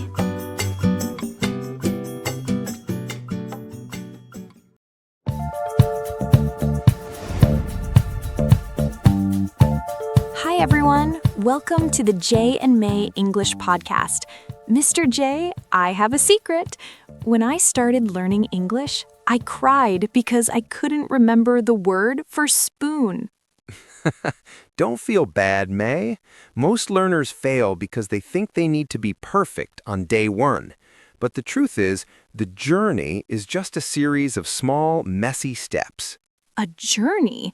That sounds like a long trip. Is that why people call it a learning journey? Exactly. It is not a race. A race is about speed, but a journey is about what you learn along the way. Today, we want to help you enjoy that trip. I love that. Guys, if you want to join our journey every week, please subscribe to the show. We want to grow with you. We really do. So, May, let's go back. You mentioned the spoon. What was the hardest part for you at the very beginning? Definitely the fear. I was so scared of making a mistake. I thought if I said, I goes, instead of I go, the world would end. That is language anxiety. It's that nervous feeling in your stomach. But here's a simple trick. Mistakes are actually data. Data? Like information for a computer? Yes. When you make a mistake, your brain gets a signal. It says, oh, that didn't work. Let's try this. If you never make a mistake, your brain stays lazy. So I should be happy when I mess up? That's hard. It feels embarrassing. It feels embarrassing because we focus on ourselves. But in the real world, people just want to understand you. If you ask for a food poker instead of a fork, will you get your food? Probably. They will know what I mean. Food poker. I should use that. See, you communicated. This part is vital. English is a tool, not a test. When I started teaching, I saw many students who knew all the grammar rules but couldn't order a coffee. That was me. I knew the present perfect tense, but I was too shy to say hello to my neighbor. I felt like a robot without a battery. That's because textbooks teach how the language works, but not how to live it. To start your journey, you need to find your why. May, why did you want to learn? I wanted to watch movies without the subtitles, those little words at the bottom. I wanted to feel the emotion of the actors. That is a great why. When the journey gets difficult, and it will, your why is what keeps you walking. I remember one time I almost quit. I was trying to learn phrasal verbs, like get up or get over. I felt like my head was going to explode. Phrasal verbs are like mountain peaks. They're steep, but you don't climb the whole mountain in one jump. You take one step. I tried to learn 20 in one day. That was my mistake, right? Definitely. Your brain is like a sponge. If you pour a whole bucket of water on a sponge, most of it runs off. But if you drip the water slowly, the sponge stays wet. I love that. One drip at a time. Mr. J, what is the first thing a beginner should do when they feel lost? Look back at how far you have come. Even saying my name is a victory. We look at the top of the mountain and feel small, but we forget we already walked 5 miles. That's so true. I used to focus on the 90% I didn't know instead of the 10% I did. Exactly. And that 10% is your foundation. Without a foundation, the heavy stones at the bottom of a building, everything else will fall down. I think my foundation was shaky. I tried to learn business English before I could even talk about my day. Many learners do that. They try to run before they can walk. It makes the journey feel painful instead of exciting. It really does. I remember feeling so frustrated when I listened to the news and understood 0 words. 0. But that's normal. The news is fast. It's like trying to climb Mount Everest in your pajamas. You weren't ready for that weather yet. My pajamas. So, how do we choose the right weather for our journey? Look for comprehensible input. That just means finding things you understand about 70% of. 70%? So, I should still feel a little bit challenged? Yes, if you understand 100%, you're not learning. If you understand 10%, you're just confused. 70% is the sweet spot where your brain stays interested. I found my sweet spot with children's stories. Is that okay for an adult? It's smart. Those stories use real-world English with simple structures. They're the perfect map. I felt a bit silly reading about a green cat, but I learned the word fur. And now you'll never forget it. But there's a secret to making these steps stick in your memory forever. A secret? Oh, I love secrets. Is it a magic book? It's much simpler than that, but most people ignore it. Don't keep me waiting, Mr. J. What is this simple secret that everyone is ignoring? It is called the power of small wins.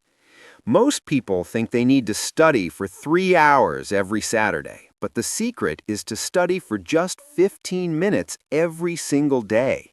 15 minutes? That feels too short. Can I really learn a whole language in 15 minutes? You can't learn it all in one day, no, but consistency, doing something again and again, is the engine of your journey. If you study for 3 hours once a week, your brain forgets 80% of it by the next Saturday. That makes sense. It's like exercise. If I go to the gym for 5 hours one day and then sit on the couch for a month, I won't get fit. Exactly. This part is vital. Your brain needs to see English every day to believe it is important. If you only see it once a week, your brain thinks, oh, this is just a hobby, and it throws the information away. My brain is very good at throwing things away. I remember learning the word available 5 times before it actually stayed in my head. That is because available is a big word, but if you see it in a story on Monday, hear it in a song on Tuesday, and read it on a sign on Wednesday, it becomes part of you. So consistency is the glue. But Mr. J, what if I'm busy? Life happens. Sometimes I'm tired or I have too much work. That's when you use the 2-minute rule. If you are too tired for 15 minutes, just do 2 minutes. Read one sentence. Listen to one chorus of a song. Just don't break the chain. I like that. Don't break the chain. It makes me feel like a professional. You are a professional learner. And here's a simple trick for you. Change your phone settings to English. Oh, excited. I did that once. I got lost trying to find my camera app, but I learned the words settings and general very quickly. See? That is real-world English. You're forced to use the language to solve a problem. That's when the most growth happens. It was frustrating at first, but now it feels natural. I don't even think about it. But what about speaking, Mr. J? My journey feels very lonely because I don't have anyone to talk to. This is where most learners fail. They wait until they are ready to speak, but you're never ready until you start. But who do I talk to? My cat doesn't answer me. Talk to yourself. I'm serious. When you're making breakfast, say, I am making eggs. I am pouring the coffee. My neighbors will think I am crazy. Look at May, she's talking to her toast again.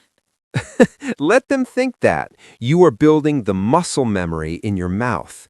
Your tongue needs to practice moving in new ways for English sounds. That's true. Some sounds, like the th in think, are really hard for me. My tongue feels like it's tied in a knot.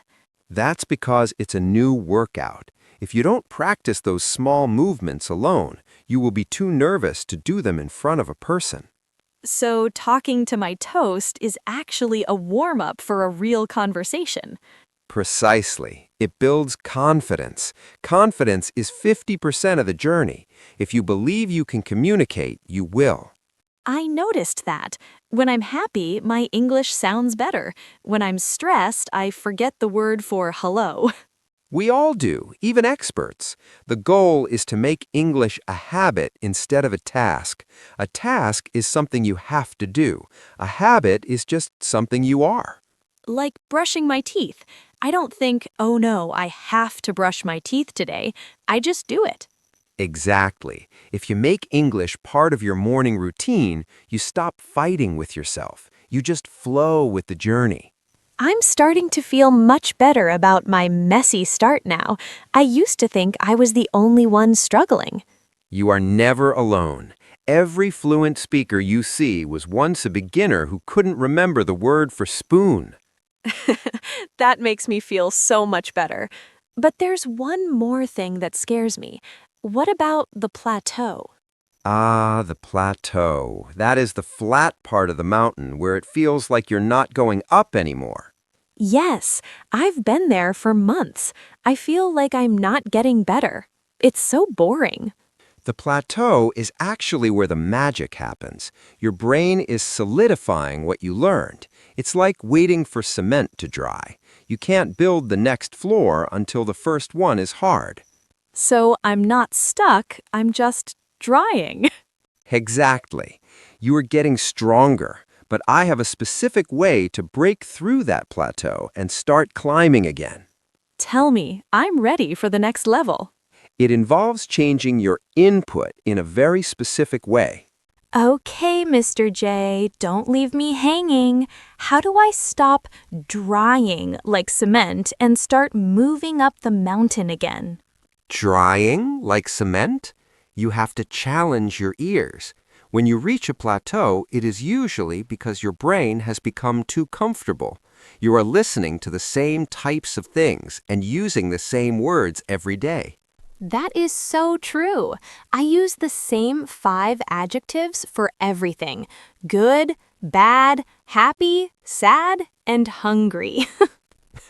We call those safe words. To break the plateau, you need to step out of your comfort zone. This part is vital. You must start consuming content made for native speakers, but in small bites.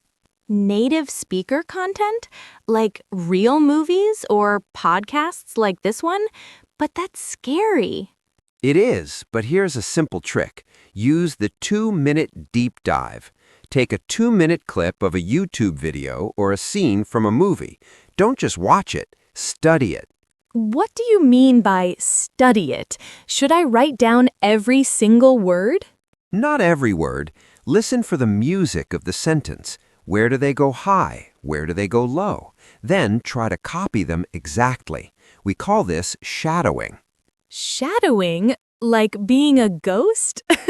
Exactly. You follow the speaker like a shadow. You say the words at the same time they do. It forces your brain to speed up and match the natural rhythm of English. Oh, I've tried that. It makes me feel like a famous actress. But I always get stuck on the slang. People in movies don't talk like my textbook. They don't. Real-world English is messy. People use gonna, wanna, and dunno. If you only study textbooks, you'll be confused when you hear a real person talk. Exactly. My book says, I am going to the store. My friend says, I'm gonna hit the shop. I was so confused. Hit the shop. That's a great example. These are idioms and collocations, words that naturally hang out together. The more you shadow real people, the more these phrases become your own. It sounds like the journey never really ends, does it? It doesn't, but that's the beauty of it. Even I am still learning new expressions. The goal isn't to reach a finish line. The goal is to become a person who can express their soul in a second language. Express their soul. Wow, Mr. J, that's deep. I just want to express that I'm hungry for pizza. Well, start with the pizza and the soul will follow. Just remember, be patient with yourself. You are building a new version of yourself. I love that.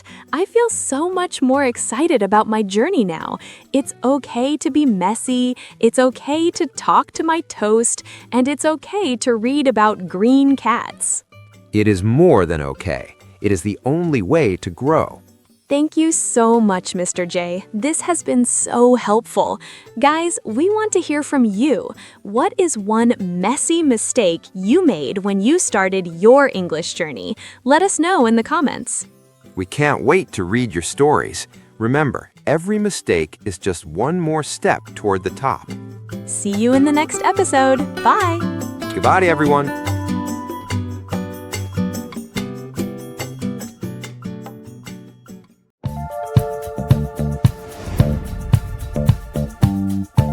Hey everyone, welcome back to the Jay and May English podcast.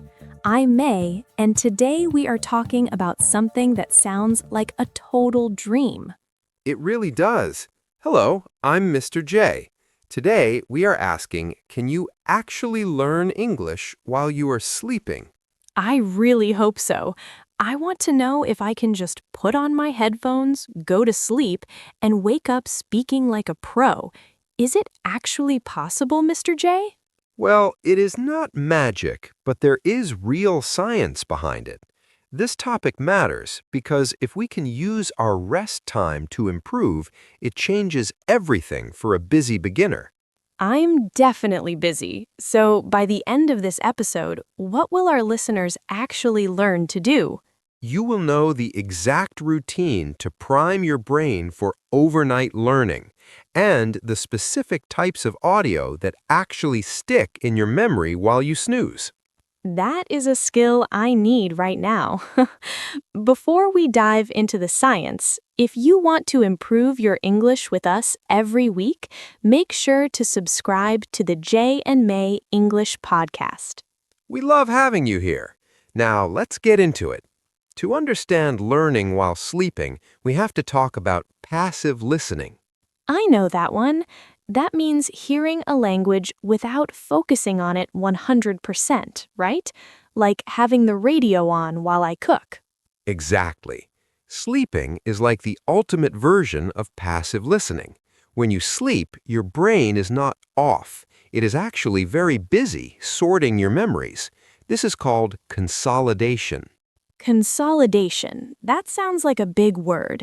Does it mean organizing? Precisely. Think of your brain like a library. During the day, you throw new books on the floor. At night, the librarian, your brain, puts them on the right shelves so you can find them later. So, if I listen to English while I sleep, am I giving the librarian more books to shelf?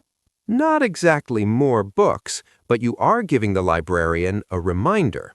Research shows that if you study a new word during the day and then hear it while you are in a light sleep, your brain tags it as important. Oh, so it's not about learning brand new things, but making the things I already studied much stronger. Spot on. This is where most learners fail. They try to listen to advanced topics they don't know at all, hoping to wake up smart.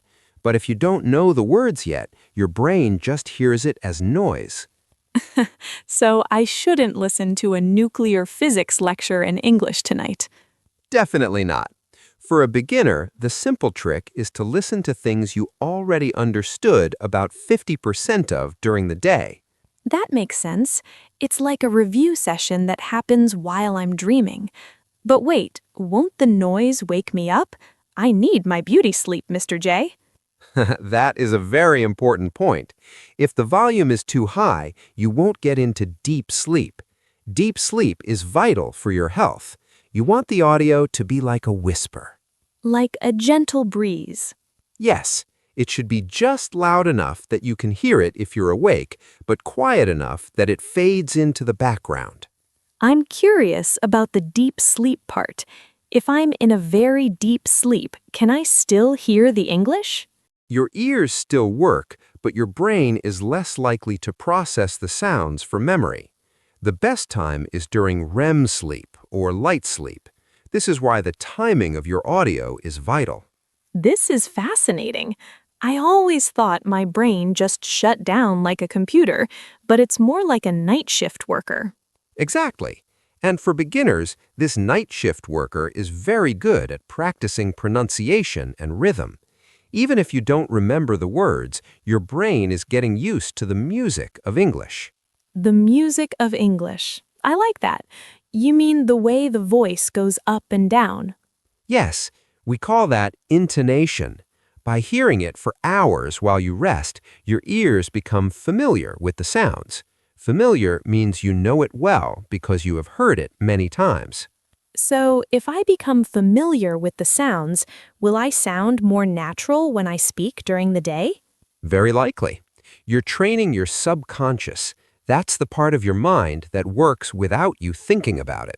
I want a smart subconscious. Okay, so we know it helps with memory and rhythm, but what should the audio actually be? Is it a story? A list of words?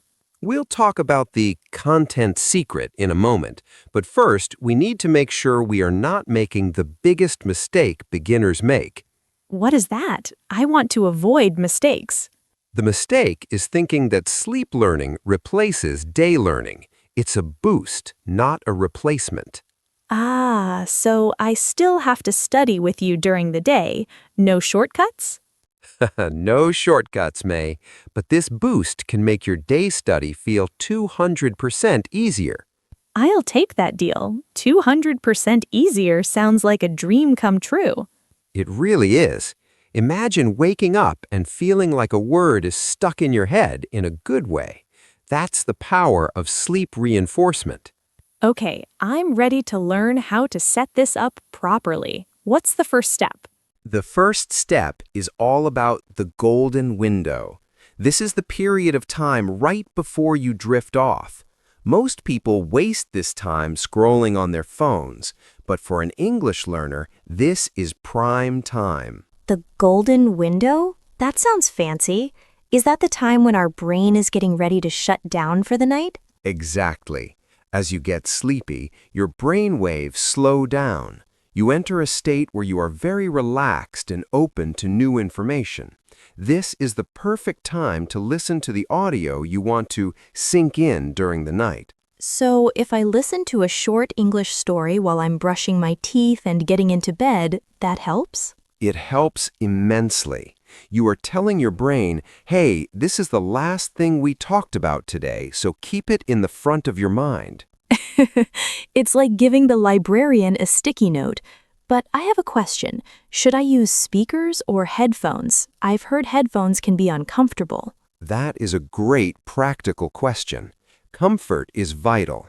If you are uncomfortable, you won't sleep well, and if you don't sleep well, you won't learn. Many people use sleep headphones, which are like a soft headband with flat speakers inside. Oh, I've seen those. They look like a sweatband for the gym, but for sleeping. That sounds much better than hard plastic in my ears. Much better. Now, let's talk about the content. This part is vital. You shouldn't just play a random English movie. You need a curated playlist. Curated? Does that mean specially chosen? Yes. For a beginner, a curated playlist should have three things: familiar vocabulary, a calm voice, and repetitive patterns. Repetitive patterns. You mean like things that repeat over and over? Like, I am eating, you are eating, he is eating? Exactly. Repetition is the mother of learning, especially in sleep. When your brain hears a pattern repeated in a calm, steady voice, it starts to map out the grammar without you even trying. That sounds so effortless. I love the idea of mapping out grammar while I'm dreaming about pizza. Well, you might even start dreaming in English. That is a very common sign that the method is working. Wait, really? If I dream in English, does that mean I'm becoming fluent? It means your brain is starting to process English as a natural language rather than a foreign one. It's a huge milestone. I can't wait for my first English dream. But Mr. J, what if I choose audio that is too fast? That's a common trap. If the speaker is too fast or too loud, your brain treats it like an alarm clock. It keeps you in a state of high alert. You want someone who speaks clearly but slowly. Like the way you speak? Perhaps. A calm, professional tone is best. Now, here's a simple trick for you. Use a sleep timer. A sleep timer? You mean so the audio turns off after a while? Yes. You don't necessarily need the English playing for all 8 hours. The most effective time is the first 2 to 3 hours of sleep. After that, your brain needs total silence to recover deeply. That's a relief. I was worried my phone battery would die every night. So I set it for 2 hours and then it goes silent? Exactly. This protects your sleep quality. Remember, a tired brain cannot learn anything the next day. So we have the golden window, the soft headphones, the calm, repetitive audio, and the sleep timer. Is there anything else we need for the perfect setup? One more thing, the morning recall. Morning recall. That sounds like a detective movie. What is it? It is what you do the moment you wake up. To make the sleep learning permanent, you should listen to the same audio for just 5 minutes while you are waking up or drinking your coffee. Oh, it's like closing the loop. I heard it before sleep, I heard it during sleep, and now I'm confirming it while I'm awake. You nailed it, May. That confirms the memory. Without the morning recall, the books the librarian shelved might get dusty and forgotten. I don't want dusty English. I want fresh, ready-to-use English. This actually feels like a real system I can use tonight. It is very practical. But I have to warn you, some people try to skip the daytime part and only do the sleep part. Most learners fail here because they forget that sleep only strengthens what is already there. Right, I have to put the books in the library during the day so the librarian has something to work with at night. Exactly. If the library is empty, the librarian has nothing to organize. That makes so much sense. I'm going to start picking my sleep playlist today. Should it be the same things we learned in our lessons? That is the best way to start. Listen to our podcast episodes or simple dialogues you've already studied. It turns the new into natural. I'm feeling really motivated. I thought learning English had to be all hard work and sweat, but this feels peaceful. It should be. Learning a language is a marathon, not a sprint. If you can make it peaceful and part of your lifestyle, you will never quit. I love that. A marathon is a long race, right? So we just need to keep going steadily. Exactly. And using your sleep time is like having a power-up in a video game. You're moving forward even when you are resting. A power-up. I love it. So what are we going to talk about next? I want to know more about the specific words that work best during sleep. We are going to dive into the vocabulary hack, the specific types of words that your brain loves to memorize during sleep. The vocabulary hack? That sounds like a secret code. I'm dying to know. What kind of words should I be putting in my sleep playlist to get the best results? It's simpler than you think. Your brain loves high-frequency phrases and action verbs while you sleep. These are the building blocks of the language. High frequency. So words that we use all the time, like eat, sleep, go, and want? Exactly. If you try to learn very rare words like flabbergasted while you sleep, it won't help you much in daily life. But if you reinforce the words you use 80% of the time, you start to speak much faster. That makes total sense. I want to be able to say the common things without thinking. This part is vital because I usually get stuck trying to remember simple verbs. We all do when we start. Another great tip is to listen to short stories told in the first person. That means stories using I and me. Why does that help more than a story about him or her? Because when you hear, I am walking to the park while you are dreaming, your brain often internalizes it. It feels like you are the one speaking. Wow, so I'm basically practicing speaking in my sleep without even moving my mouth? In a way, yes. You are building the neural pathways for those sentences. It's like a rehearsal for your real-life conversations. A rehearsal. I love that. It's like practicing for a play while I'm resting in bed. But Mr. J, what about the morning recall we mentioned? Is there a special way to do it? Yes. When you wake up, don't just listen passively. Try to shadow the audio. Shadow? Does that mean following it like a shadow? Exactly. Listen to a sentence and repeat it immediately. If the audio says, I would like a coffee, you say, I would like a coffee, right after. So I hear it in my sleep and then I speak it when I wake up. That really locks the English in my brain, doesn't it? It does. It moves the information from your passive memory to your active memory. Passive means you understand it. Active means you can use it. I definitely want more active memory. I have so many words in my head that I understand, but they never come out of my mouth when I'm talking to people. That is the #1 struggle for beginners. Using sleep as a tool to bridge that gap is a game changer. Just remember to be patient with yourself. Patient, right. It's a marathon, not a sprint. I won't wake up tomorrow sounding like a Hollywood star, but I will be a little bit better than I was yesterday. That is the perfect mindset, May. Even a 1% improvement every night adds up to a huge change after a few months. I'm so glad we talked about this. I used to feel guilty for sleeping when I should be studying, but now I feel like sleep is part of my study plan. Never feel guilty for sleeping. It is the most productive thing you can do for your brain. Well, I've learned so much today. We talked about passive listening, the golden window before bed, using soft headphones, setting a sleep timer, and the importance of morning recall. And don't forget the consolidation process, the librarian in your brain putting those English books on the shelves. I'll never forget the librarian.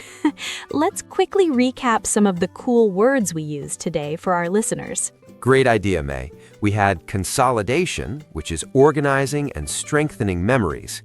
Then we had familiar, which means knowing something well. And we had intonation, which is the music or the rise and fall of the voice.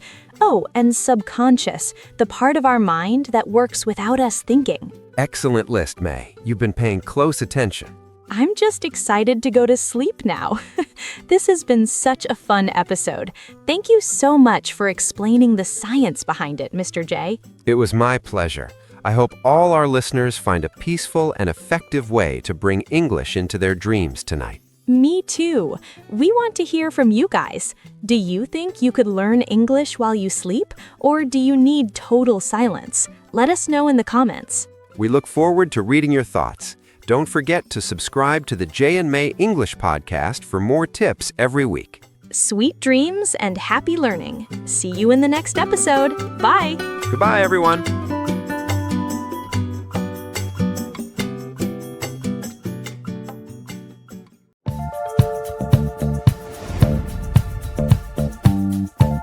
Hey everyone!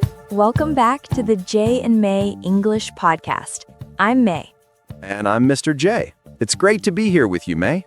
Today, we are talking about something sweet, red, and maybe a little stressful, Valentine's Day. It can be stressful, but if you listen until the very end, you'll learn the exact phrases to ask someone out and how to describe your relationship status without feeling awkward. That is a huge benefit because I always get so nervous. By the end of this, you'll have the skills to handle any February 14th conversation like a pro. Exactly. It's all about confidence. But before we start, if you want to level up your English every week, make sure to subscribe to the Jay and May English podcast. Yes, join our community. Now, Mr. J, when I think of Valentine's Day, I think of the word date. But is a date a person or an event? It's both. You can say, he is my date, referring to the person, or I have a date at a restaurant, referring to the plan. Oh, I see. So if I say my date was great, I could mean the dinner was good or the guy was nice. Precisely. Context helps us understand. If you want to be very clear about the person, you might use the term significant other. Significant other. That sounds a bit long. What does it mean? It's a polite way to talk about a partner in a serious relationship. We use it to avoid saying boyfriend or girlfriend if we aren't sure how serious they are. That's a useful trick. I usually just say my friend, but then people get confused. Most learners fail here. They use friend for everyone. But on Valentine's Day, you need to be specific. If someone is just a friend, they are a platonic friend. Platonic, like the philosopher Plato? Yes, it means a relationship that is friendly but not romantic. No kissing, no flowers, just hanging out. Okay, so if I'm going out with my girlfriends for Valentine's Day, is there a word for that? I've heard people say galentines. You've got it. Galentine's Day is a modern word. It combines gal, which is slang for a girl, and Valentine. It's celebrated on February 13th to honor friendships. I love that. No stress, just chocolate with friends. But let's talk about the crush. Is a crush a person or a feeling? It's both. You can have a crush on someone, which means you have a secret interest in them, or you can say, he is my crush. So if I have a crush on someone, how do I tell them? Do I just say, I like you? You could, but a more natural way to start is to ask someone out. That is a phrasal verb meaning to invite someone on a romantic date. Ask someone out. Okay, I'll remember that. But what if they say no? That's my biggest fear. Well, we say to get rejected. It's part of life. But here is a simple trick. Instead of a big, scary question, just ask, are you doing anything on Valentine's Day? Oh, that's much softer. It's like I'm just curious, not asking for a wedding ring. Exactly. It's a low-pressure way to see if they are single or taken. Taken, like the movie? Not quite. In this context, taken means the person is already in a relationship. They are not available. Got it. So I should look for someone who is single and ready to mingle? That's a very popular rhyme. It means you're single and excited to meet new people. I love these phrases. So far, we have date, crush, significant other, and ask someone out. This is already so much better than my old textbook. This part is vital because Valentine's Day isn't just about the words, it's about the actions. Before we move on, we should mention the secret admirer. Ooh, that sounds mysterious. A secret admirer is someone who sends a card but doesn't sign their name, right? You hit the nail on the head. It adds mystery. Some people love it, and some find it a bit scary. I think it's romantic. Imagine getting a box of chocolates with a note that says, "From a secret admirer." I would be so excited. Well, let's hope you get one. But let's make sure we understand relationship status clearly. You mentioned single, but what if you are seeing someone? Seeing someone? Does that just mean I'm looking at them with my eyes? Not exactly. Seeing someone means you are dating them casually. You aren't official yet. Official? Like a government document? In dating, official means you have both agreed to be a couple. You are now boyfriend and girlfriend. Before that, you are just seeing each other. English has so many levels. It's like a video game. You start at crush, then seeing someone, and finally official. That is a very good way to look at it. And Valentine's Day is usually the day when people decide to go official. That sounds like a lot of pressure for one day. What if I just want to stay at home and eat pizza? That's perfectly fine too. You can call that a solo Valentine's. There is no rule that says you must have a date. Phew, that makes me feel better. But Mr. J, what if I want to tell someone I love them for the first time? Is there a special phrase? People often use the phrase to confess your feelings. It sounds a bit serious, but it's very common. You can also say to let someone know how you feel. Confess your feelings. I'll write that one down. It sounds like something from a drama. It can be, but remember, the most important thing is to be sincere. That means you really mean what you say. Sincere. Okay, so we've covered the people and the feelings. I'm ready to talk about the gifts and the actual plans for the day. Well, that sounds like a perfect plan for the next part of our conversation. So, Mr. J, we've talked about the people, but we haven't talked about the stuff. You know, the gifts. I see red boxes everywhere in the shops right now. Ah, yes, the commercial side of Valentine's Day. The most common gift, by far, is a box of chocolates. But in English, we often call them sweets or confections if they are fancy. I just call them delicious. But I've seen people getting huge bouquets of flowers. Is there a specific type of flower that is the Valentine's flower? Red roses are the classic choice. They symbolize romantic love. If you give someone yellow roses, that usually symbolizes friendship. Oh, that is a very important distinction. Imagine giving yellow roses to your crush by mistake. They would think you just want to be platonic friends forever. Exactly. Simple trick for you. If you aren't sure, a mixed bouquet is always safe. It's a variety of different flowers. Mixed bouquet. Got it. What about cards? I see people spending a long time picking out the perfect card. We call those Valentines. It's funny because the card itself is called a Valentine. You can say, I sent her a Valentine. Wait, so the card is a Valentine, the person you like is your Valentine, and the day is Valentine's Day? That's a lot of Valentines. It is. It can be confusing for beginners. Just remember, will you be my Valentine is the traditional way to ask someone to spend the day with you. Will you be my Valentine? That sounds so sweet. It's like asking someone to be your special person for just that day. Precisely. Now let's talk about where people go. Usually, restaurants are fully booked. Do you know what that means? Does it mean the restaurant has a lot of books? Not quite. Fully booked or booked out means there are no more tables available. Every seat has been reserved in advance. Ah, so you have to make a reservation weeks before February 14th. Most learners fail here by waiting until the last minute. If you want a romantic dinner, you have to plan ahead. This part is vital because if you don't have a reservation, you might end up eating fast food. Fast food on Valentine's Day? That would be a disaster. Unless, is there a term for a cheap date? We don't usually say cheap because that sounds a bit negative. We might say low-key or budget-friendly. A low-key date might be a walk in the park or watching a movie at home. I like low-key. It sounds relaxed.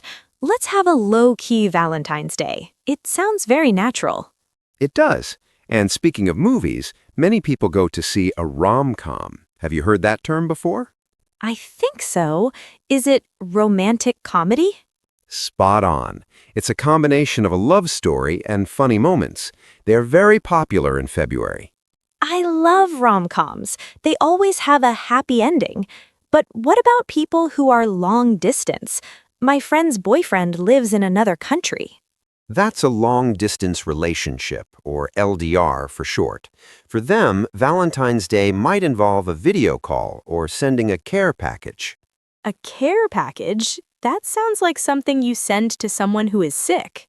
It can be, but in a relationship, it's a box full of someone's favorite things, snacks, photos, maybe a small gift to show you are thinking of them. That is so thoughtful. Even if you are far apart, you can still celebrate. Exactly. To celebrate just means to mark a special occasion with an activity. You don't need a lot of money to celebrate. That's true. Sometimes a handwritten note is better than an expensive gift. I agree completely. In English, we call that thoughtful. If a gift shows you really know the person, it's a thoughtful gift. Thoughtful. I want to be a thoughtful person. What if I want to give a gift to my parents? Is that weird? Not at all. In many cultures, Valentine's Day is about all kinds of love. You can give a token of appreciation to anyone you care about. A token of appreciation? That's a fancy phrase. A token is just a small symbol or gift. It's a way of saying, thank you for being in my life. I'm going to use that. Mom, here is a token of appreciation for you. She'll be so impressed with my English. She certainly will. But May, we have to talk about the fine dining experience too. Many couples choose this for Valentine's. Fine dining. That means very expensive food and lots of forks, right? Yes, exactly. It's a formal restaurant where the service is very high quality. Usually there's a set menu. A set menu? Like I don't get to choose what I eat? Often on holidays, restaurants have a fixed list of dishes for a fixed price. It makes it easier for the kitchen to serve many people at once. Oh, that makes sense. But I hope there's always dessert on a Valentine's set menu. There almost always is, usually something with strawberries or chocolate. Yum. So we've got gifts, flowers, cards, and dinner. Is there anything else people do? Some people like to go all out. This means they spend a lot of money and effort to make the day perfect. Go all out. My brother did that last year. He rented a limousine. Wow, that is definitely going all out. Most people are a bit more down to earth, meaning they keep things simple and realistic. I think I prefer down to earth. It's less pressure. I agree. But whether you go all out or stay down to earth, the vocabulary we're using helps you describe your plans to your friends the next day. Oh, like when they ask, "How was your Valentine's Day?" I can say, "It was a low-key evening with a thoughtful gift." Perfect. You're already using the words correctly.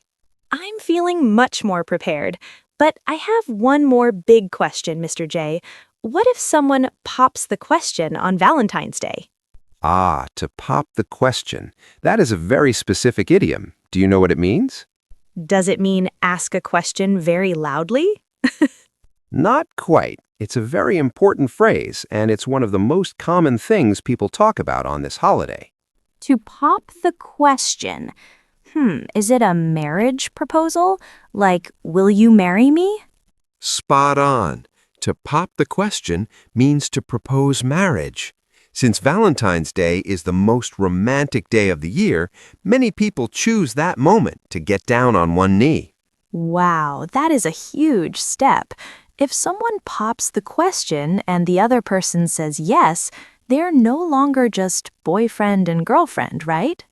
Correct. They become engaged.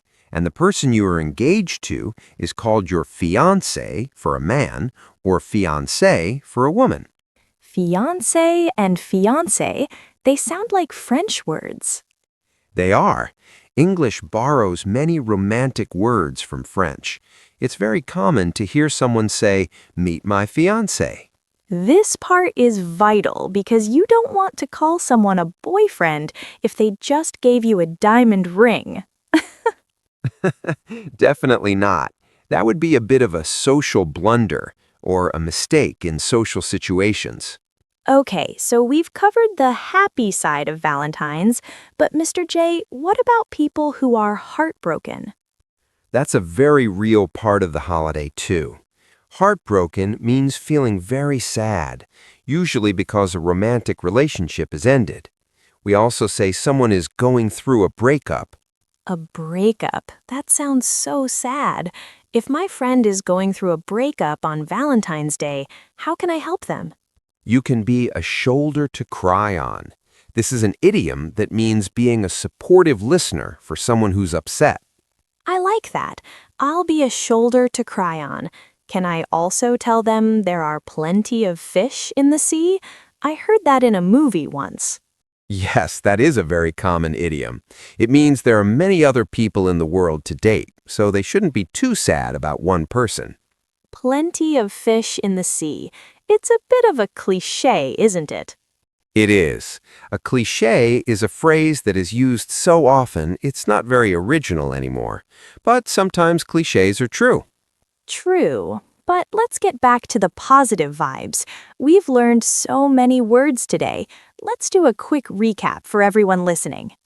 Good idea. We started with date, which can be a person or an activity. Then we had significant other for a serious partner. And we learned platonic friend for someone who is just a friend, and crush for someone you secretly like. We also covered the action of asking someone out and the difference between being single and taken. Don't forget seeing someone versus being official. That's the video game level up. Exactly. Then we moved to gifts like mixed bouquets, Valentines, the cards, and thoughtful tokens of appreciation.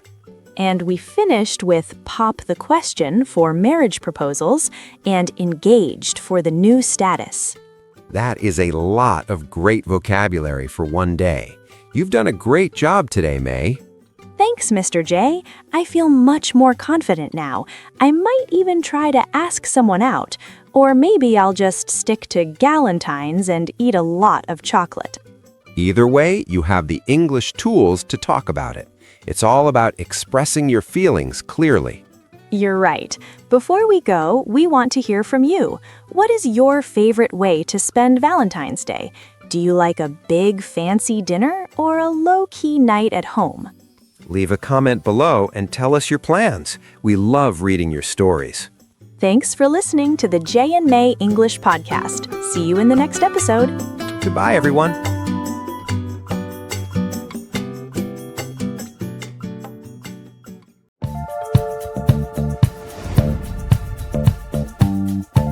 Hey everyone, welcome back to the Jay and May English Podcast.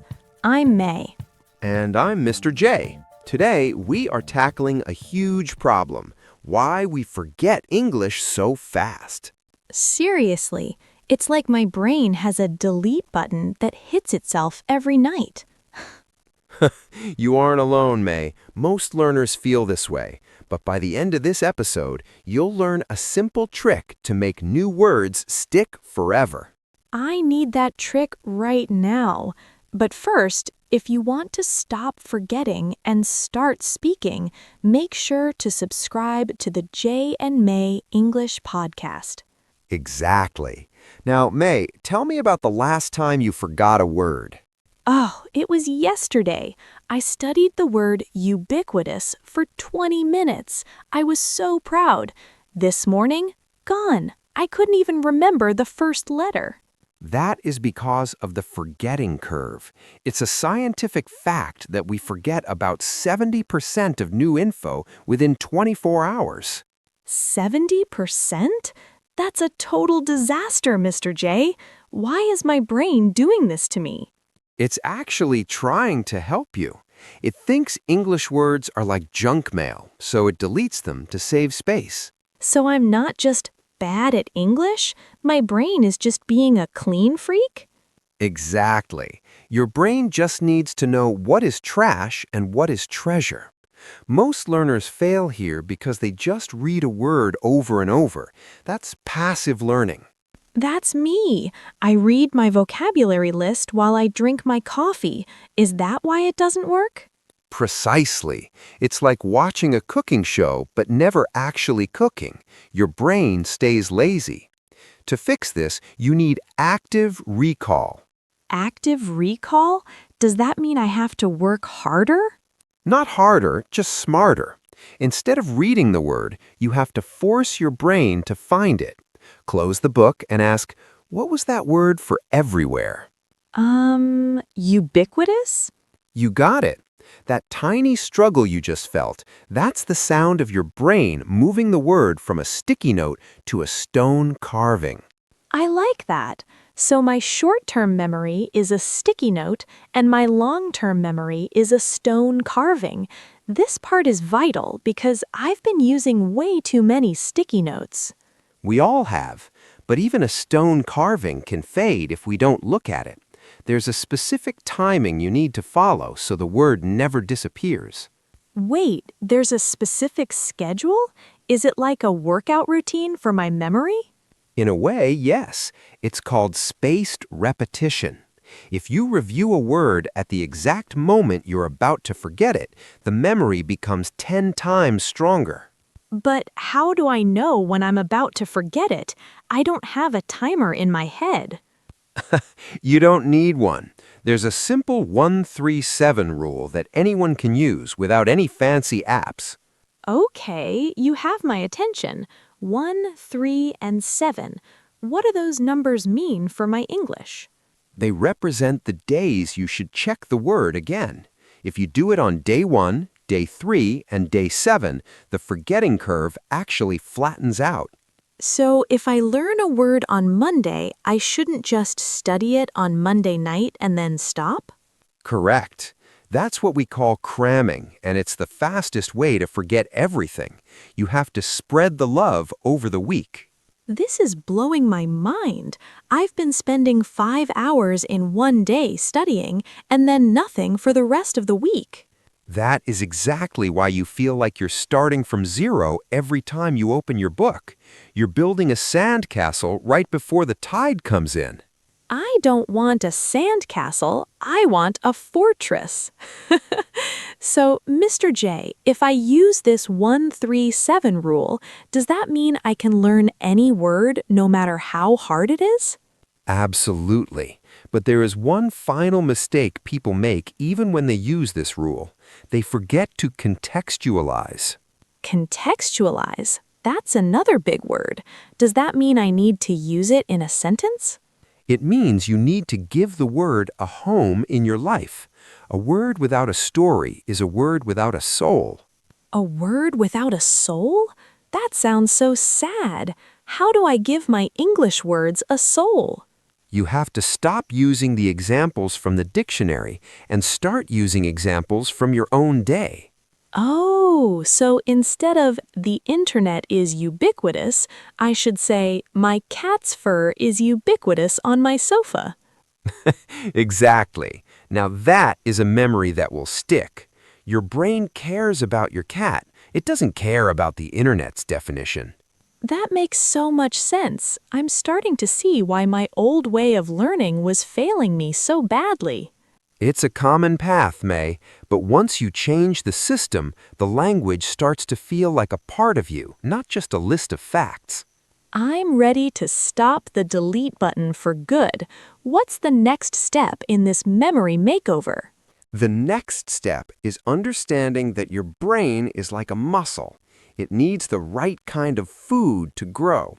Most people feed their brain boring lists, but we need to feed it emotions and images. Emotions and images? So if I feel happy or even annoyed when I learn a word, I'll remember it better? I'm usually just bored. Exactly. Boredom is the enemy of memory. Think about it. Why can you remember every detail of a movie you saw 3 years ago, but you forget a vocabulary word after 3 minutes? because the movie was exciting. There was music, drama, and maybe a handsome actor. My English textbook, not so much. Precisely. Your brain has a filter called the amygdala. It decides what is important based on how much you care about it. If you learn the word clumsy because you just dropped your coffee, you will never forget it. Oh, because I felt embarrassed when I dropped it. So I should try to learn words when I'm actually living my life, not just sitting at a desk? That is a huge part of it. This part is vital. Don't just study English, live your life in English, even if it's just for 10 minutes a day while you're cooking or walking. I like that, living my life in English. But Mr. J, what if I'm a beginner and I don't know enough words to live in it yet? I feel like I'll run out of things to say in 2 seconds. That's a fair concern, but here's a simple trick for you. Use code switching. Code switching? That sounds like a secret spy mission. What does it mean? It's much simpler than that. It means you mix your own language with English. You don't have to say the whole sentence in English if you don't know how. Just use the new word you learned. So, if I'm talking to a friend, I could say, "This coffee shop is so ubiquitous in this city," even if the rest of the conversation is in my native language? Exactly. You are giving that word a home in a real conversation. You're telling your brain, look, I'm actually using this to talk to people. Don't delete it. That is so much easier than trying to be perfect. I think I always forget because I'm so stressed about being perfect that my brain just shuts down. Stress is actually a memory killer. When you're stressed, your brain releases a chemical called cortisol. Cortisol makes it very hard for your brain to store new information. No wonder I forget everything during an English test. My brain is literally being attacked by stress chemicals. Yes, so the best way to learn is when you are relaxed and having fun. That's why we try to keep this podcast light and cheerful. We want your brain to be open for business. Well, I'm definitely feeling relaxed now, but I have to ask, what about sleep? I've heard that if you don't sleep, you don't remember. Is that true? It is 100% true. Sleep is like the save button on a computer. If you study until 3 a.m. and then only sleep for 4 hours, you never actually clicked save. So you're saying I have a professional excuse to take a nap? In the name of English education, yes. During sleep, your brain moves information from the sticky note area to the stone carving area. It's a process called consolidation. Consolidation. Okay, so I need active recall, the 1-3-7 rule, real-life emotions, and a good night's sleep. It sounds like a lot, but it's actually much more fun than just memorizing lists. It is much more natural. Most learners fail here because they treat English like a math problem, but English is a skill, like playing the piano or riding a bike. I remember falling off my bike a lot before I learned how to stay up. I guess forgetting a word is just like falling off the bike? Exactly. You don't get mad at the bike, right? You just get back on. Every time you forget and then relearn a word, that memory becomes even stronger than before. Wait, really? So forgetting is actually good? In a way, yes. Research shows that successful forgetting followed by relearning is the best way to build a permanent memory. It's like a workout for your brain. Wow, I've been feeling so guilty every time I forgot a word, but I was actually just training. Precisely. The guilt is what makes people quit. But if you see forgetting as part of the muscle building process, you'll stay motivated much longer. I feel so much better about my leaky bucket brain now, Mr. J. I just need to start clicking that save button more often. You definitely do. And there is one last thing we need to discuss: the power of your ears versus the power of your eyes. Oh, does listening help you remember better than reading? For most people, yes. Our brains are wired for sound. Think about how many song lyrics you know by heart without even trying to study them. That's true. I know every word to some songs I haven't heard in 10 years. Why is that? Because of rhythm, melody, and repetition. English has its own rhythm, too. If you only read words, they are flat. If you hear them, they have a shape. I want my words to have a shape. So listening to this podcast is actually helping me remember better than if I were reading a textbook? You've got it. You are hearing our voices, our laughter, and the way the words flow together. That creates a much deeper hook in your memory. I love that, a memory hook. I'm going to imagine a little hook in my brain catching all these new words. It's a great image, but we have to make sure those hooks are strong. Let's talk about how to keep those hooks from breaking over time. I'm ready. What's the secret to keeping the hooks strong? The secret is interleaving. It sounds like a big word, but it just means mixing things up. If you only practice one thing for an hour, your brain gets bored and turns off. Mixing things up.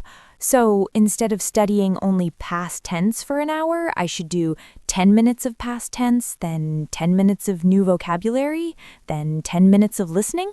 Exactly. Imagine you're a tennis player. If you only practice the same swing for 5 hours, you become a robot.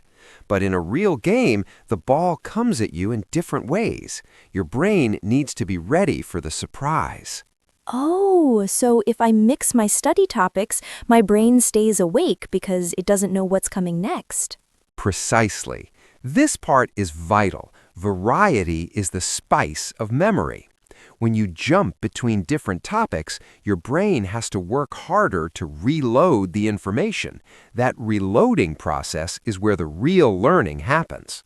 That makes so much sense. I used to get so bored doing the same grammar exercise 20 times. No wonder I forgot it all by the next day. We all did.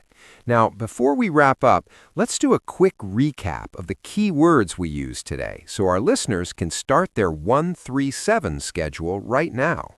Great idea. The first one was ubiquitous. That means something that is everywhere, like English speakers, or in my case, cat fur on my clothes.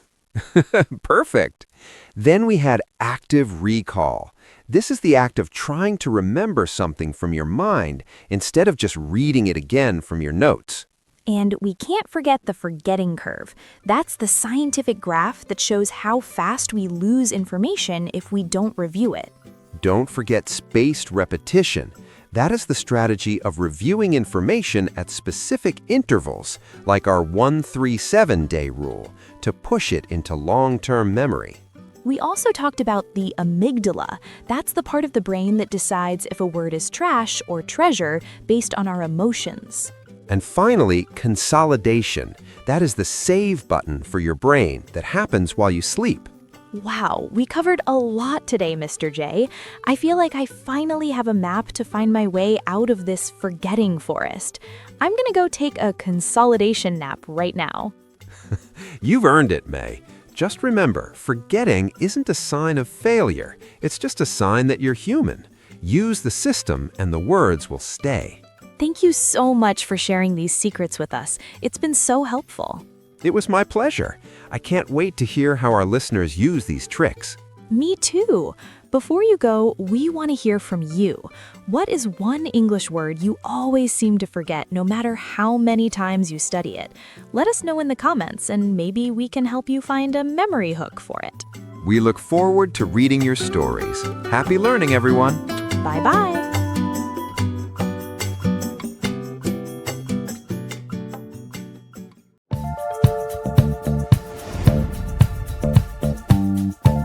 Hey everyone, welcome back to the Jay and May English podcast. I'm May, and today we are tackling a word that is everywhere but drives everyone crazy. It's the word take. Hello, I'm Mr. J. You're right, May. Take is like a Swiss Army knife. It has so many uses that beginners often get overwhelmed. But if you master just a few patterns today, your English will sound 10 times more natural. Seriously, by the end of this episode, you'll stop saying I go by bus and start using take like a pro. You'll even learn how to talk about time and habits without overthinking. Exactly. If you want to keep leveling up your English with us, make sure to subscribe to the J and May English podcast. We're here to make the hard parts of English feel easy. Okay, Mr. J, let's jump in. Whenever I open a dictionary, take has like 50 meanings. Where do we even start? Let's start with the most physical one, moving something from one place to another. If I'm at home and I'm going to work, I take my umbrella with me. So it's about carrying? I take my phone everywhere, is that right? Perfect. It's the act of carrying or moving something as you go. Think of it as bringing along. But here's a simple trick for you. Take usually implies moving something away from where you are now. Oh, so if I'm at your house and I leave with your book, I take the book. Hey! Yes, you take my book away. If you bring it to me, we use bring, but when you leave with it, you take it. That makes sense. Take goes away. What about transportation? I always hear people saying take a bus or take a taxi. Why don't we say ride a bus? You can say ride, but take is much more common for public transport. Most learners fail here because they try to use go in or use. If you want to sound like a native, you take the train, take the subway, or take a flight. So this morning, I took the bus to get here. It sounds so much better than I came by bus. It does. It's more active. It shows you chose that method of travel. Did it take you a long time to get here today? Oh, you just used take for time. That's the one I always mix up. It takes. This part is vital, May. We use take to talk about the duration or the amount of time needed for an activity. The structure is usually it takes plus person plus time. So if I want to say my commute is 30 minutes, I say it takes me 30 minutes to get to the studio. Precisely. You aren't using 30 minutes. The journey is taking that time from your day. Does it work for other things, like it takes 5 minutes to boil an egg? Spot on. It describes the requirement. If a task is difficult, we might even say it takes a lot of effort. We're treating time and effort like things we have to give to the task. I see. So take is like a requirement. What about when I go to a restaurant? The waiter always asks, "Can I take your order?" Exactly. There he is receiving or accepting information. He takes your words and brings them to the kitchen.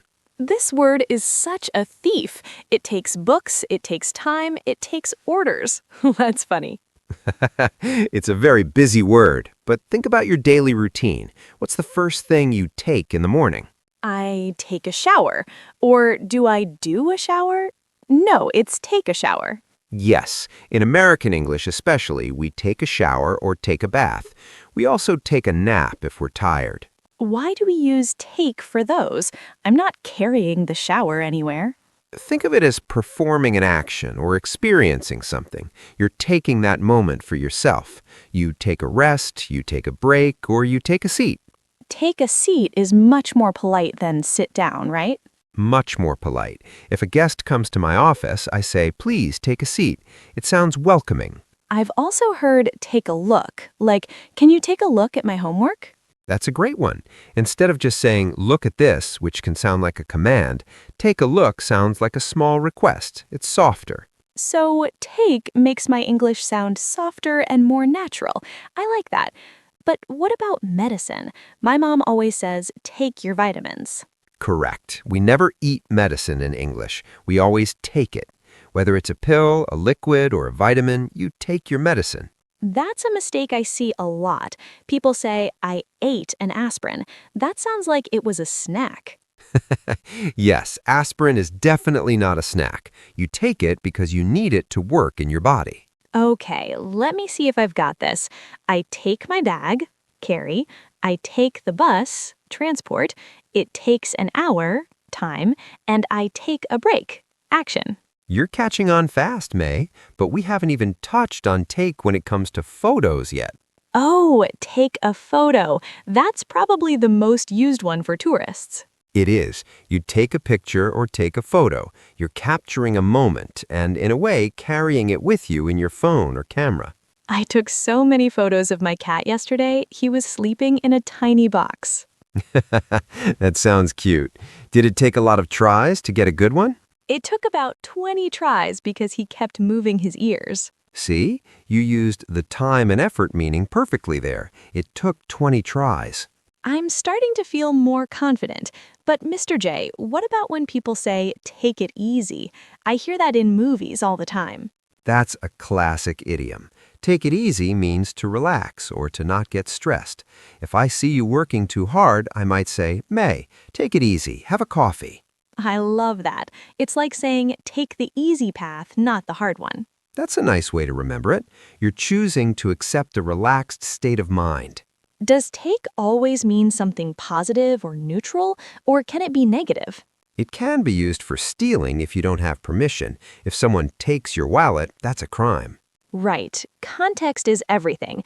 If I take a cookie from the jar, it's fine. If I take a car that isn't mine, I'm in trouble. Exactly. It all depends on who owns the thing you're taking.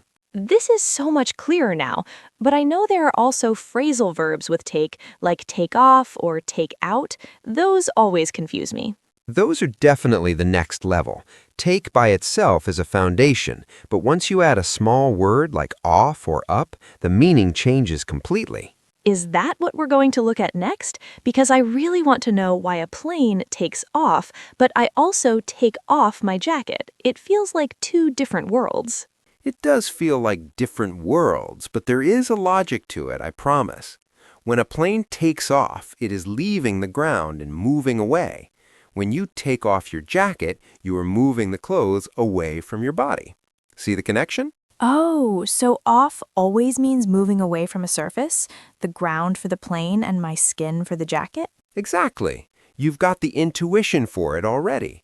This is why learning take is so powerful. It's a small word, but it acts like a bridge to so many bigger ideas. I'm ready for more, but before we get into the tricky phrasal verbs, I want to make sure I really understand the take-a patterns.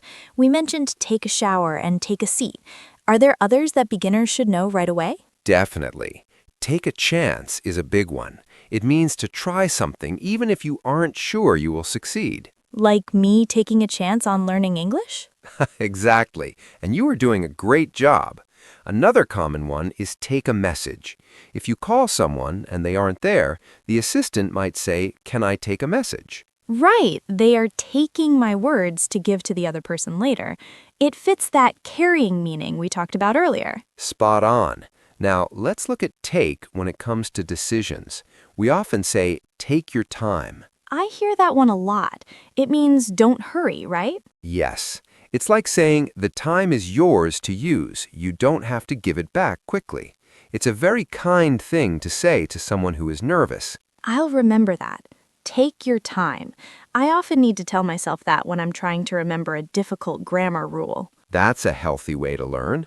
Now, here's a simple trick for you regarding take versus have. In many cases, especially in British English, people might say have a shower or have a rest. Wait, so they're the same? Take a break and have a break? In those specific contexts, yes, they're interchangeable. Take feels a bit more active, like you're grabbing that break, while have feels a bit more passive. But don't worry too much, both are correct. That's a relief. I always worry I'll pick the wrong one and people will look at me funny. Most learners fail here because they overthink the perfect word. In reality, English speakers are very flexible with take. However, you can't have a bus to get to work. You must take the bus. Ah, okay, so take for transport is a strict rule, but take for a rest is a choice. You're getting the hang of the nuances. Now, let's look at take when it comes to take notes. Are you taking notes right now, May? I am. I have my notebook right here. I'm taking notes on everything you say about take. Good. We use take for writing down information quickly. You take notes in a meeting, you take notes in a class, or you take someone's phone number down. Why not write notes? You can say write notes, but take notes implies a process of listening and capturing the main points.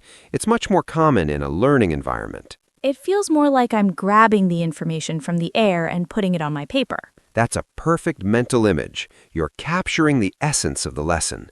Speaking of capturing, what about take a breath? Oh, like when I'm stressed. Take a deep breath and relax. Exactly. You are literally pulling air into your lungs. It's another physical use of the word. It's amazing how many things we take without even thinking about it.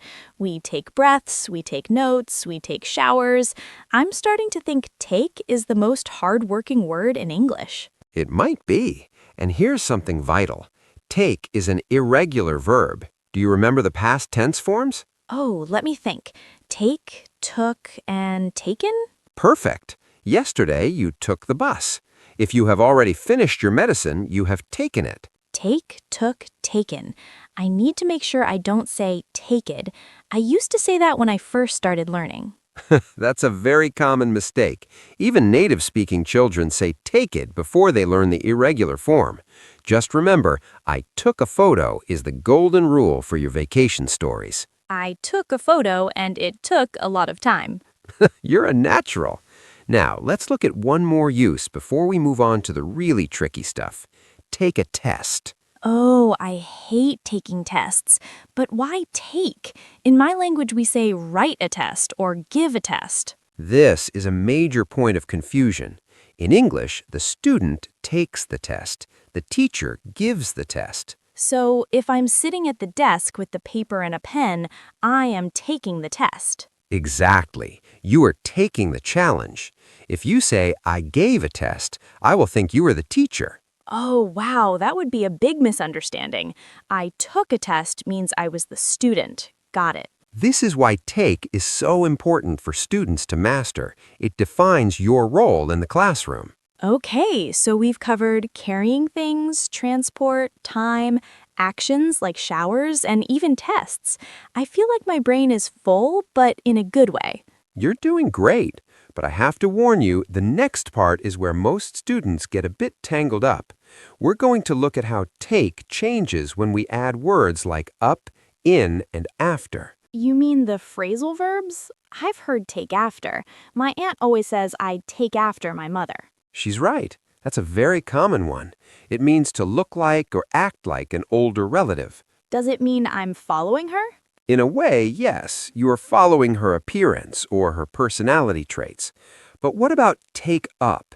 If I say I want to take up painting, what do you think that means? Lifting a paintbrush up? Not quite. It means to start a new hobby or activity. Oh, so I could say I want to take up yoga next month. Exactly. You are taking a new activity up into your life. It's a very positive phrasal verb. I like that. I think I've taken up a lot of English habits lately by listening to this podcast. That is the best thing you could take up. Ready to dive deeper into these direction words? Because things are about to get even more interesting. I'm definitely ready. I used to be so scared of phrasal verbs, but the way you explain them makes them feel like a puzzle instead of a math equation. That's the spirit. Let's look at one that confuses everyone. Take out. Now, the most common way we use this is for food. You take out a pizza or get takeout. Oh, I know that one. It's when you buy food at a restaurant but eat it at home. You move the food out of the shop. Exactly. But it also has a social meaning. If I say, I'm going to take my parents out for dinner, it means I'm inviting them and usually paying for them. So takeout can be about food or about a nice evening with friends. Yes, it's like you're taking them from their house to a restaurant. But wait, there's a third meaning that's very physical. If you have a bad tooth, the dentist will take it out. Hopefully not after the dinner. So take out is about removing something from a place or a person. Precisely. Now, let's look at take on. This one is vital for your career. If your boss asks you to take on a new project, what do you think that means? It sounds like a lot of work. Does it mean to accept a responsibility? You hit the nail on the head. To take on something means to accept a challenge or a new duty. You are putting that responsibility on your shoulders. I think I'm taking on a lot of new vocabulary today, but I'm enjoying it. You are handling it very well. Just remember, don't take on too much at once or you'll get stressed. Good advice. What about take over? I see that in movies when someone grabs the steering wheel of a car. That's a perfect example. Take over means to get control of something. If a big company buys a small company, they take it over. Or if I'm tired of driving, I might ask you, can you take over for a while? So I would become the driver. I take the control over from you. Exactly. It's about a transfer of power or control. Now, let's try a tricky one. Take in. This can mean to understand information, but it also has a very specific meaning for clothes. For clothes, like putting them in a bag? Not quite. If you lose weight and your pants are too big, you go to a tailor to have them taken in. It means to make the clothes smaller or tighter. Oh, so you are moving the fabric inward. That's clever. And for information? If a lesson is very difficult, you might say, "It was a lot to take in."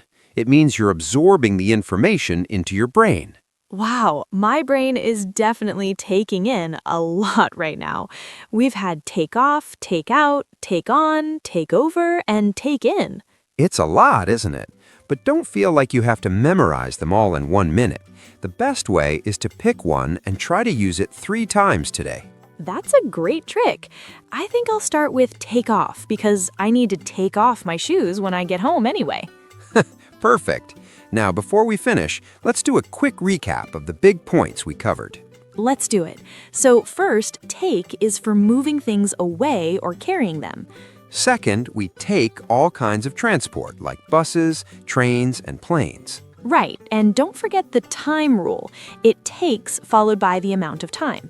It takes for time and effort. Then we have the take a phrases: take a shower, take a break, take a seat, and take a photo.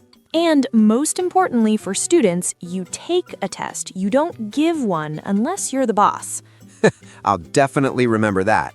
And finally, the phrasal verbs like take after for looking like your family and take up for starting a new hobby. To all our listeners, thank you for joining us today. You've taken a big step in your English journey by sticking with us until the end. We really hope this helped you clear up the confusion around take. What is one thing you are going to take up this week? A new hobby? A new English habit? Let us know in the comments. We love reading your stories. Until next time, keep practicing and take it easy.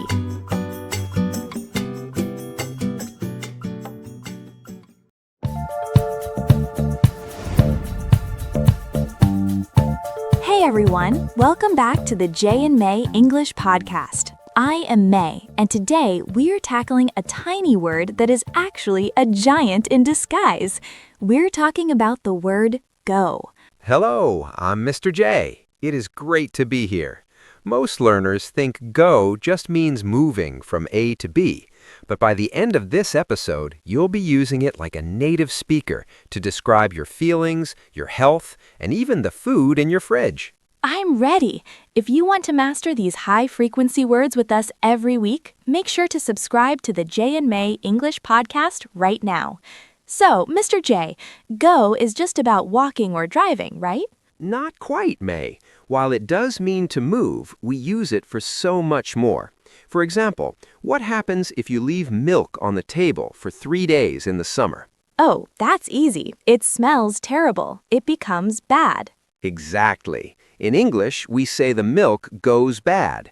We use go to describe a change in state or condition, usually a negative one. So the milk isn't actually walking anywhere. It's just changing from good to gross. Spot on. We use go with colors, too. If I say something funny and you get embarrassed, your face might go red. Oh, I do that a lot. My face goes red whenever I have to speak in front of a big crowd. It's like a physical change. It is. And think about a person's hair as they get older. It doesn't stay black or brown. It goes gray or goes white. That makes sense. So go plus an adjective describes a transformation.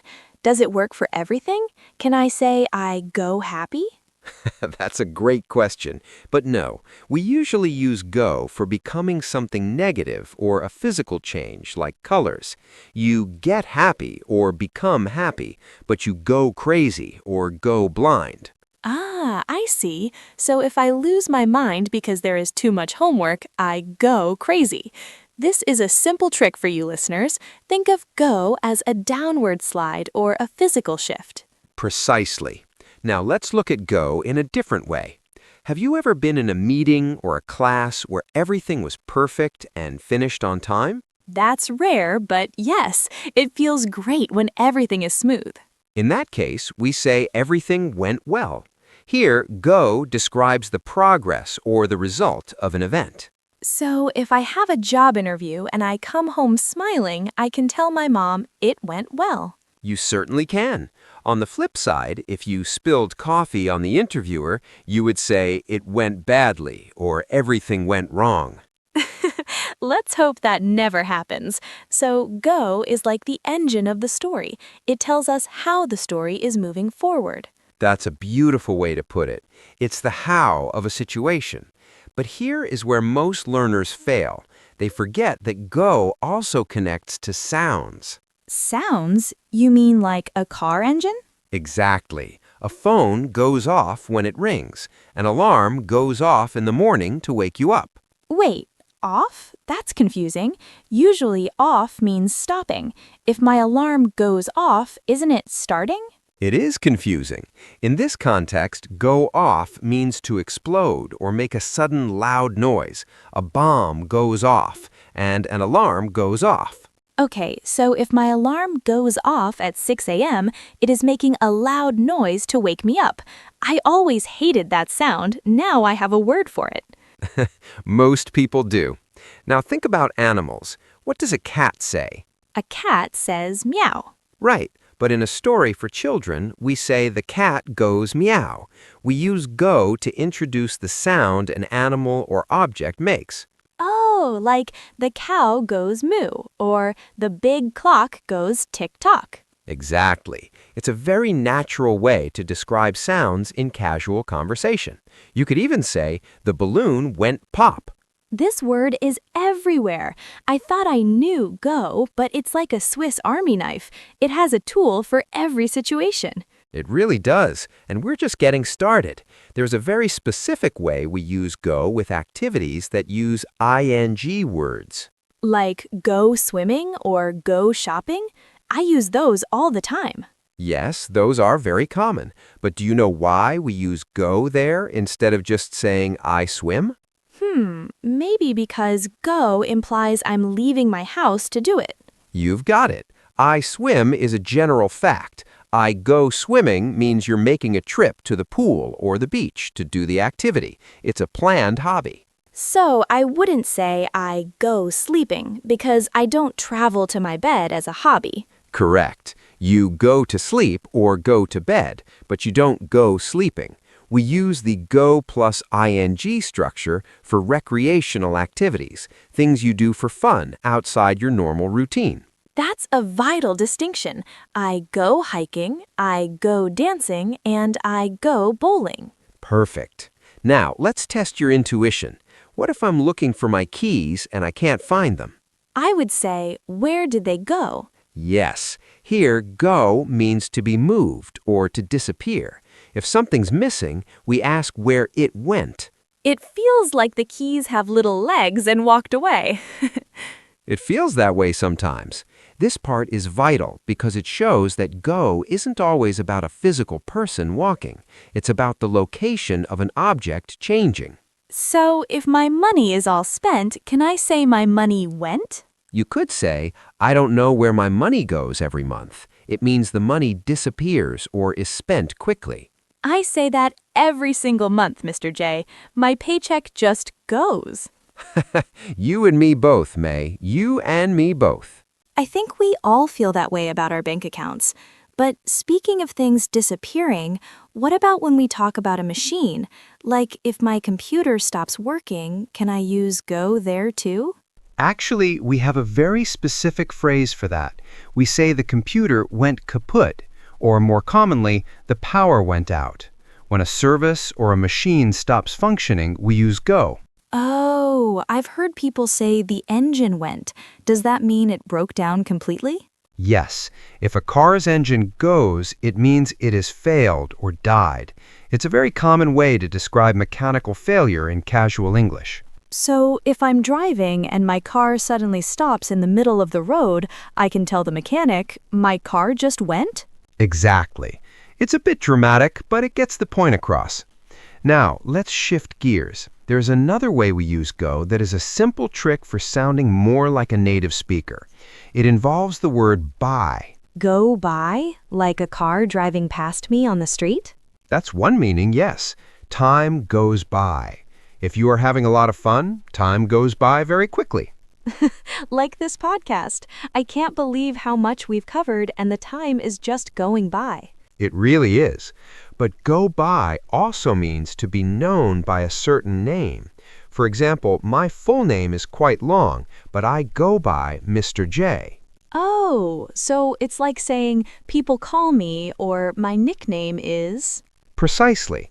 If a student's name is Samantha, but she prefers everyone to call her Sam, she would say, I go by Sam. That is so useful. I have a friend named Leonardo, but he goes by Leo. I never realized I could use go for names. It's very natural. Now, here is something where most learners fail because they overcomplicate it. It's the phrase go for. Go for?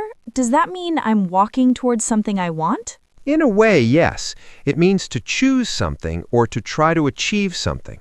If we're at a restaurant and you can't decide between pizza or pasta, I might say, go for the pizza. It's delicious here. So go for is like choose? Yes, and if you are trying to win a race, you go for the gold. You're putting in the effort to get that specific result. I like that. It sounds very active and energetic. I'm going for a promotion at work, or I'm going for a new record in the gym. Perfect examples. It shows ambition. But go for can also be used to ask about a price.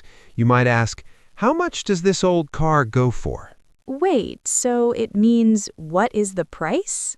Exactly. It's a very common way to talk about the market value of something. Houses in this area go for a lot of money. Wow, go is really doing a lot of heavy lifting in English. We've used it for moving, changing colors, broken engines, nicknames, and even prices. It really is. And we haven't even touched on the most common way beginners use it, traveling. But even there's a secret. This part is vital. The difference between gone to and been to. Oh, I always get those mixed up. I never know which one to use when I'm talking about my vacations. This is a classic mistake. If I say May has gone to Paris, where are you right now? If you say I've gone there, am I in Paris? Yes, you are either on your way to Paris or you are already there. You haven't come back yet. Okay, so if my mom calls me and asks where my brother is and he is currently in London, I say, he has gone to London. Exactly. But if he went to London last year and now he's sitting right next to you on the sofa, you say, he has been to London. Ah, so been means the trip is finished and gone means the person is still away. Spot on. Think of gone as a one-way arrow and been as a U-turn. You went and you came back. That is such a clear way to remember it. I've been to the supermarket, so my fridge is full, but my roommate has gone to the gym, so the house is quiet. You're a natural at this, May. Now, let's look at a slightly more advanced way to use go that beginners can start using today to sound very smart. It's using go to describe how things match. Do you mean like clothes? Like this shirt goes with these pants? Exactly. We use go with to talk about things that look good together or belong together. I use that for food too. Red wine goes with steak, or milk goes with cookies. Yes, it means they complement each other. They make a good pair. What if they don't match? Can I say, this tie doesn't go? Yes, you can. If you wear a neon green tie with a purple suit, I might say, May, that tie just doesn't go. Don't worry, I have better taste than that. I'm sure you do. But notice how go describes the relationship between the two items. It's not about movement, it's about harmony. Harmony. I love that. Go is about harmony, change, failure, and nicknames. It's like the most flexible word in the dictionary. It really is. And we have one more big category to cover before we finish. Go in expressions about time and rules. Rules? Like the rules go like this. You hit the nail on the head. When we explain a song, a poem, or a rule, we often use go. The lyrics go like this, or the story goes that a long time ago. Exactly. It's used to introduce the content of something written or spoken. It feels like go is a bridge. It connects the speaker to the information they are about to share. That's a very deep way to think about it, May. It is a bridge. But what about when someone says, go ahead? That's a bridge too, right? It certainly is. Go ahead is like a green light. It's a bridge that gives someone permission to start speaking or to do something they were planning to do. I hear that one all the time in movies. Like if someone wants to ask a question, the boss says, go ahead, I'm listening. Exactly. It's very polite and encouraging. Now, let's talk about something that happens to everyone, getting sick. We actually use go to describe how illnesses move through a group. Like a cold or the flu? Yes, we say there is a flu going around. It means the virus is moving from person to person in a community or an office. Going around. That makes it sound like the virus is taking a tour of the city. In a way, it is. And if you catch it, you might go down with a cold. Go down with? That sounds like I'm falling over. That's the idea. It means you have become ill and perhaps need to lie down in bed. I think I'm going down with the flu. This part is vital for anyone working in an office. If you need to call in sick, you can say, I've gone down with a fever. Perfect. It sounds much more natural than saying, I have a sickness. Now, May, have you ever seen a candle burn until there's nothing left? Yes, eventually the flame just disappears. We say the candle goes out. We use go out for fires, lights, and even fashion trends. Wait, fashion trends? Like big hair went out in the 80s? Precisely. If something is no longer popular or in style, we say it went out. It exited the world of fashion. So if I wear something very old-fashioned, my sister might tell me, May, that look went out years ago. Exactly. It's the opposite of coming in or being in. We have covered so much ground today. I used to think go was just about my legs moving, but it's actually about life changing, machines breaking, and even how much a house costs. It is one of the most powerful words in English because it is so flexible. If you can master these different uses, your English will sound much more fluid and less like a textbook. I feel so much more confident now. Before we wrap up, let's do a quick recap for everyone listening. Great idea. Remember, go can mean a change in state, like go bad or go gray. It can describe how an event happens, like it went well. And don't forget the sounds. The alarm goes off and the cat goes meow. We also have go by for nicknames and go for choosing or prices. And the big one for travelers, gone to means you're still there, but been to means you've returned. Lastly, go with for matching clothes or food, and go down with for catching a cold. Wow, what a list. I hope all of you were taking notes, or better yet, just listen to this episode again while you go for a walk. Nice use of the word, May. Thank you. Before we leave you today, we have a question for you to answer in the comments. Tell us, what is one place you have been to that you think everyone should visit at least once? I can't wait to read your answers. Thank you for joining us today. Don't forget to subscribe to the Jay and May English podcast so you never miss an episode. See you next time.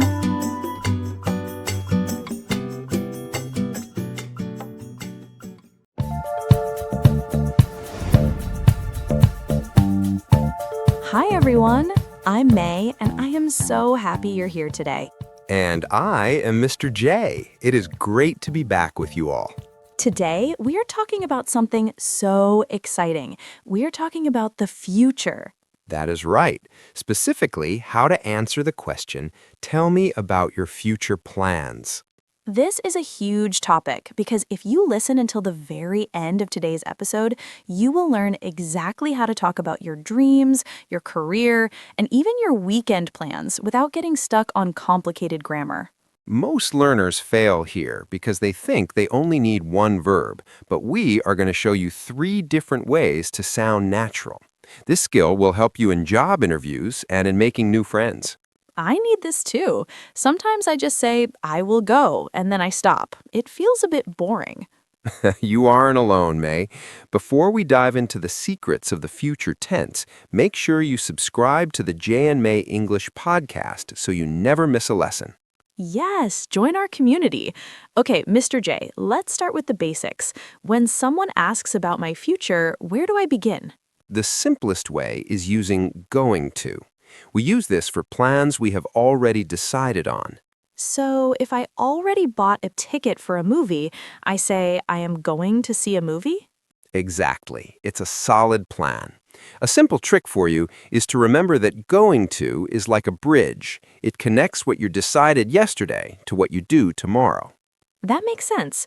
But what if I am not 100% sure? Like maybe I want to go to the park, but I haven't decided yet. Then we use will. We use will for instant decisions or things we think might happen. Oh, so I think I will go to the park sounds less certain than I am going to the park. You've got it. Will is more like a guess or a quick choice. Going to is a firm plan. This part is vital because I used to use them the same way. Does it sound weird to native speakers if I mix them up? Not weird, but it changes the meaning. If you say, I will marry him the moment he asks, that is a reaction. If you say, I am going to marry him, it sounds like you have already sent the invitations. That is a big difference. I don't want to send invitations by accident. Definitely not. Now, let's look at work. Many students want to talk about their career. How would you say you want a new job, May? I am going to find a new job next year. Good. Now try to add a why. The why makes your English sound deeper. I am going to find a new job because I want to use my English skills more. Perfect. You used going to for the plan and because to give more information. This is how you move from a beginner level to a more natural flow. It feels a bit long to say going to all the time, though. Can I shorten it? In casual speech, people often say gonna, but be careful. Only use gonna when speaking with friends, never in a formal writing test. Got it. I'm gonna travel to London. It sounds much faster. It does. But since we're practicing for all situations, let's stick to the clear version for a moment. What is a big dream you have for the future, May? I really want to open a small cafe. I love coffee and talking to people. That is a wonderful goal. To talk about big dreams, we can also use I hope to or I plan to. I hope to open a cafe. That sounds very professional. It is. I hope to shows a desire. It's a great phrase to use when you're talking about things that might take a long time to achieve. Is I plan to the same as I am going to? Very similar, but I plan to sounds a bit more organized. It suggests you're already thinking about the steps. So I can say, I plan to save money this year so I can open my cafe. Exactly. You are building a very clear picture of your future. I feel like I'm learning so much already. I used to just say I want, but I plan to or I hope to sounds much better. It really does. Using a variety of words shows that you have a better control of the language. What about the very near future, like what I'm doing in 5 minutes? For the very near future, we actually use the present continuous. I know it sounds like a grammar trap, but it is actually a simple trick. You can say, I am meeting a friend in 10 minutes. Wait, I am meeting sounds like I am doing it right now. Does that not confuse people? That is a great question. We add a time word to make it clear. Words like tonight, soon, or at 5 o'clock tell the listener that the action hasn't started yet. Oh, I see. So I am eating dinner means I have a fork in my hand right now, but I am eating dinner at 8 p.m. is my plan for later? Spot on. This part is vital because native speakers use this form constantly for their schedules. If you have an appointment or a date, this is the most natural way to say it. I am going to the dentist tomorrow morning, like that? Exactly. It sounds very certain. It sounds like it is already written in your calendar. This is so helpful.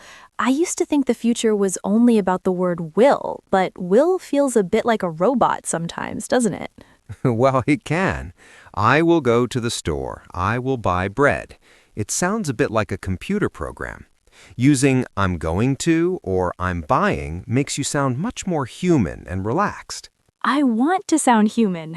So if I'm at a restaurant and the waiter asks for my order, do I say I am going to have the pizza or I will have the pizza? Most learners fail here.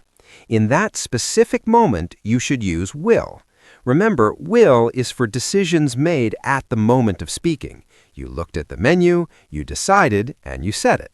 Ah, the instant decision rule. So if the phone rings, I say, I'll get it. Perfect. I'll is the short version of I will. It's very common. I'll help you, I'll call you back, or I'll have the coffee. Okay, so will for quick choices and going to for plans I made at home before I left. You're a natural, May. Now, let's talk about a mistake I see all the time. Many people say, I will go to home. Is that wrong? It sounds okay to me. It's a very common error. We never use to with the word home. We just say, I am going home or I will go home. Oh, I definitely say to home sometimes. I need to delete that to from my brain when I talk about my house. Just imagine home is a special place that doesn't need a bridge. You just go straight there. I like that. I'm going home to sleep. Speaking of sleeping, what about my plans for the weekend? Should I use going to for that too? Yes, because usually by Friday you have already thought about your weekend. I'm going to visit my parents, or I'm going to clean my apartment. What if my plan is just to do nothing? That is still a plan. You can say, I am going to relax, or I am going to take it easy. Take it easy. I like that phrase.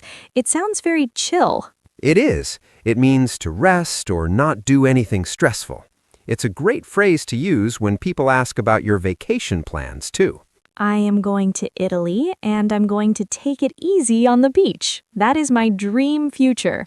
That sounds like a perfect plan. But what if things change? Life isn't always certain. How do we talk about plans that are not 100% sure yet? Maybe we use the word maybe? That is one way, but there are even better ways to sound like an advanced beginner. We can use maybe, but we can also use might or probably. These words are like a volume knob for your certainty. Oh, I like that comparison. So might is like low volume certainty? Yes, if you say, I might go to the gym later, it means there's a chance, but you haven't decided yet. Maybe you will, maybe you'll stay on the couch. I usually stay on the couch if I use might. What about probably? Probably is higher volume. It means you're about 80% sure. I'll probably cook dinner at home tonight. This part is vital because it helps you avoid making promises you can't keep. If I say, I'm going to help you move house, my friend will expect me there. But if I say, I might help you, they know I'm busy. Precisely. It manages expectations. Now, let's try a little challenge. Imagine someone asks you, where do you see yourself in 5 years? This is a classic interview question. That is a scary question. Okay, let me try. In 5 years, I hope to be a manager, and I probably will live in a bigger apartment. Excellent. You used hope to for the big goal and probably will for the living situation. It sounds very realistic and professional. Thanks, Mr. J. But what if I want to talk about something I'm definitely not doing? How do I say a negative future plan? We just add not. For example, I am not going to work this weekend. Or for will, it becomes won't. Won't? Is that will not? Yes, I won't be late, or I won't forget. Won't is very common in spoken English. It's much more natural than saying will not every time. I won't give up on my English studies. That's the spirit. You are doing so well. We have covered going to for plans, will for quick choices, the present continuous for schedules, and might for possibilities. It feels like a lot, but when we break it down like this, it's actually quite simple. It's all about how sure you are. That is the best way to think about it. The future isn't just one tense. It's a toolkit. You pick the tool that fits your feeling. Before we finish, I have one more question. What if I'm talking about a dream that's almost impossible? Like, I want to fly to the moon. For those dream scenarios, we often use would like to. It's very polite and shows a wish. I would like to travel to space one day. I would like to have a conversation with a native speaker without feeling nervous. That is a goal you will definitely reach, May, especially if you keep practicing like this. Thank you, Mr. J. I feel much more confident now. I can talk about my coffee shop dreams and my weekend plans.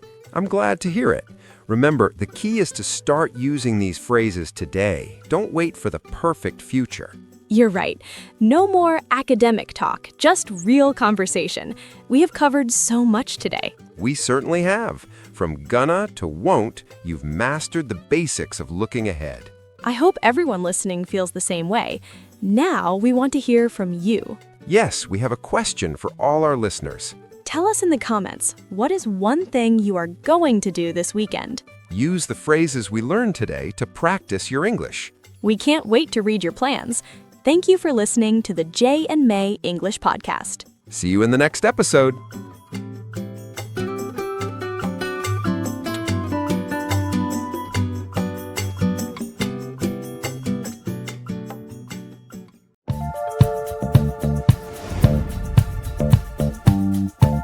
Hi everyone, welcome back to the show. I'm here with Mr. J, and today we are tackling some words that drive my brain crazy. Hello, May. I'm happy to be here. Don't worry, those crazy words are actually very simple once you see the pattern. I hope so. Today we are talking about say and tell, and also job and work. By the end of this episode, you'll know exactly which one to pick every single time, and you'll stop making those small mistakes that make you sound like a beginner. Exactly. If you stay with us until the end, you'll master the direction rule, which is the fastest way to choose the right word without thinking about grammar books. I love shortcuts.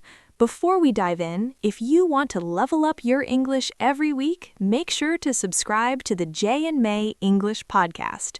Okay, Mr. J, let's start with say and tell. I always get these mixed up. I said to him, I told to him. It's confusing. It's the most common mistake for beginners. Here is the simplest way to look at it. Tell always needs a person immediately after it. You tell someone something. So I tell you a secret? Perfect. You tell me. You cannot just say, I tell a secret if you want to be natural. You need that person, the listener, right there after the verb. Okay, so tell is like an arrow pointing at a person. What about say? Say focuses on the words themselves. You say something. You don't need to mention the person. For example, he said hello. Oh, so if I don't want to mention who I'm talking to, I use say. Precisely. But here is where most learners fail. If you do want to mention the person with the word say, you must use the word to. You say something to someone. Ah, so it's I said hello to Mr. J, but I told Mr. J hello. You got it. You never say, I told to him. That to is a big red flag that you are using the wrong structure. That is a simple trick. Tell eats the person, but say needs a bridge like to if a person is there. Tell eats the person. I like that. It's very visual. Think of tell as giving information directly. We use it for instructions, stories, or facts. You tell a story, you tell the truth, or you tell the time. Wait, tell the time? We don't say the time? No, because you're giving information to someone who needs it. It's a classic expression. This part is vital because say and tell aren't just about grammar. They're about the feeling of the conversation. Say is like a quote, while tell is like a transfer of data. So, if my boss gives me a command, he tells me what to do. Exactly. He tells you to finish the report. He says, finish the report. I see. One is the direct action of speaking, and the other is the communication to a listener. But, Mr. J, I often hear people say things like, tell me more. Why isn't it say more to me? Tell me more sounds much more natural because you're asking for information. Say more sounds a bit like you're asking someone to keep making sounds with their mouth. That would be very strange. So if I'm reporting a conversation to a friend, I should mostly use said, like she said she was tired. Yes, That is the most common way to report news. She said she was tired is perfect. If you use told, you must add the listener. She told me she was tired. I think I'm starting to feel the difference. It's all about whether the person or the message comes first. You're doing great, May, but there's another pair of words that's even trickier because they seem like the same thing in many other languages. You mean job and work? I use those interchangeably all the time. Most people do, but in English they play very different roles in a sentence. One is a thing you count, and the other is an action or a general concept. Oh, I think I know where this is going. Are you saying that one of them is a noun and the other is a verb? That is a big part of it, yes. Work can be a verb, you work every day. But job is always a noun. You have a job. You can't job at an office. I am jobbing right now sounds very funny. So, job is my position, like I am a podcast host, and work is the actual effort I put in? Spot on. Think of job as a specific role or a title. It's a countable noun. This means you can have one job, two jobs, or many jobs. And work is different? Can I have 3 works? No, and this is where most learners fail. Work is usually uncountable when we talk about the activity. You have a lot of work to do, not many works. Oh, that explains why my computer says work in progress and not a job in progress. Exactly. Work is the general effort. It's the energy you spend. Here's a simple trick for you. If you can put a or an in front of it, use job. I have a job. I have an interesting job. You would never say, I have a work. That makes it so much clearer. So if I'm at the office and my friend calls me, I should say I'm at work or I'm at job. You should say, I'm at work. We use at work to describe the place or the state of being busy. I'm at job is grammatically incorrect. You could say I'm at my job, but it sounds a bit formal and stiff. Just at work is perfect. Okay, so work is the place and the effort, and job is the contract I signed. But what about when people say good job? Why don't they say good work? Actually, we say both, but they mean slightly different things. Good job is like a high five for a specific task you finished. Good work is often used for the quality of the effort you've been putting in over time. Interesting. So if I finish this script, you might say good job on the script. Precisely. And if I see you studying English every day for a month, I would say, good work on your studies. This part is vital. Job is a specific circle, while work is a big open field. I like those metaphors. It helps me see the words in my head. But wait, I have a question. Sometimes I hear people say, I have to go to work. Is work a noun there? Yes, in that case, work is a noun meaning the destination. It's like saying, I'm going to school or I'm going home. English is so flexible. It's a bit annoying that work can be a verb and a noun, while job is just a noun. It can be frustrating, but it also gives you more ways to express yourself. Just remember, if you're talking about your career in general, use job. If you're talking about the tasks you do from 9 to 5, use work. So if I'm tired, I should say I had a long day of work, not I had a long day of job. Perfect. You're catching on quickly. Now, let's test your brain a little bit. If you're talking about your duties, like answering emails or attending meetings, would you call those jobs or work? I think I would call them work because they're the activities I'm doing. Exactly. But if you have a side project, like walking a neighbor's dog for money, you could call that a small job. Ah, because it's a specific individual task for pay. You've got it. Now there is one more thing about say and tell that we need to fix before we move on to the recap, because it's a mistake I hear even advanced students make. Oh no, what is it? I want to make sure I'm not doing it. It's the way we use tell when we are giving advice. Many students say, he said me to go. Oh, I've definitely said that before. It feels like said should work there because he spoke the words. I understand why, but in English, when we want someone to take an action, we almost always use tell. So, he told me to go. If you use say, you have to change the whole sentence structure to something much more complex. So tell is for instructions, like my mom told me to clean my room. Exactly. My mom said to clean my room is okay, but my mom told me is much more common.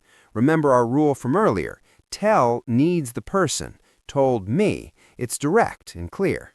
Okay, let me see if I have this all straight. Say is for the words, tell is for the person and information, job is my career or accountable task, and work is the general effort or the place I go to. You've mastered the core concepts. Let's do a quick recap for our listeners to make sure everything sticks. First, say versus tell. Right, use say when you want to focus on the message. He said hello. If you want to include the listener, add to. He said hello to me. And tell is the information bridge. It always needs a person immediately after. He told me the news. No to allowed there. Then we have job and work. Job is a countable noun. You can have a new job or two jobs. It's your position or title. And work is the activity or the effort. It's usually uncountable, so don't say many works. Also, work is the place you go to. I'm at work. This was so helpful, Mr. J. I feel much more confident now. I won't be jobbing anymore. I'll just be working at my job. Haha, that's the spirit. If you keep these simple patterns in mind, your English will sound much more natural and professional. I hope everyone listening found this as useful as I did. If you enjoyed this episode, please leave us a review and tell your friends about the Jay and May English podcast. It really helps us grow. It really does. And before we go, we have a question for all of you listening at home or on your commute. Yes, we want to hear from you. In the comments or the review section, tell us what is your dream job and what kind of work do you have to do to get it? Use both words in your answer so we can see you practicing. We will look at your responses and maybe even give you some feedback. Thanks for listening, everyone. We'll see you in the next episode. Goodbye for now.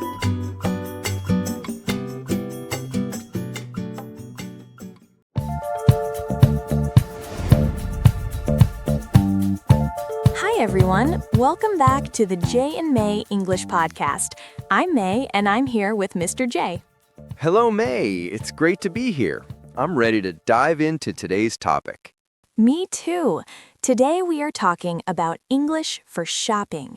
This is so important because everyone needs to buy things, but it can be really scary to talk to a shop assistant when you're in a foreign country.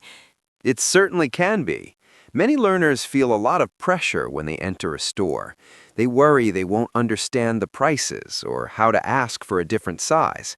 But don't worry, once you learn a few simple patterns, shopping becomes a lot of fun. Exactly. It's like a game once you know the rules. Before we start, if you want to improve your English every week, please subscribe to our podcast. Now, Mr. J, where do we even begin?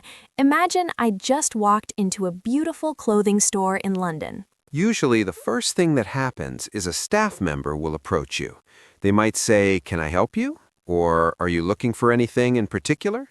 Oh, I know this one. Sometimes I just want to look around without buying anything yet.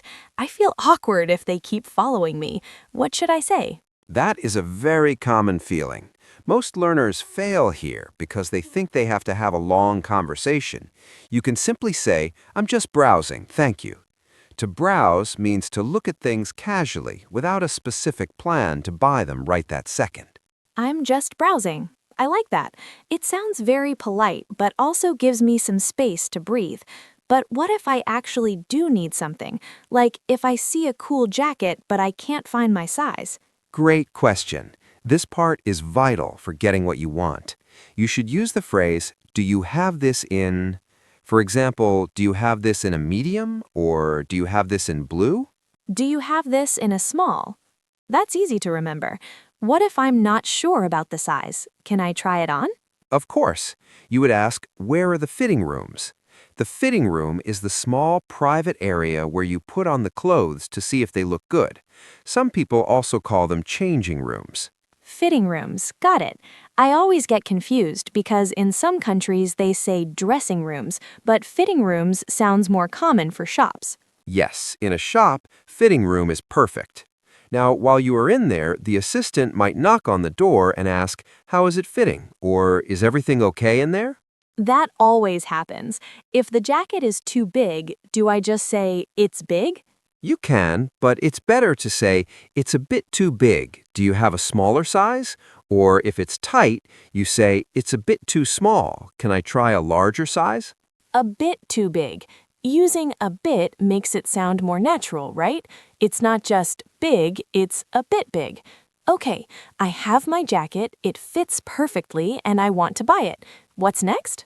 Now you head to the counter. In English, we often call this the till or the checkout. You might see a sign that says cashier. I usually just look for the long line of people waiting. When I get to the front, do I just hand them the jacket? You can, but they will usually ask, will that be all for today? They want to know if you are finished shopping or if you want to buy more items. You can say, yes, just this, thanks. Just this, thanks. Simple. I can do that. But then comes the part I hate, the payment. Numbers in English are so fast when people speak. Don't worry. A simple trick for you is to look at the screen on the register. But if you want to practice your listening, listen for the word total. They will say, your total comes to, followed by the price. Your total comes to, okay, I'll listen for that. What if I want to pay with my card? Do I say, I want to use card? It's better to ask, do you take card? Or can I pay by card? Most places now use contactless payment, where you just tap your card or phone on the machine. Tap and go. I love that. It saves so much time, and I don't have to count coins. But wait, what if I need a bag? Some shops charge money for bags now, right? Yes, in many places, you have to pay a small fee for a plastic or paper bag. They might ask, would you like a bag with that? If you have your own, you can say, no thanks, I have my own. If you need one, just say, yes, please. This is all so helpful. I feel like I could walk into a shop right now and not feel like a total stranger. That's the spirit, May.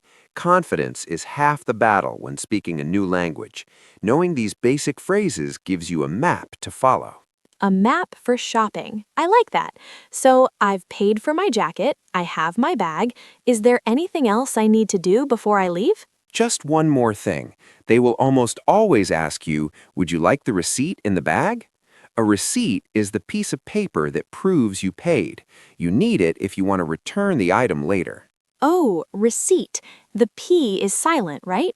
Receipt. Exactly. No P sound, just receipt. It's a very important word because if the jacket has a hole in it when you get home, you'll need that paper to get your money back. Good point. I'll make sure to keep my receipt. This has been a great start, but I have so many more questions about different kinds of shops, like what about grocery shopping or looking for discounts? We can definitely talk about that. Shopping for food or looking for a bargain, which is a very good price, is a little bit different. A bargain? I love a good bargain. My mom is the queen of finding bargains. She can find a designer dress for $5. That is a real skill. Let's talk about how to find those deals and what to say when you're at the supermarket next. I definitely need to learn those supermarket skills. Buying clothes is fun, but buying food is something I have to do every single day. That's true. And supermarkets can be quite overwhelming because they're so large. Usually, the biggest challenge is finding where things are kept. Oh, tell me about it. I spent 20 minutes looking for eggs yesterday. I felt so silly. I wanted to ask someone, but I didn't know the right word for the walking paths between the shelves. Those are called aisles. It's spelled with an A and an S, but the S is silent. You pronounce it just like the word aisle, as in, I'll go there. Aisle. Okay.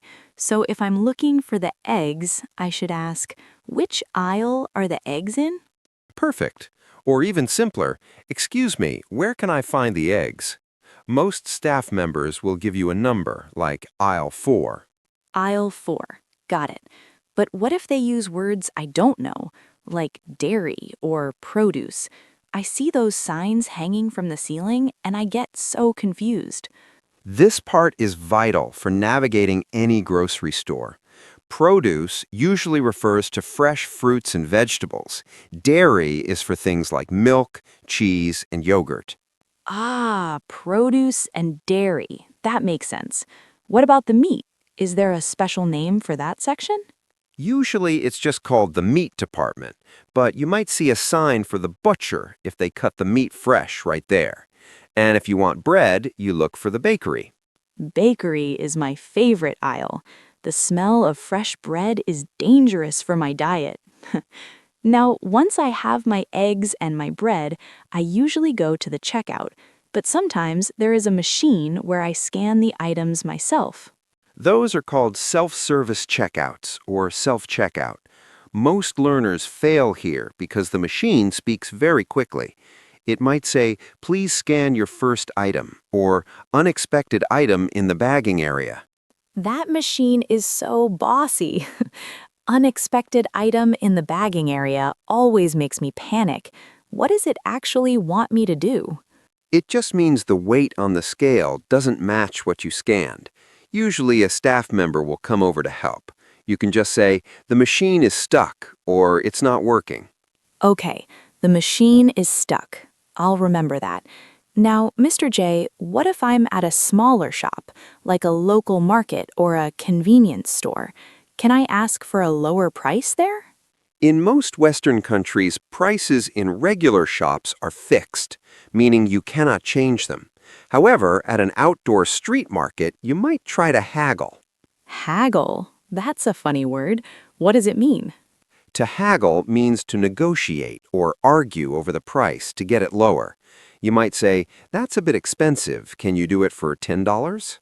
I'm not very good at haggling. I get too shy. Is there a simple trick for you to use if you want a better deal without being aggressive? A polite way to ask is this your best price? Or do you have any discounts available? It's a soft way to check if a sale is happening. Is this your best price? I like that. It's polite but firm. Speaking of discounts, I always see signs like BOGOF. What on earth does BOGOF mean? That is a very common abbreviation in the UK and other places. It stands for buy one, get one free. It's the ultimate bargain. Oh, buy one, get one free. BOGOF. That's great. I also see 50% off or clearance. Clearance is the best section to look in. It means the shop wants to sell those items very quickly, usually because they're the last ones left or the season is changing. The prices are usually very low. So if I see a clearance sign, I should run toward it. Exactly. But be careful. Sometimes items on clearance are non-refundable. Non-refundable? Does that mean I can't bring them back? Precisely. If you buy something and it's non-refundable, you cannot return it to the store to get your money back. You have to be sure you really want it. That's a very important warning. I should always check the return policy before I buy something expensive on sale. Definitely. You can ask the cashier, "What is your return policy?" They might say you have 30 days to bring it back, or they might say all sales are final. All sales are final. That sounds very serious, like a movie ending. It just means no returns allowed. It's better to know that before you spend your money. You're right. Shopping is about more than just spending money. It's about making smart choices. I feel like I'm learning how to be a professional shopper in English. You're doing great, May. You're asking all the questions that a real traveler would have. It's much better to ask now than to be confused at the cash register. I agree. But what happens if I get home and I realize the shirt I bought has a stain, or it's actually the wrong size even though I tried it on? How do I go back and complain? Returning an item is a specific skill. It can feel a bit awkward because you're asking for your money back, but as long as you have your receipt, it's usually very easy. I'm glad I kept my receipt. What's the first thing I should say when I walk back into the store with my bag? The best way to start is to be direct but polite. You can say, "I'd like to return this, please." Or if you want to trade it for something else, you can say, "I'd like to exchange this for a different size." Return or exchange. Okay. Do I need to give a reason? I feel like I need to explain myself so they don't think I'm being difficult. Most stores will ask, "Is there anything wrong with it?" You can just say, "It doesn't fit," or "I've changed my mind." In many countries, you don't need a huge reason as long as the tags are still on the clothes. Tags?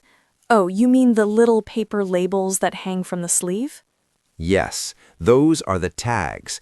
If you remove them, it's much harder to prove the item is still new. This part is vital. Always keep the tags on until you are 100% sure you want to keep the item. That is a great tip. I've definitely made the mistake of cutting the tags off too early before. Now, what if they say they can't give me my money back, but they can give me store credit? Store credit is like a gift card for that specific shop. You can't spend it anywhere else, and you can't turn it back into cash. It's their way of keeping your money while letting you pick something else later. Well, store credit is better than nothing, I guess. This has been such a helpful journey through the shopping world, Mr. J. We went from browsing to buying and even to returning items. We certainly did. We covered a lot of ground today. Should we do a quick recap of the most important words for our listeners? Yes, please. Let's see if I remember them. First, we had browsing, which is just looking without a plan to buy. Then fitting rooms for trying on clothes. Don't forget the aisles in the supermarket. Remember, the S is silent. Right, the aisles. And for the money part, we have the total, the receipt, and the checkout. If we want a deal, we look for a bargain or clearance items. Perfect. And if you are at a market, you might try to haggle to get a better price.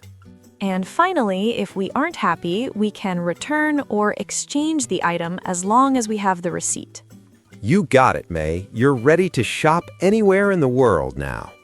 I feel so much more confident. Thank you so much, Mr. J. To our listeners, we want to hear from you. What is your favorite thing to shop for? Do you love looking for clothes, or are you a fan of finding snacks in a foreign supermarket? Let us know in the comments. We love reading your stories. Don't forget to subscribe to the J and May English podcast for more lessons like this. See you in the next episode. Goodbye, everyone.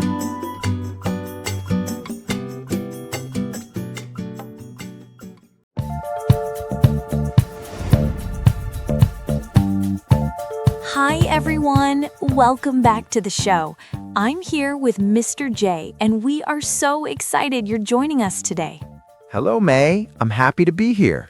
It's going to be a great session for our listeners.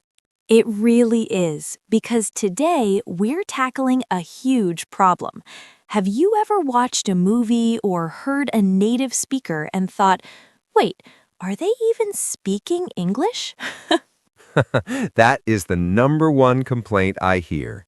Students say they know the words on paper, but when they hear them at a normal speed, everything sounds like one long, blurry word.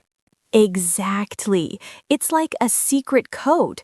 But today, we're going to help you break that code so you can finally understand fast English without feeling lost.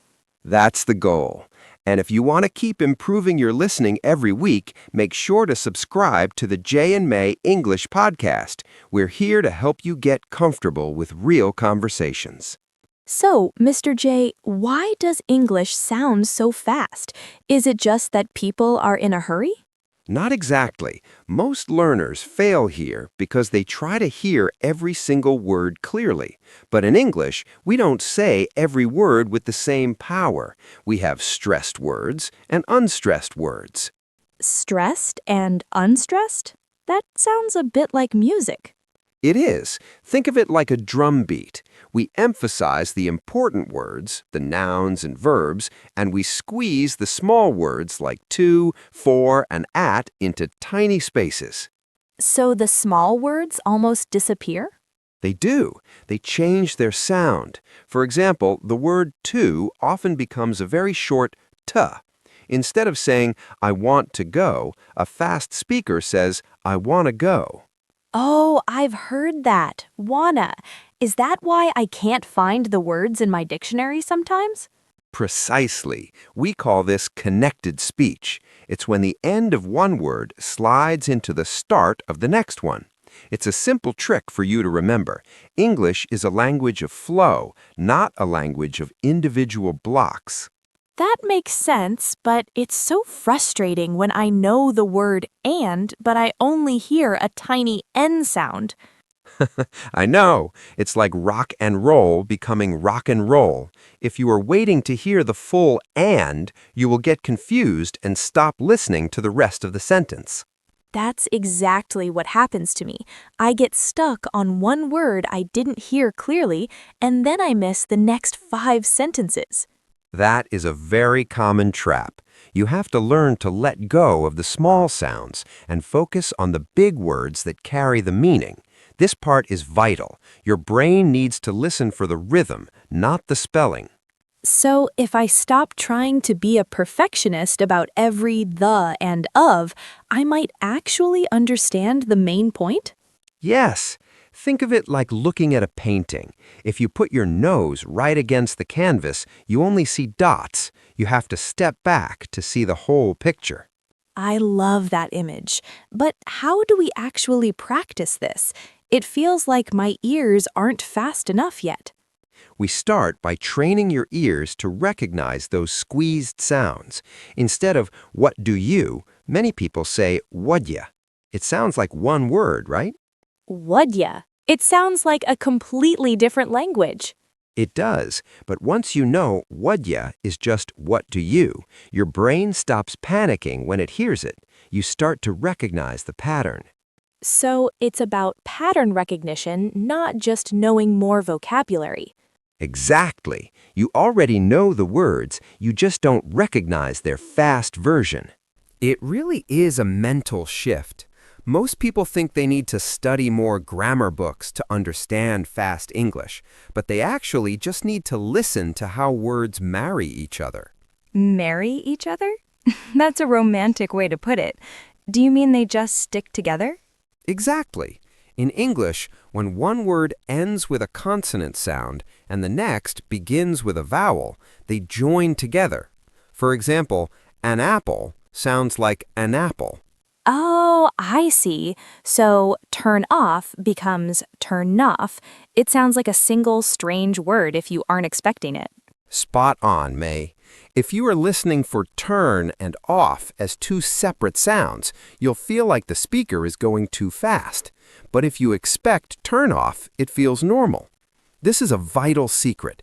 Native speakers aren't actually speaking faster, they're just taking shortcuts. I feel like those shortcuts are everywhere. I notice that when people say, could you, it sounds like, could ya? Why do we do that? It's all about efficiency. Our mouths are lazy. Moving from a D sound to a Y sound takes effort, so we blend them into a J sound. It's easier to say could ya than could you. Lazy mouths. That makes me feel better. So if I start using these shortcuts when I speak, will it help me understand them better when I hear them? Absolutely. This is the mirror rule. If you can produce the sound, your brain will recognize it instantly when someone else says it. If you always say, I am going to, you will always struggle to hear I'm gonna. That's a simple trick for you guys listening at home. Try saying the shortcuts out loud. But Mr. J, what about when people talk really softly or mumble? That's where context comes in. Most learners fail here because they try to translate every word into their native language in their head. By the time they translate the first 3 words, the speaker is already at the end of the paragraph. Guilty. I do that all the time. I'm like a slow computer trying to download a huge file. We need to upgrade your processor then. Instead of translating, try to catch keyword anchors. If you hear coffee, late, and boss, you don't need to hear every the, was, or my to know the person is talking about being late for work because of a coffee run. So I should look for the anchors to keep me from drowning in the fast speech. Precisely. And don't be afraid to guess. Even native speakers mishear each other. We use context to fill in the gaps. If I'm at a restaurant and the waiter says something fast that sounds like, "Would you like some water?" I know he's asking if I want water because of where we are. Context is like a safety net. It catches you when the words move too fast. But sometimes I feel shy to ask people to slow down. Is that okay to do? It's more than okay. But instead of saying what, which can sound a bit rude, you can say, "Could you say that again a bit slower?" Or, "I didn't quite catch that." I didn't quite catch that. I like that phrase. It sounds very natural. It's like the words were a ball and I just missed them. That's a great way to think of it. Remember, communication is a two-way street. It's not just your job to understand, it's the speaker's job to be understood. That makes me feel much more confident. I used to think it was just me being bad at English. Not at all. Even I have trouble understanding certain accents or very fast slang if I'm not familiar with them. The key is to stay relaxed. When you panic, your brain closes up and you hear even less. So relax, look for the anchors, and remember that mouths are lazy. I can do that. That is the perfect attitude to have. Confidence is half the battle when it comes to listening. If you believe you can understand, your brain stays open to the sounds. I've noticed that when I'm relaxed, I actually hear more. But when I'm nervous, like in a meeting or a job interview, my brain just freezes. Everything sounds like blah, blah, blah. We call that the affective filter. When your stress is high, it acts like a wall. This part is vital. You need to practice in low-stress environments first. Listen to podcasts like ours, or watch cartoons. Cartoons are great because the actors speak very clearly, even when they are fast. Cartoons? That sounds fun. I don't feel stressed watching a movie for kids. It's a great way to build up to the hard stuff. Exactly. And here's another simple trick for you. Use the shadowing technique.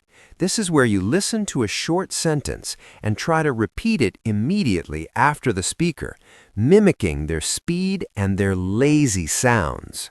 So if the character says, "I'm heading out," I should say, "I'm heading out," exactly like them, joining the words together? Yes. Try to copy the melody of the sentence. Don't worry about the individual words. Just copy the sound. This trains your ears to expect those connections.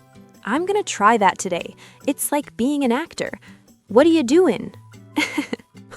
Perfect. You're already sounding more natural. Most learners fail here because they think they have to be serious all the time. But language is about playing with sounds. We've covered so much today. We talked about stressed and unstressed words, connected speech like wanna, the mirror rule, and using context anchors. We did. It's a lot to take in, but if you just focus on one thing at a time, like listening for those squeezed words, you will notice a huge difference in a few weeks. I feel so much better about my listening skills now. It's not a mystery anymore. It's just a set of patterns. That's the spirit. To all our listeners out there, we want to hear from you. What is the hardest phrase for you to understand when people speak fast? Leave us a comment and let's talk about it.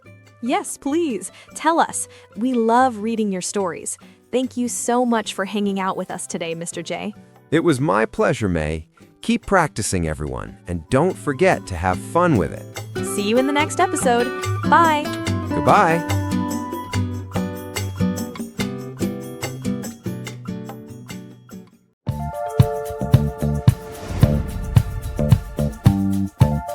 Hey everyone, welcome back to the Jay and May English podcast. I am May, and today we are tackling a massive headache for beginners: much versus many. Hello, everyone. I'm Mr. J. It's great to be here. This topic matters because if you use the wrong one, you don't just sound like a student. You can actually confuse people about what you're talking about. Exactly. I remember once saying, "I have many water," and my friend looked at me like I was an alien. It happens to the best of us. By the end of this episode, you'll never make that mistake again. You'll know exactly how to talk about quantities like a pro. I love that. Before we dive deep, make sure you subscribe to the Jay and May English podcast so you don't miss our weekly lessons. Now, May, let's start with the basics. Everything in English comes down to one question. Can you count it? You mean like 1, 2, 3, 4? Exactly. We call these countable and uncountable nouns. If you can put a number in front of it, it's countable. Think of apples. 1 apple, 2 apples. Okay, so for apples, do I use much or many? For things you can count, we use many. I have many apples. I have many friends. I have many problems. I definitely have many problems with grammar. So many is for the things I can touch and count individually. Mostly, yes. Now think about water or sugar. Can you say 1 water or 2 sugars? Well, maybe if I'm at a cafe, but usually no. Water is just a big pile of liquid. Right. We call that uncountable. For these big piles or abstract things, we use much. There isn't much water in the glass. Oh, so much is for the messy stuff you can't really separate into pieces easily. That is a great way to put it. This part is vital. Beginners often use much in the wrong types of sentences. Wait, what do you mean wrong types of sentences? Isn't it just about the noun? Not quite. In natural, everyday English, we actually don't use much very often in positive, happy sentences. Really? So I shouldn't say I have much money. Precisely. That sounds very old-fashioned or like a robot. In positive sentences, we usually use a lot of. Oh, so a lot of is like a cheat code. It really is. You can use a lot of for both. A lot of water, a lot of apples. It's the safe zone. Then why do we even need much and many? We need them mostly for questions and negative sentences. That's where much really lives. So if I'm asking a question, I say, "How much money do you have?" Spot on. And if you're broke, you say, "I don't have much money." That sounds like me right now. So for negatives and questions, we use the specific words. For positive sentences, we stick to a lot of to sound natural. You got it. But here's where most learners fail. They forget that some things feel countable but aren't. Like what? Give me a hard one. How about information? Can I have many informations? I want to say yes because I can learn 5 things, but informations sounds weird. Good ear. Information is uncountable. You never say many informations, you say much information or a lot of information. Wow, that is tricky. It's like the word advice too, right? Exactly. You don't get many advices, you get much advice. This is why I love our chats. It's making so much sense now. But Mr. J, what about time? Time is a number on a clock. Is it much time or many time? That's a brilliant question. Time as a concept is uncountable. We say, "I don't have much time." But I can count hours. Yes, if you use the word hours, you use many because hours are countable units. I have many hours of work left.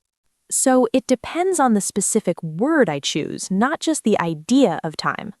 You're learning fast, May. It's all about the grammar of the specific noun. I feel like I'm finally getting the hang of this, but I know there's a simple trick for people who get stuck in the middle of a sentence. There is, and it involves looking at the end of the word. If the word has an S at the end, like books, dogs, or friends, it's almost always many. Oh, because the S means it's plural and countable. Right. If there's no S, like milk, rice, or luggage, you probably need much. Luggage, that's another one. We have many bags, but much luggage. Correct. Luggage is the whole group, so it's uncountable. My head is spinning a little, but in a good way. It's like a puzzle. It is a puzzle, but once you see the pattern, you can't unsee it. So if I'm at a party and I want to know if there are a lot of people, do I say much people or many people? Well, can you count people? One person, two people? Yes, but people doesn't have an S at the end. You just told me to look for the S. You caught me. People is an irregular plural. It's still countable, so we use many. Okay, so the S trick works 90% of the time, but I have to watch out for those sneaky words. Exactly. Many people is correct. Much people is a very common mistake. I'm glad we cleared that up. I used to say much people all the time. Don't worry, even advanced learners slip up on that one sometimes. It's so interesting how much feels so much more heavy, like it's for big flowing things. That's a poetic way to look at it. Much for the ocean, many for the fish in it. Oh, I love that. Much water, many fish. That's going in my notebook. Glad to hear it. Ready to look at some more real-life examples? Definitely. I want to be an expert by the time we finish. Well, think about your kitchen. Think about the things you use every day. Okay, coffee. I drink way too much coffee. Me too. And coffee is a liquid, so much is perfect there. What about the cups? I have many cups in my cupboard. Perfect. See, you're doing it. It's getting easier, but what if I'm talking about salt? Salt is like a million tiny pieces. I can't count those. You're right. Even though you could technically count them with a microscope, we treat it as a mass, so it's much salt. Too much salt in the soup. Got it. And many grains of salt if you want to be very specific. I think I'll stick to too much salt for now. Good choice. Keeping it simple is the best way to learn. So we've covered the basics of countable and uncountable, the S trick, and the a lot of cheat code. We've covered a lot, but there is one specific area where much and many get really confusing for beginners. Is it money? Because money always confuses me. It is actually related to money, but specifically how we ask about prices. Oh, how much is it? I say that every day. Exactly. But why do we say much if we can count dollars and cents? Wait, you're right. Why do we say how much for money? It's because the word money itself is uncountable. You never say, I have 5 monies. That sounds like something a cartoon character would say. It does. So because money is the category, we use much. But if I ask about dollars, I should say how many dollars, right? Exactly. You're a natural at this. How many dollars, but how much money? This is making me realize how much I didn't know about words I use every day. That's the beauty of language. There's always a deeper layer. I'm ready for the next layer. What else do we need to know? Well, since you're ready, let's talk about the big two. These are how much and how many. We use these more than anything else in English. I use them all the time when shopping, but sometimes I hesitate. Like if I'm buying fruit, do I ask how much or how many? It depends on what you were pointing at. If you point at a pile of grapes, you could ask how many grapes are there, because you can count individual grapes. But what if I just want to know the weight, like the total amount of fruit? Then you'd say, how much fruit do you want? Fruit as a general category is usually uncountable. Totally strange.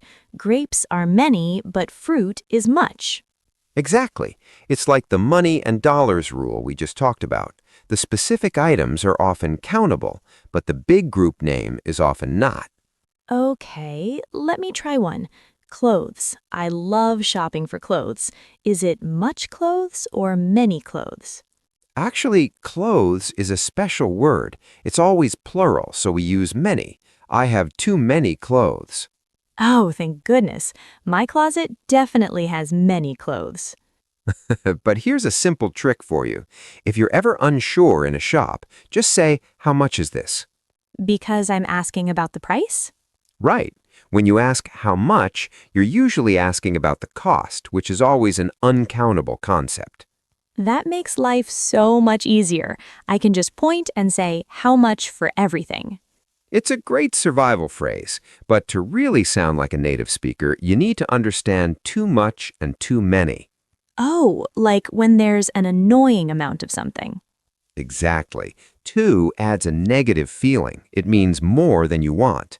Like there is too much noise in this room. Perfect example. Noise is uncountable. You can't have 3 noises usually, so too much noise is correct. And if I'm at a crowded concert, I would say there are too many people. You nailed it. This part is vital because using too much with a countable noun, like too much people, is a mistake that really stands out to native speakers. I don't want to stand out for the wrong reasons. So too many for things I can count and too much for things I can't. You got it. Now, let's test your brain a little bit. What about work? Is it much work or many work? I have a lot of things to do, but I don't say I have 5 works, so it must be much work. Spot on. I have too much work today. But I can say I have many tasks, right?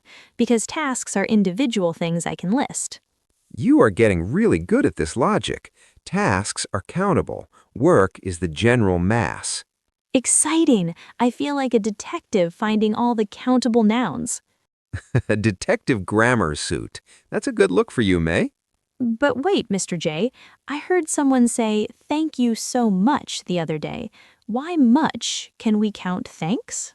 That's a brilliant observation. Thank you so much is a fixed expression. Much here modifies the feeling or the amount of gratitude, which is definitely uncountable. So I shouldn't say thank you so many? Actually, you can say many thanks. It's a bit formal, like in an email. Wow, English is full of these little paths you can take. So much for the feeling, many thanks for the plural noun.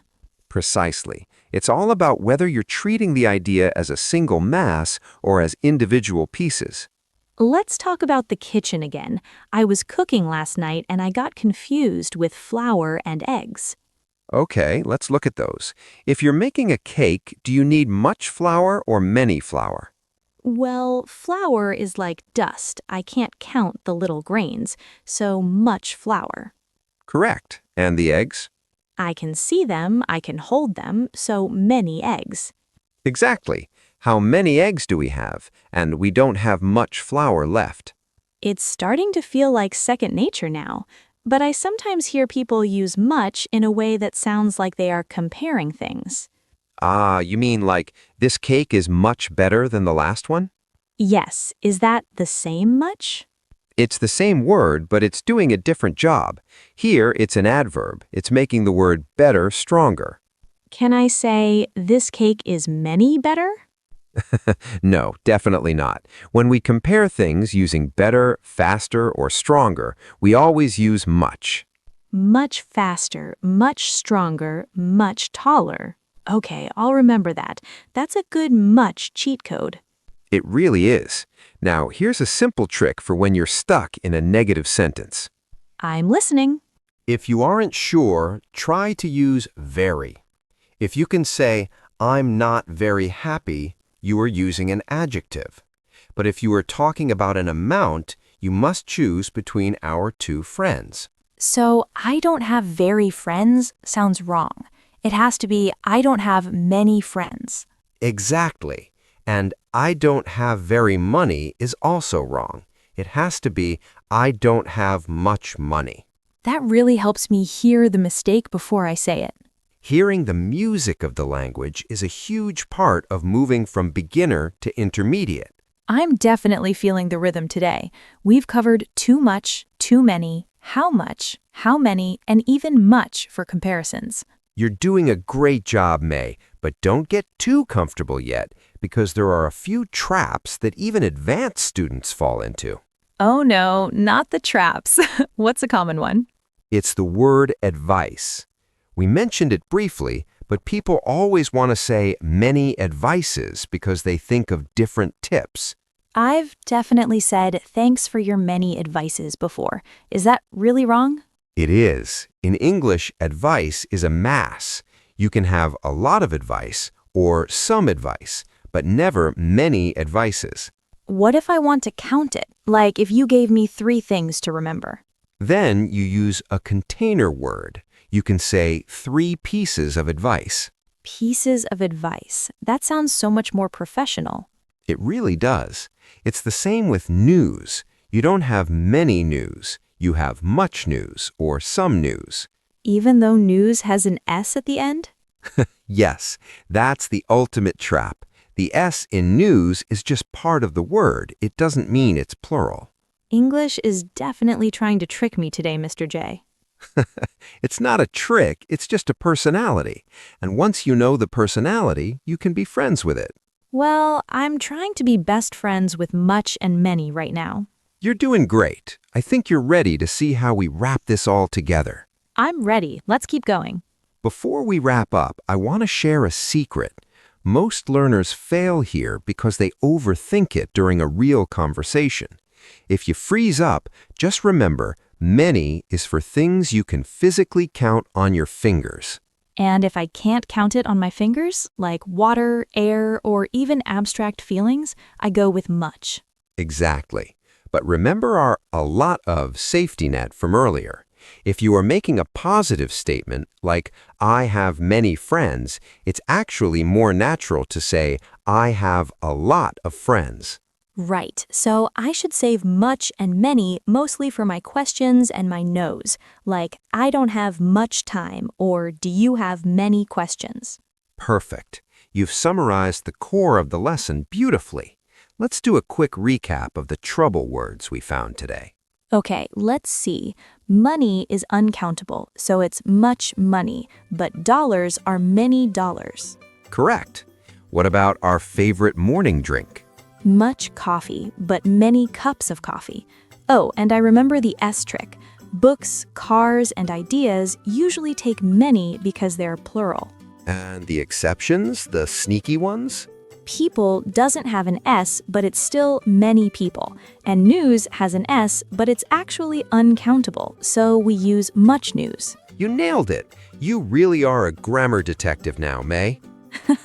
I feel so much more confident. It's not just about memorizing a list. It's about looking at the word and asking, can I put a 1, 2, 3 in front of this?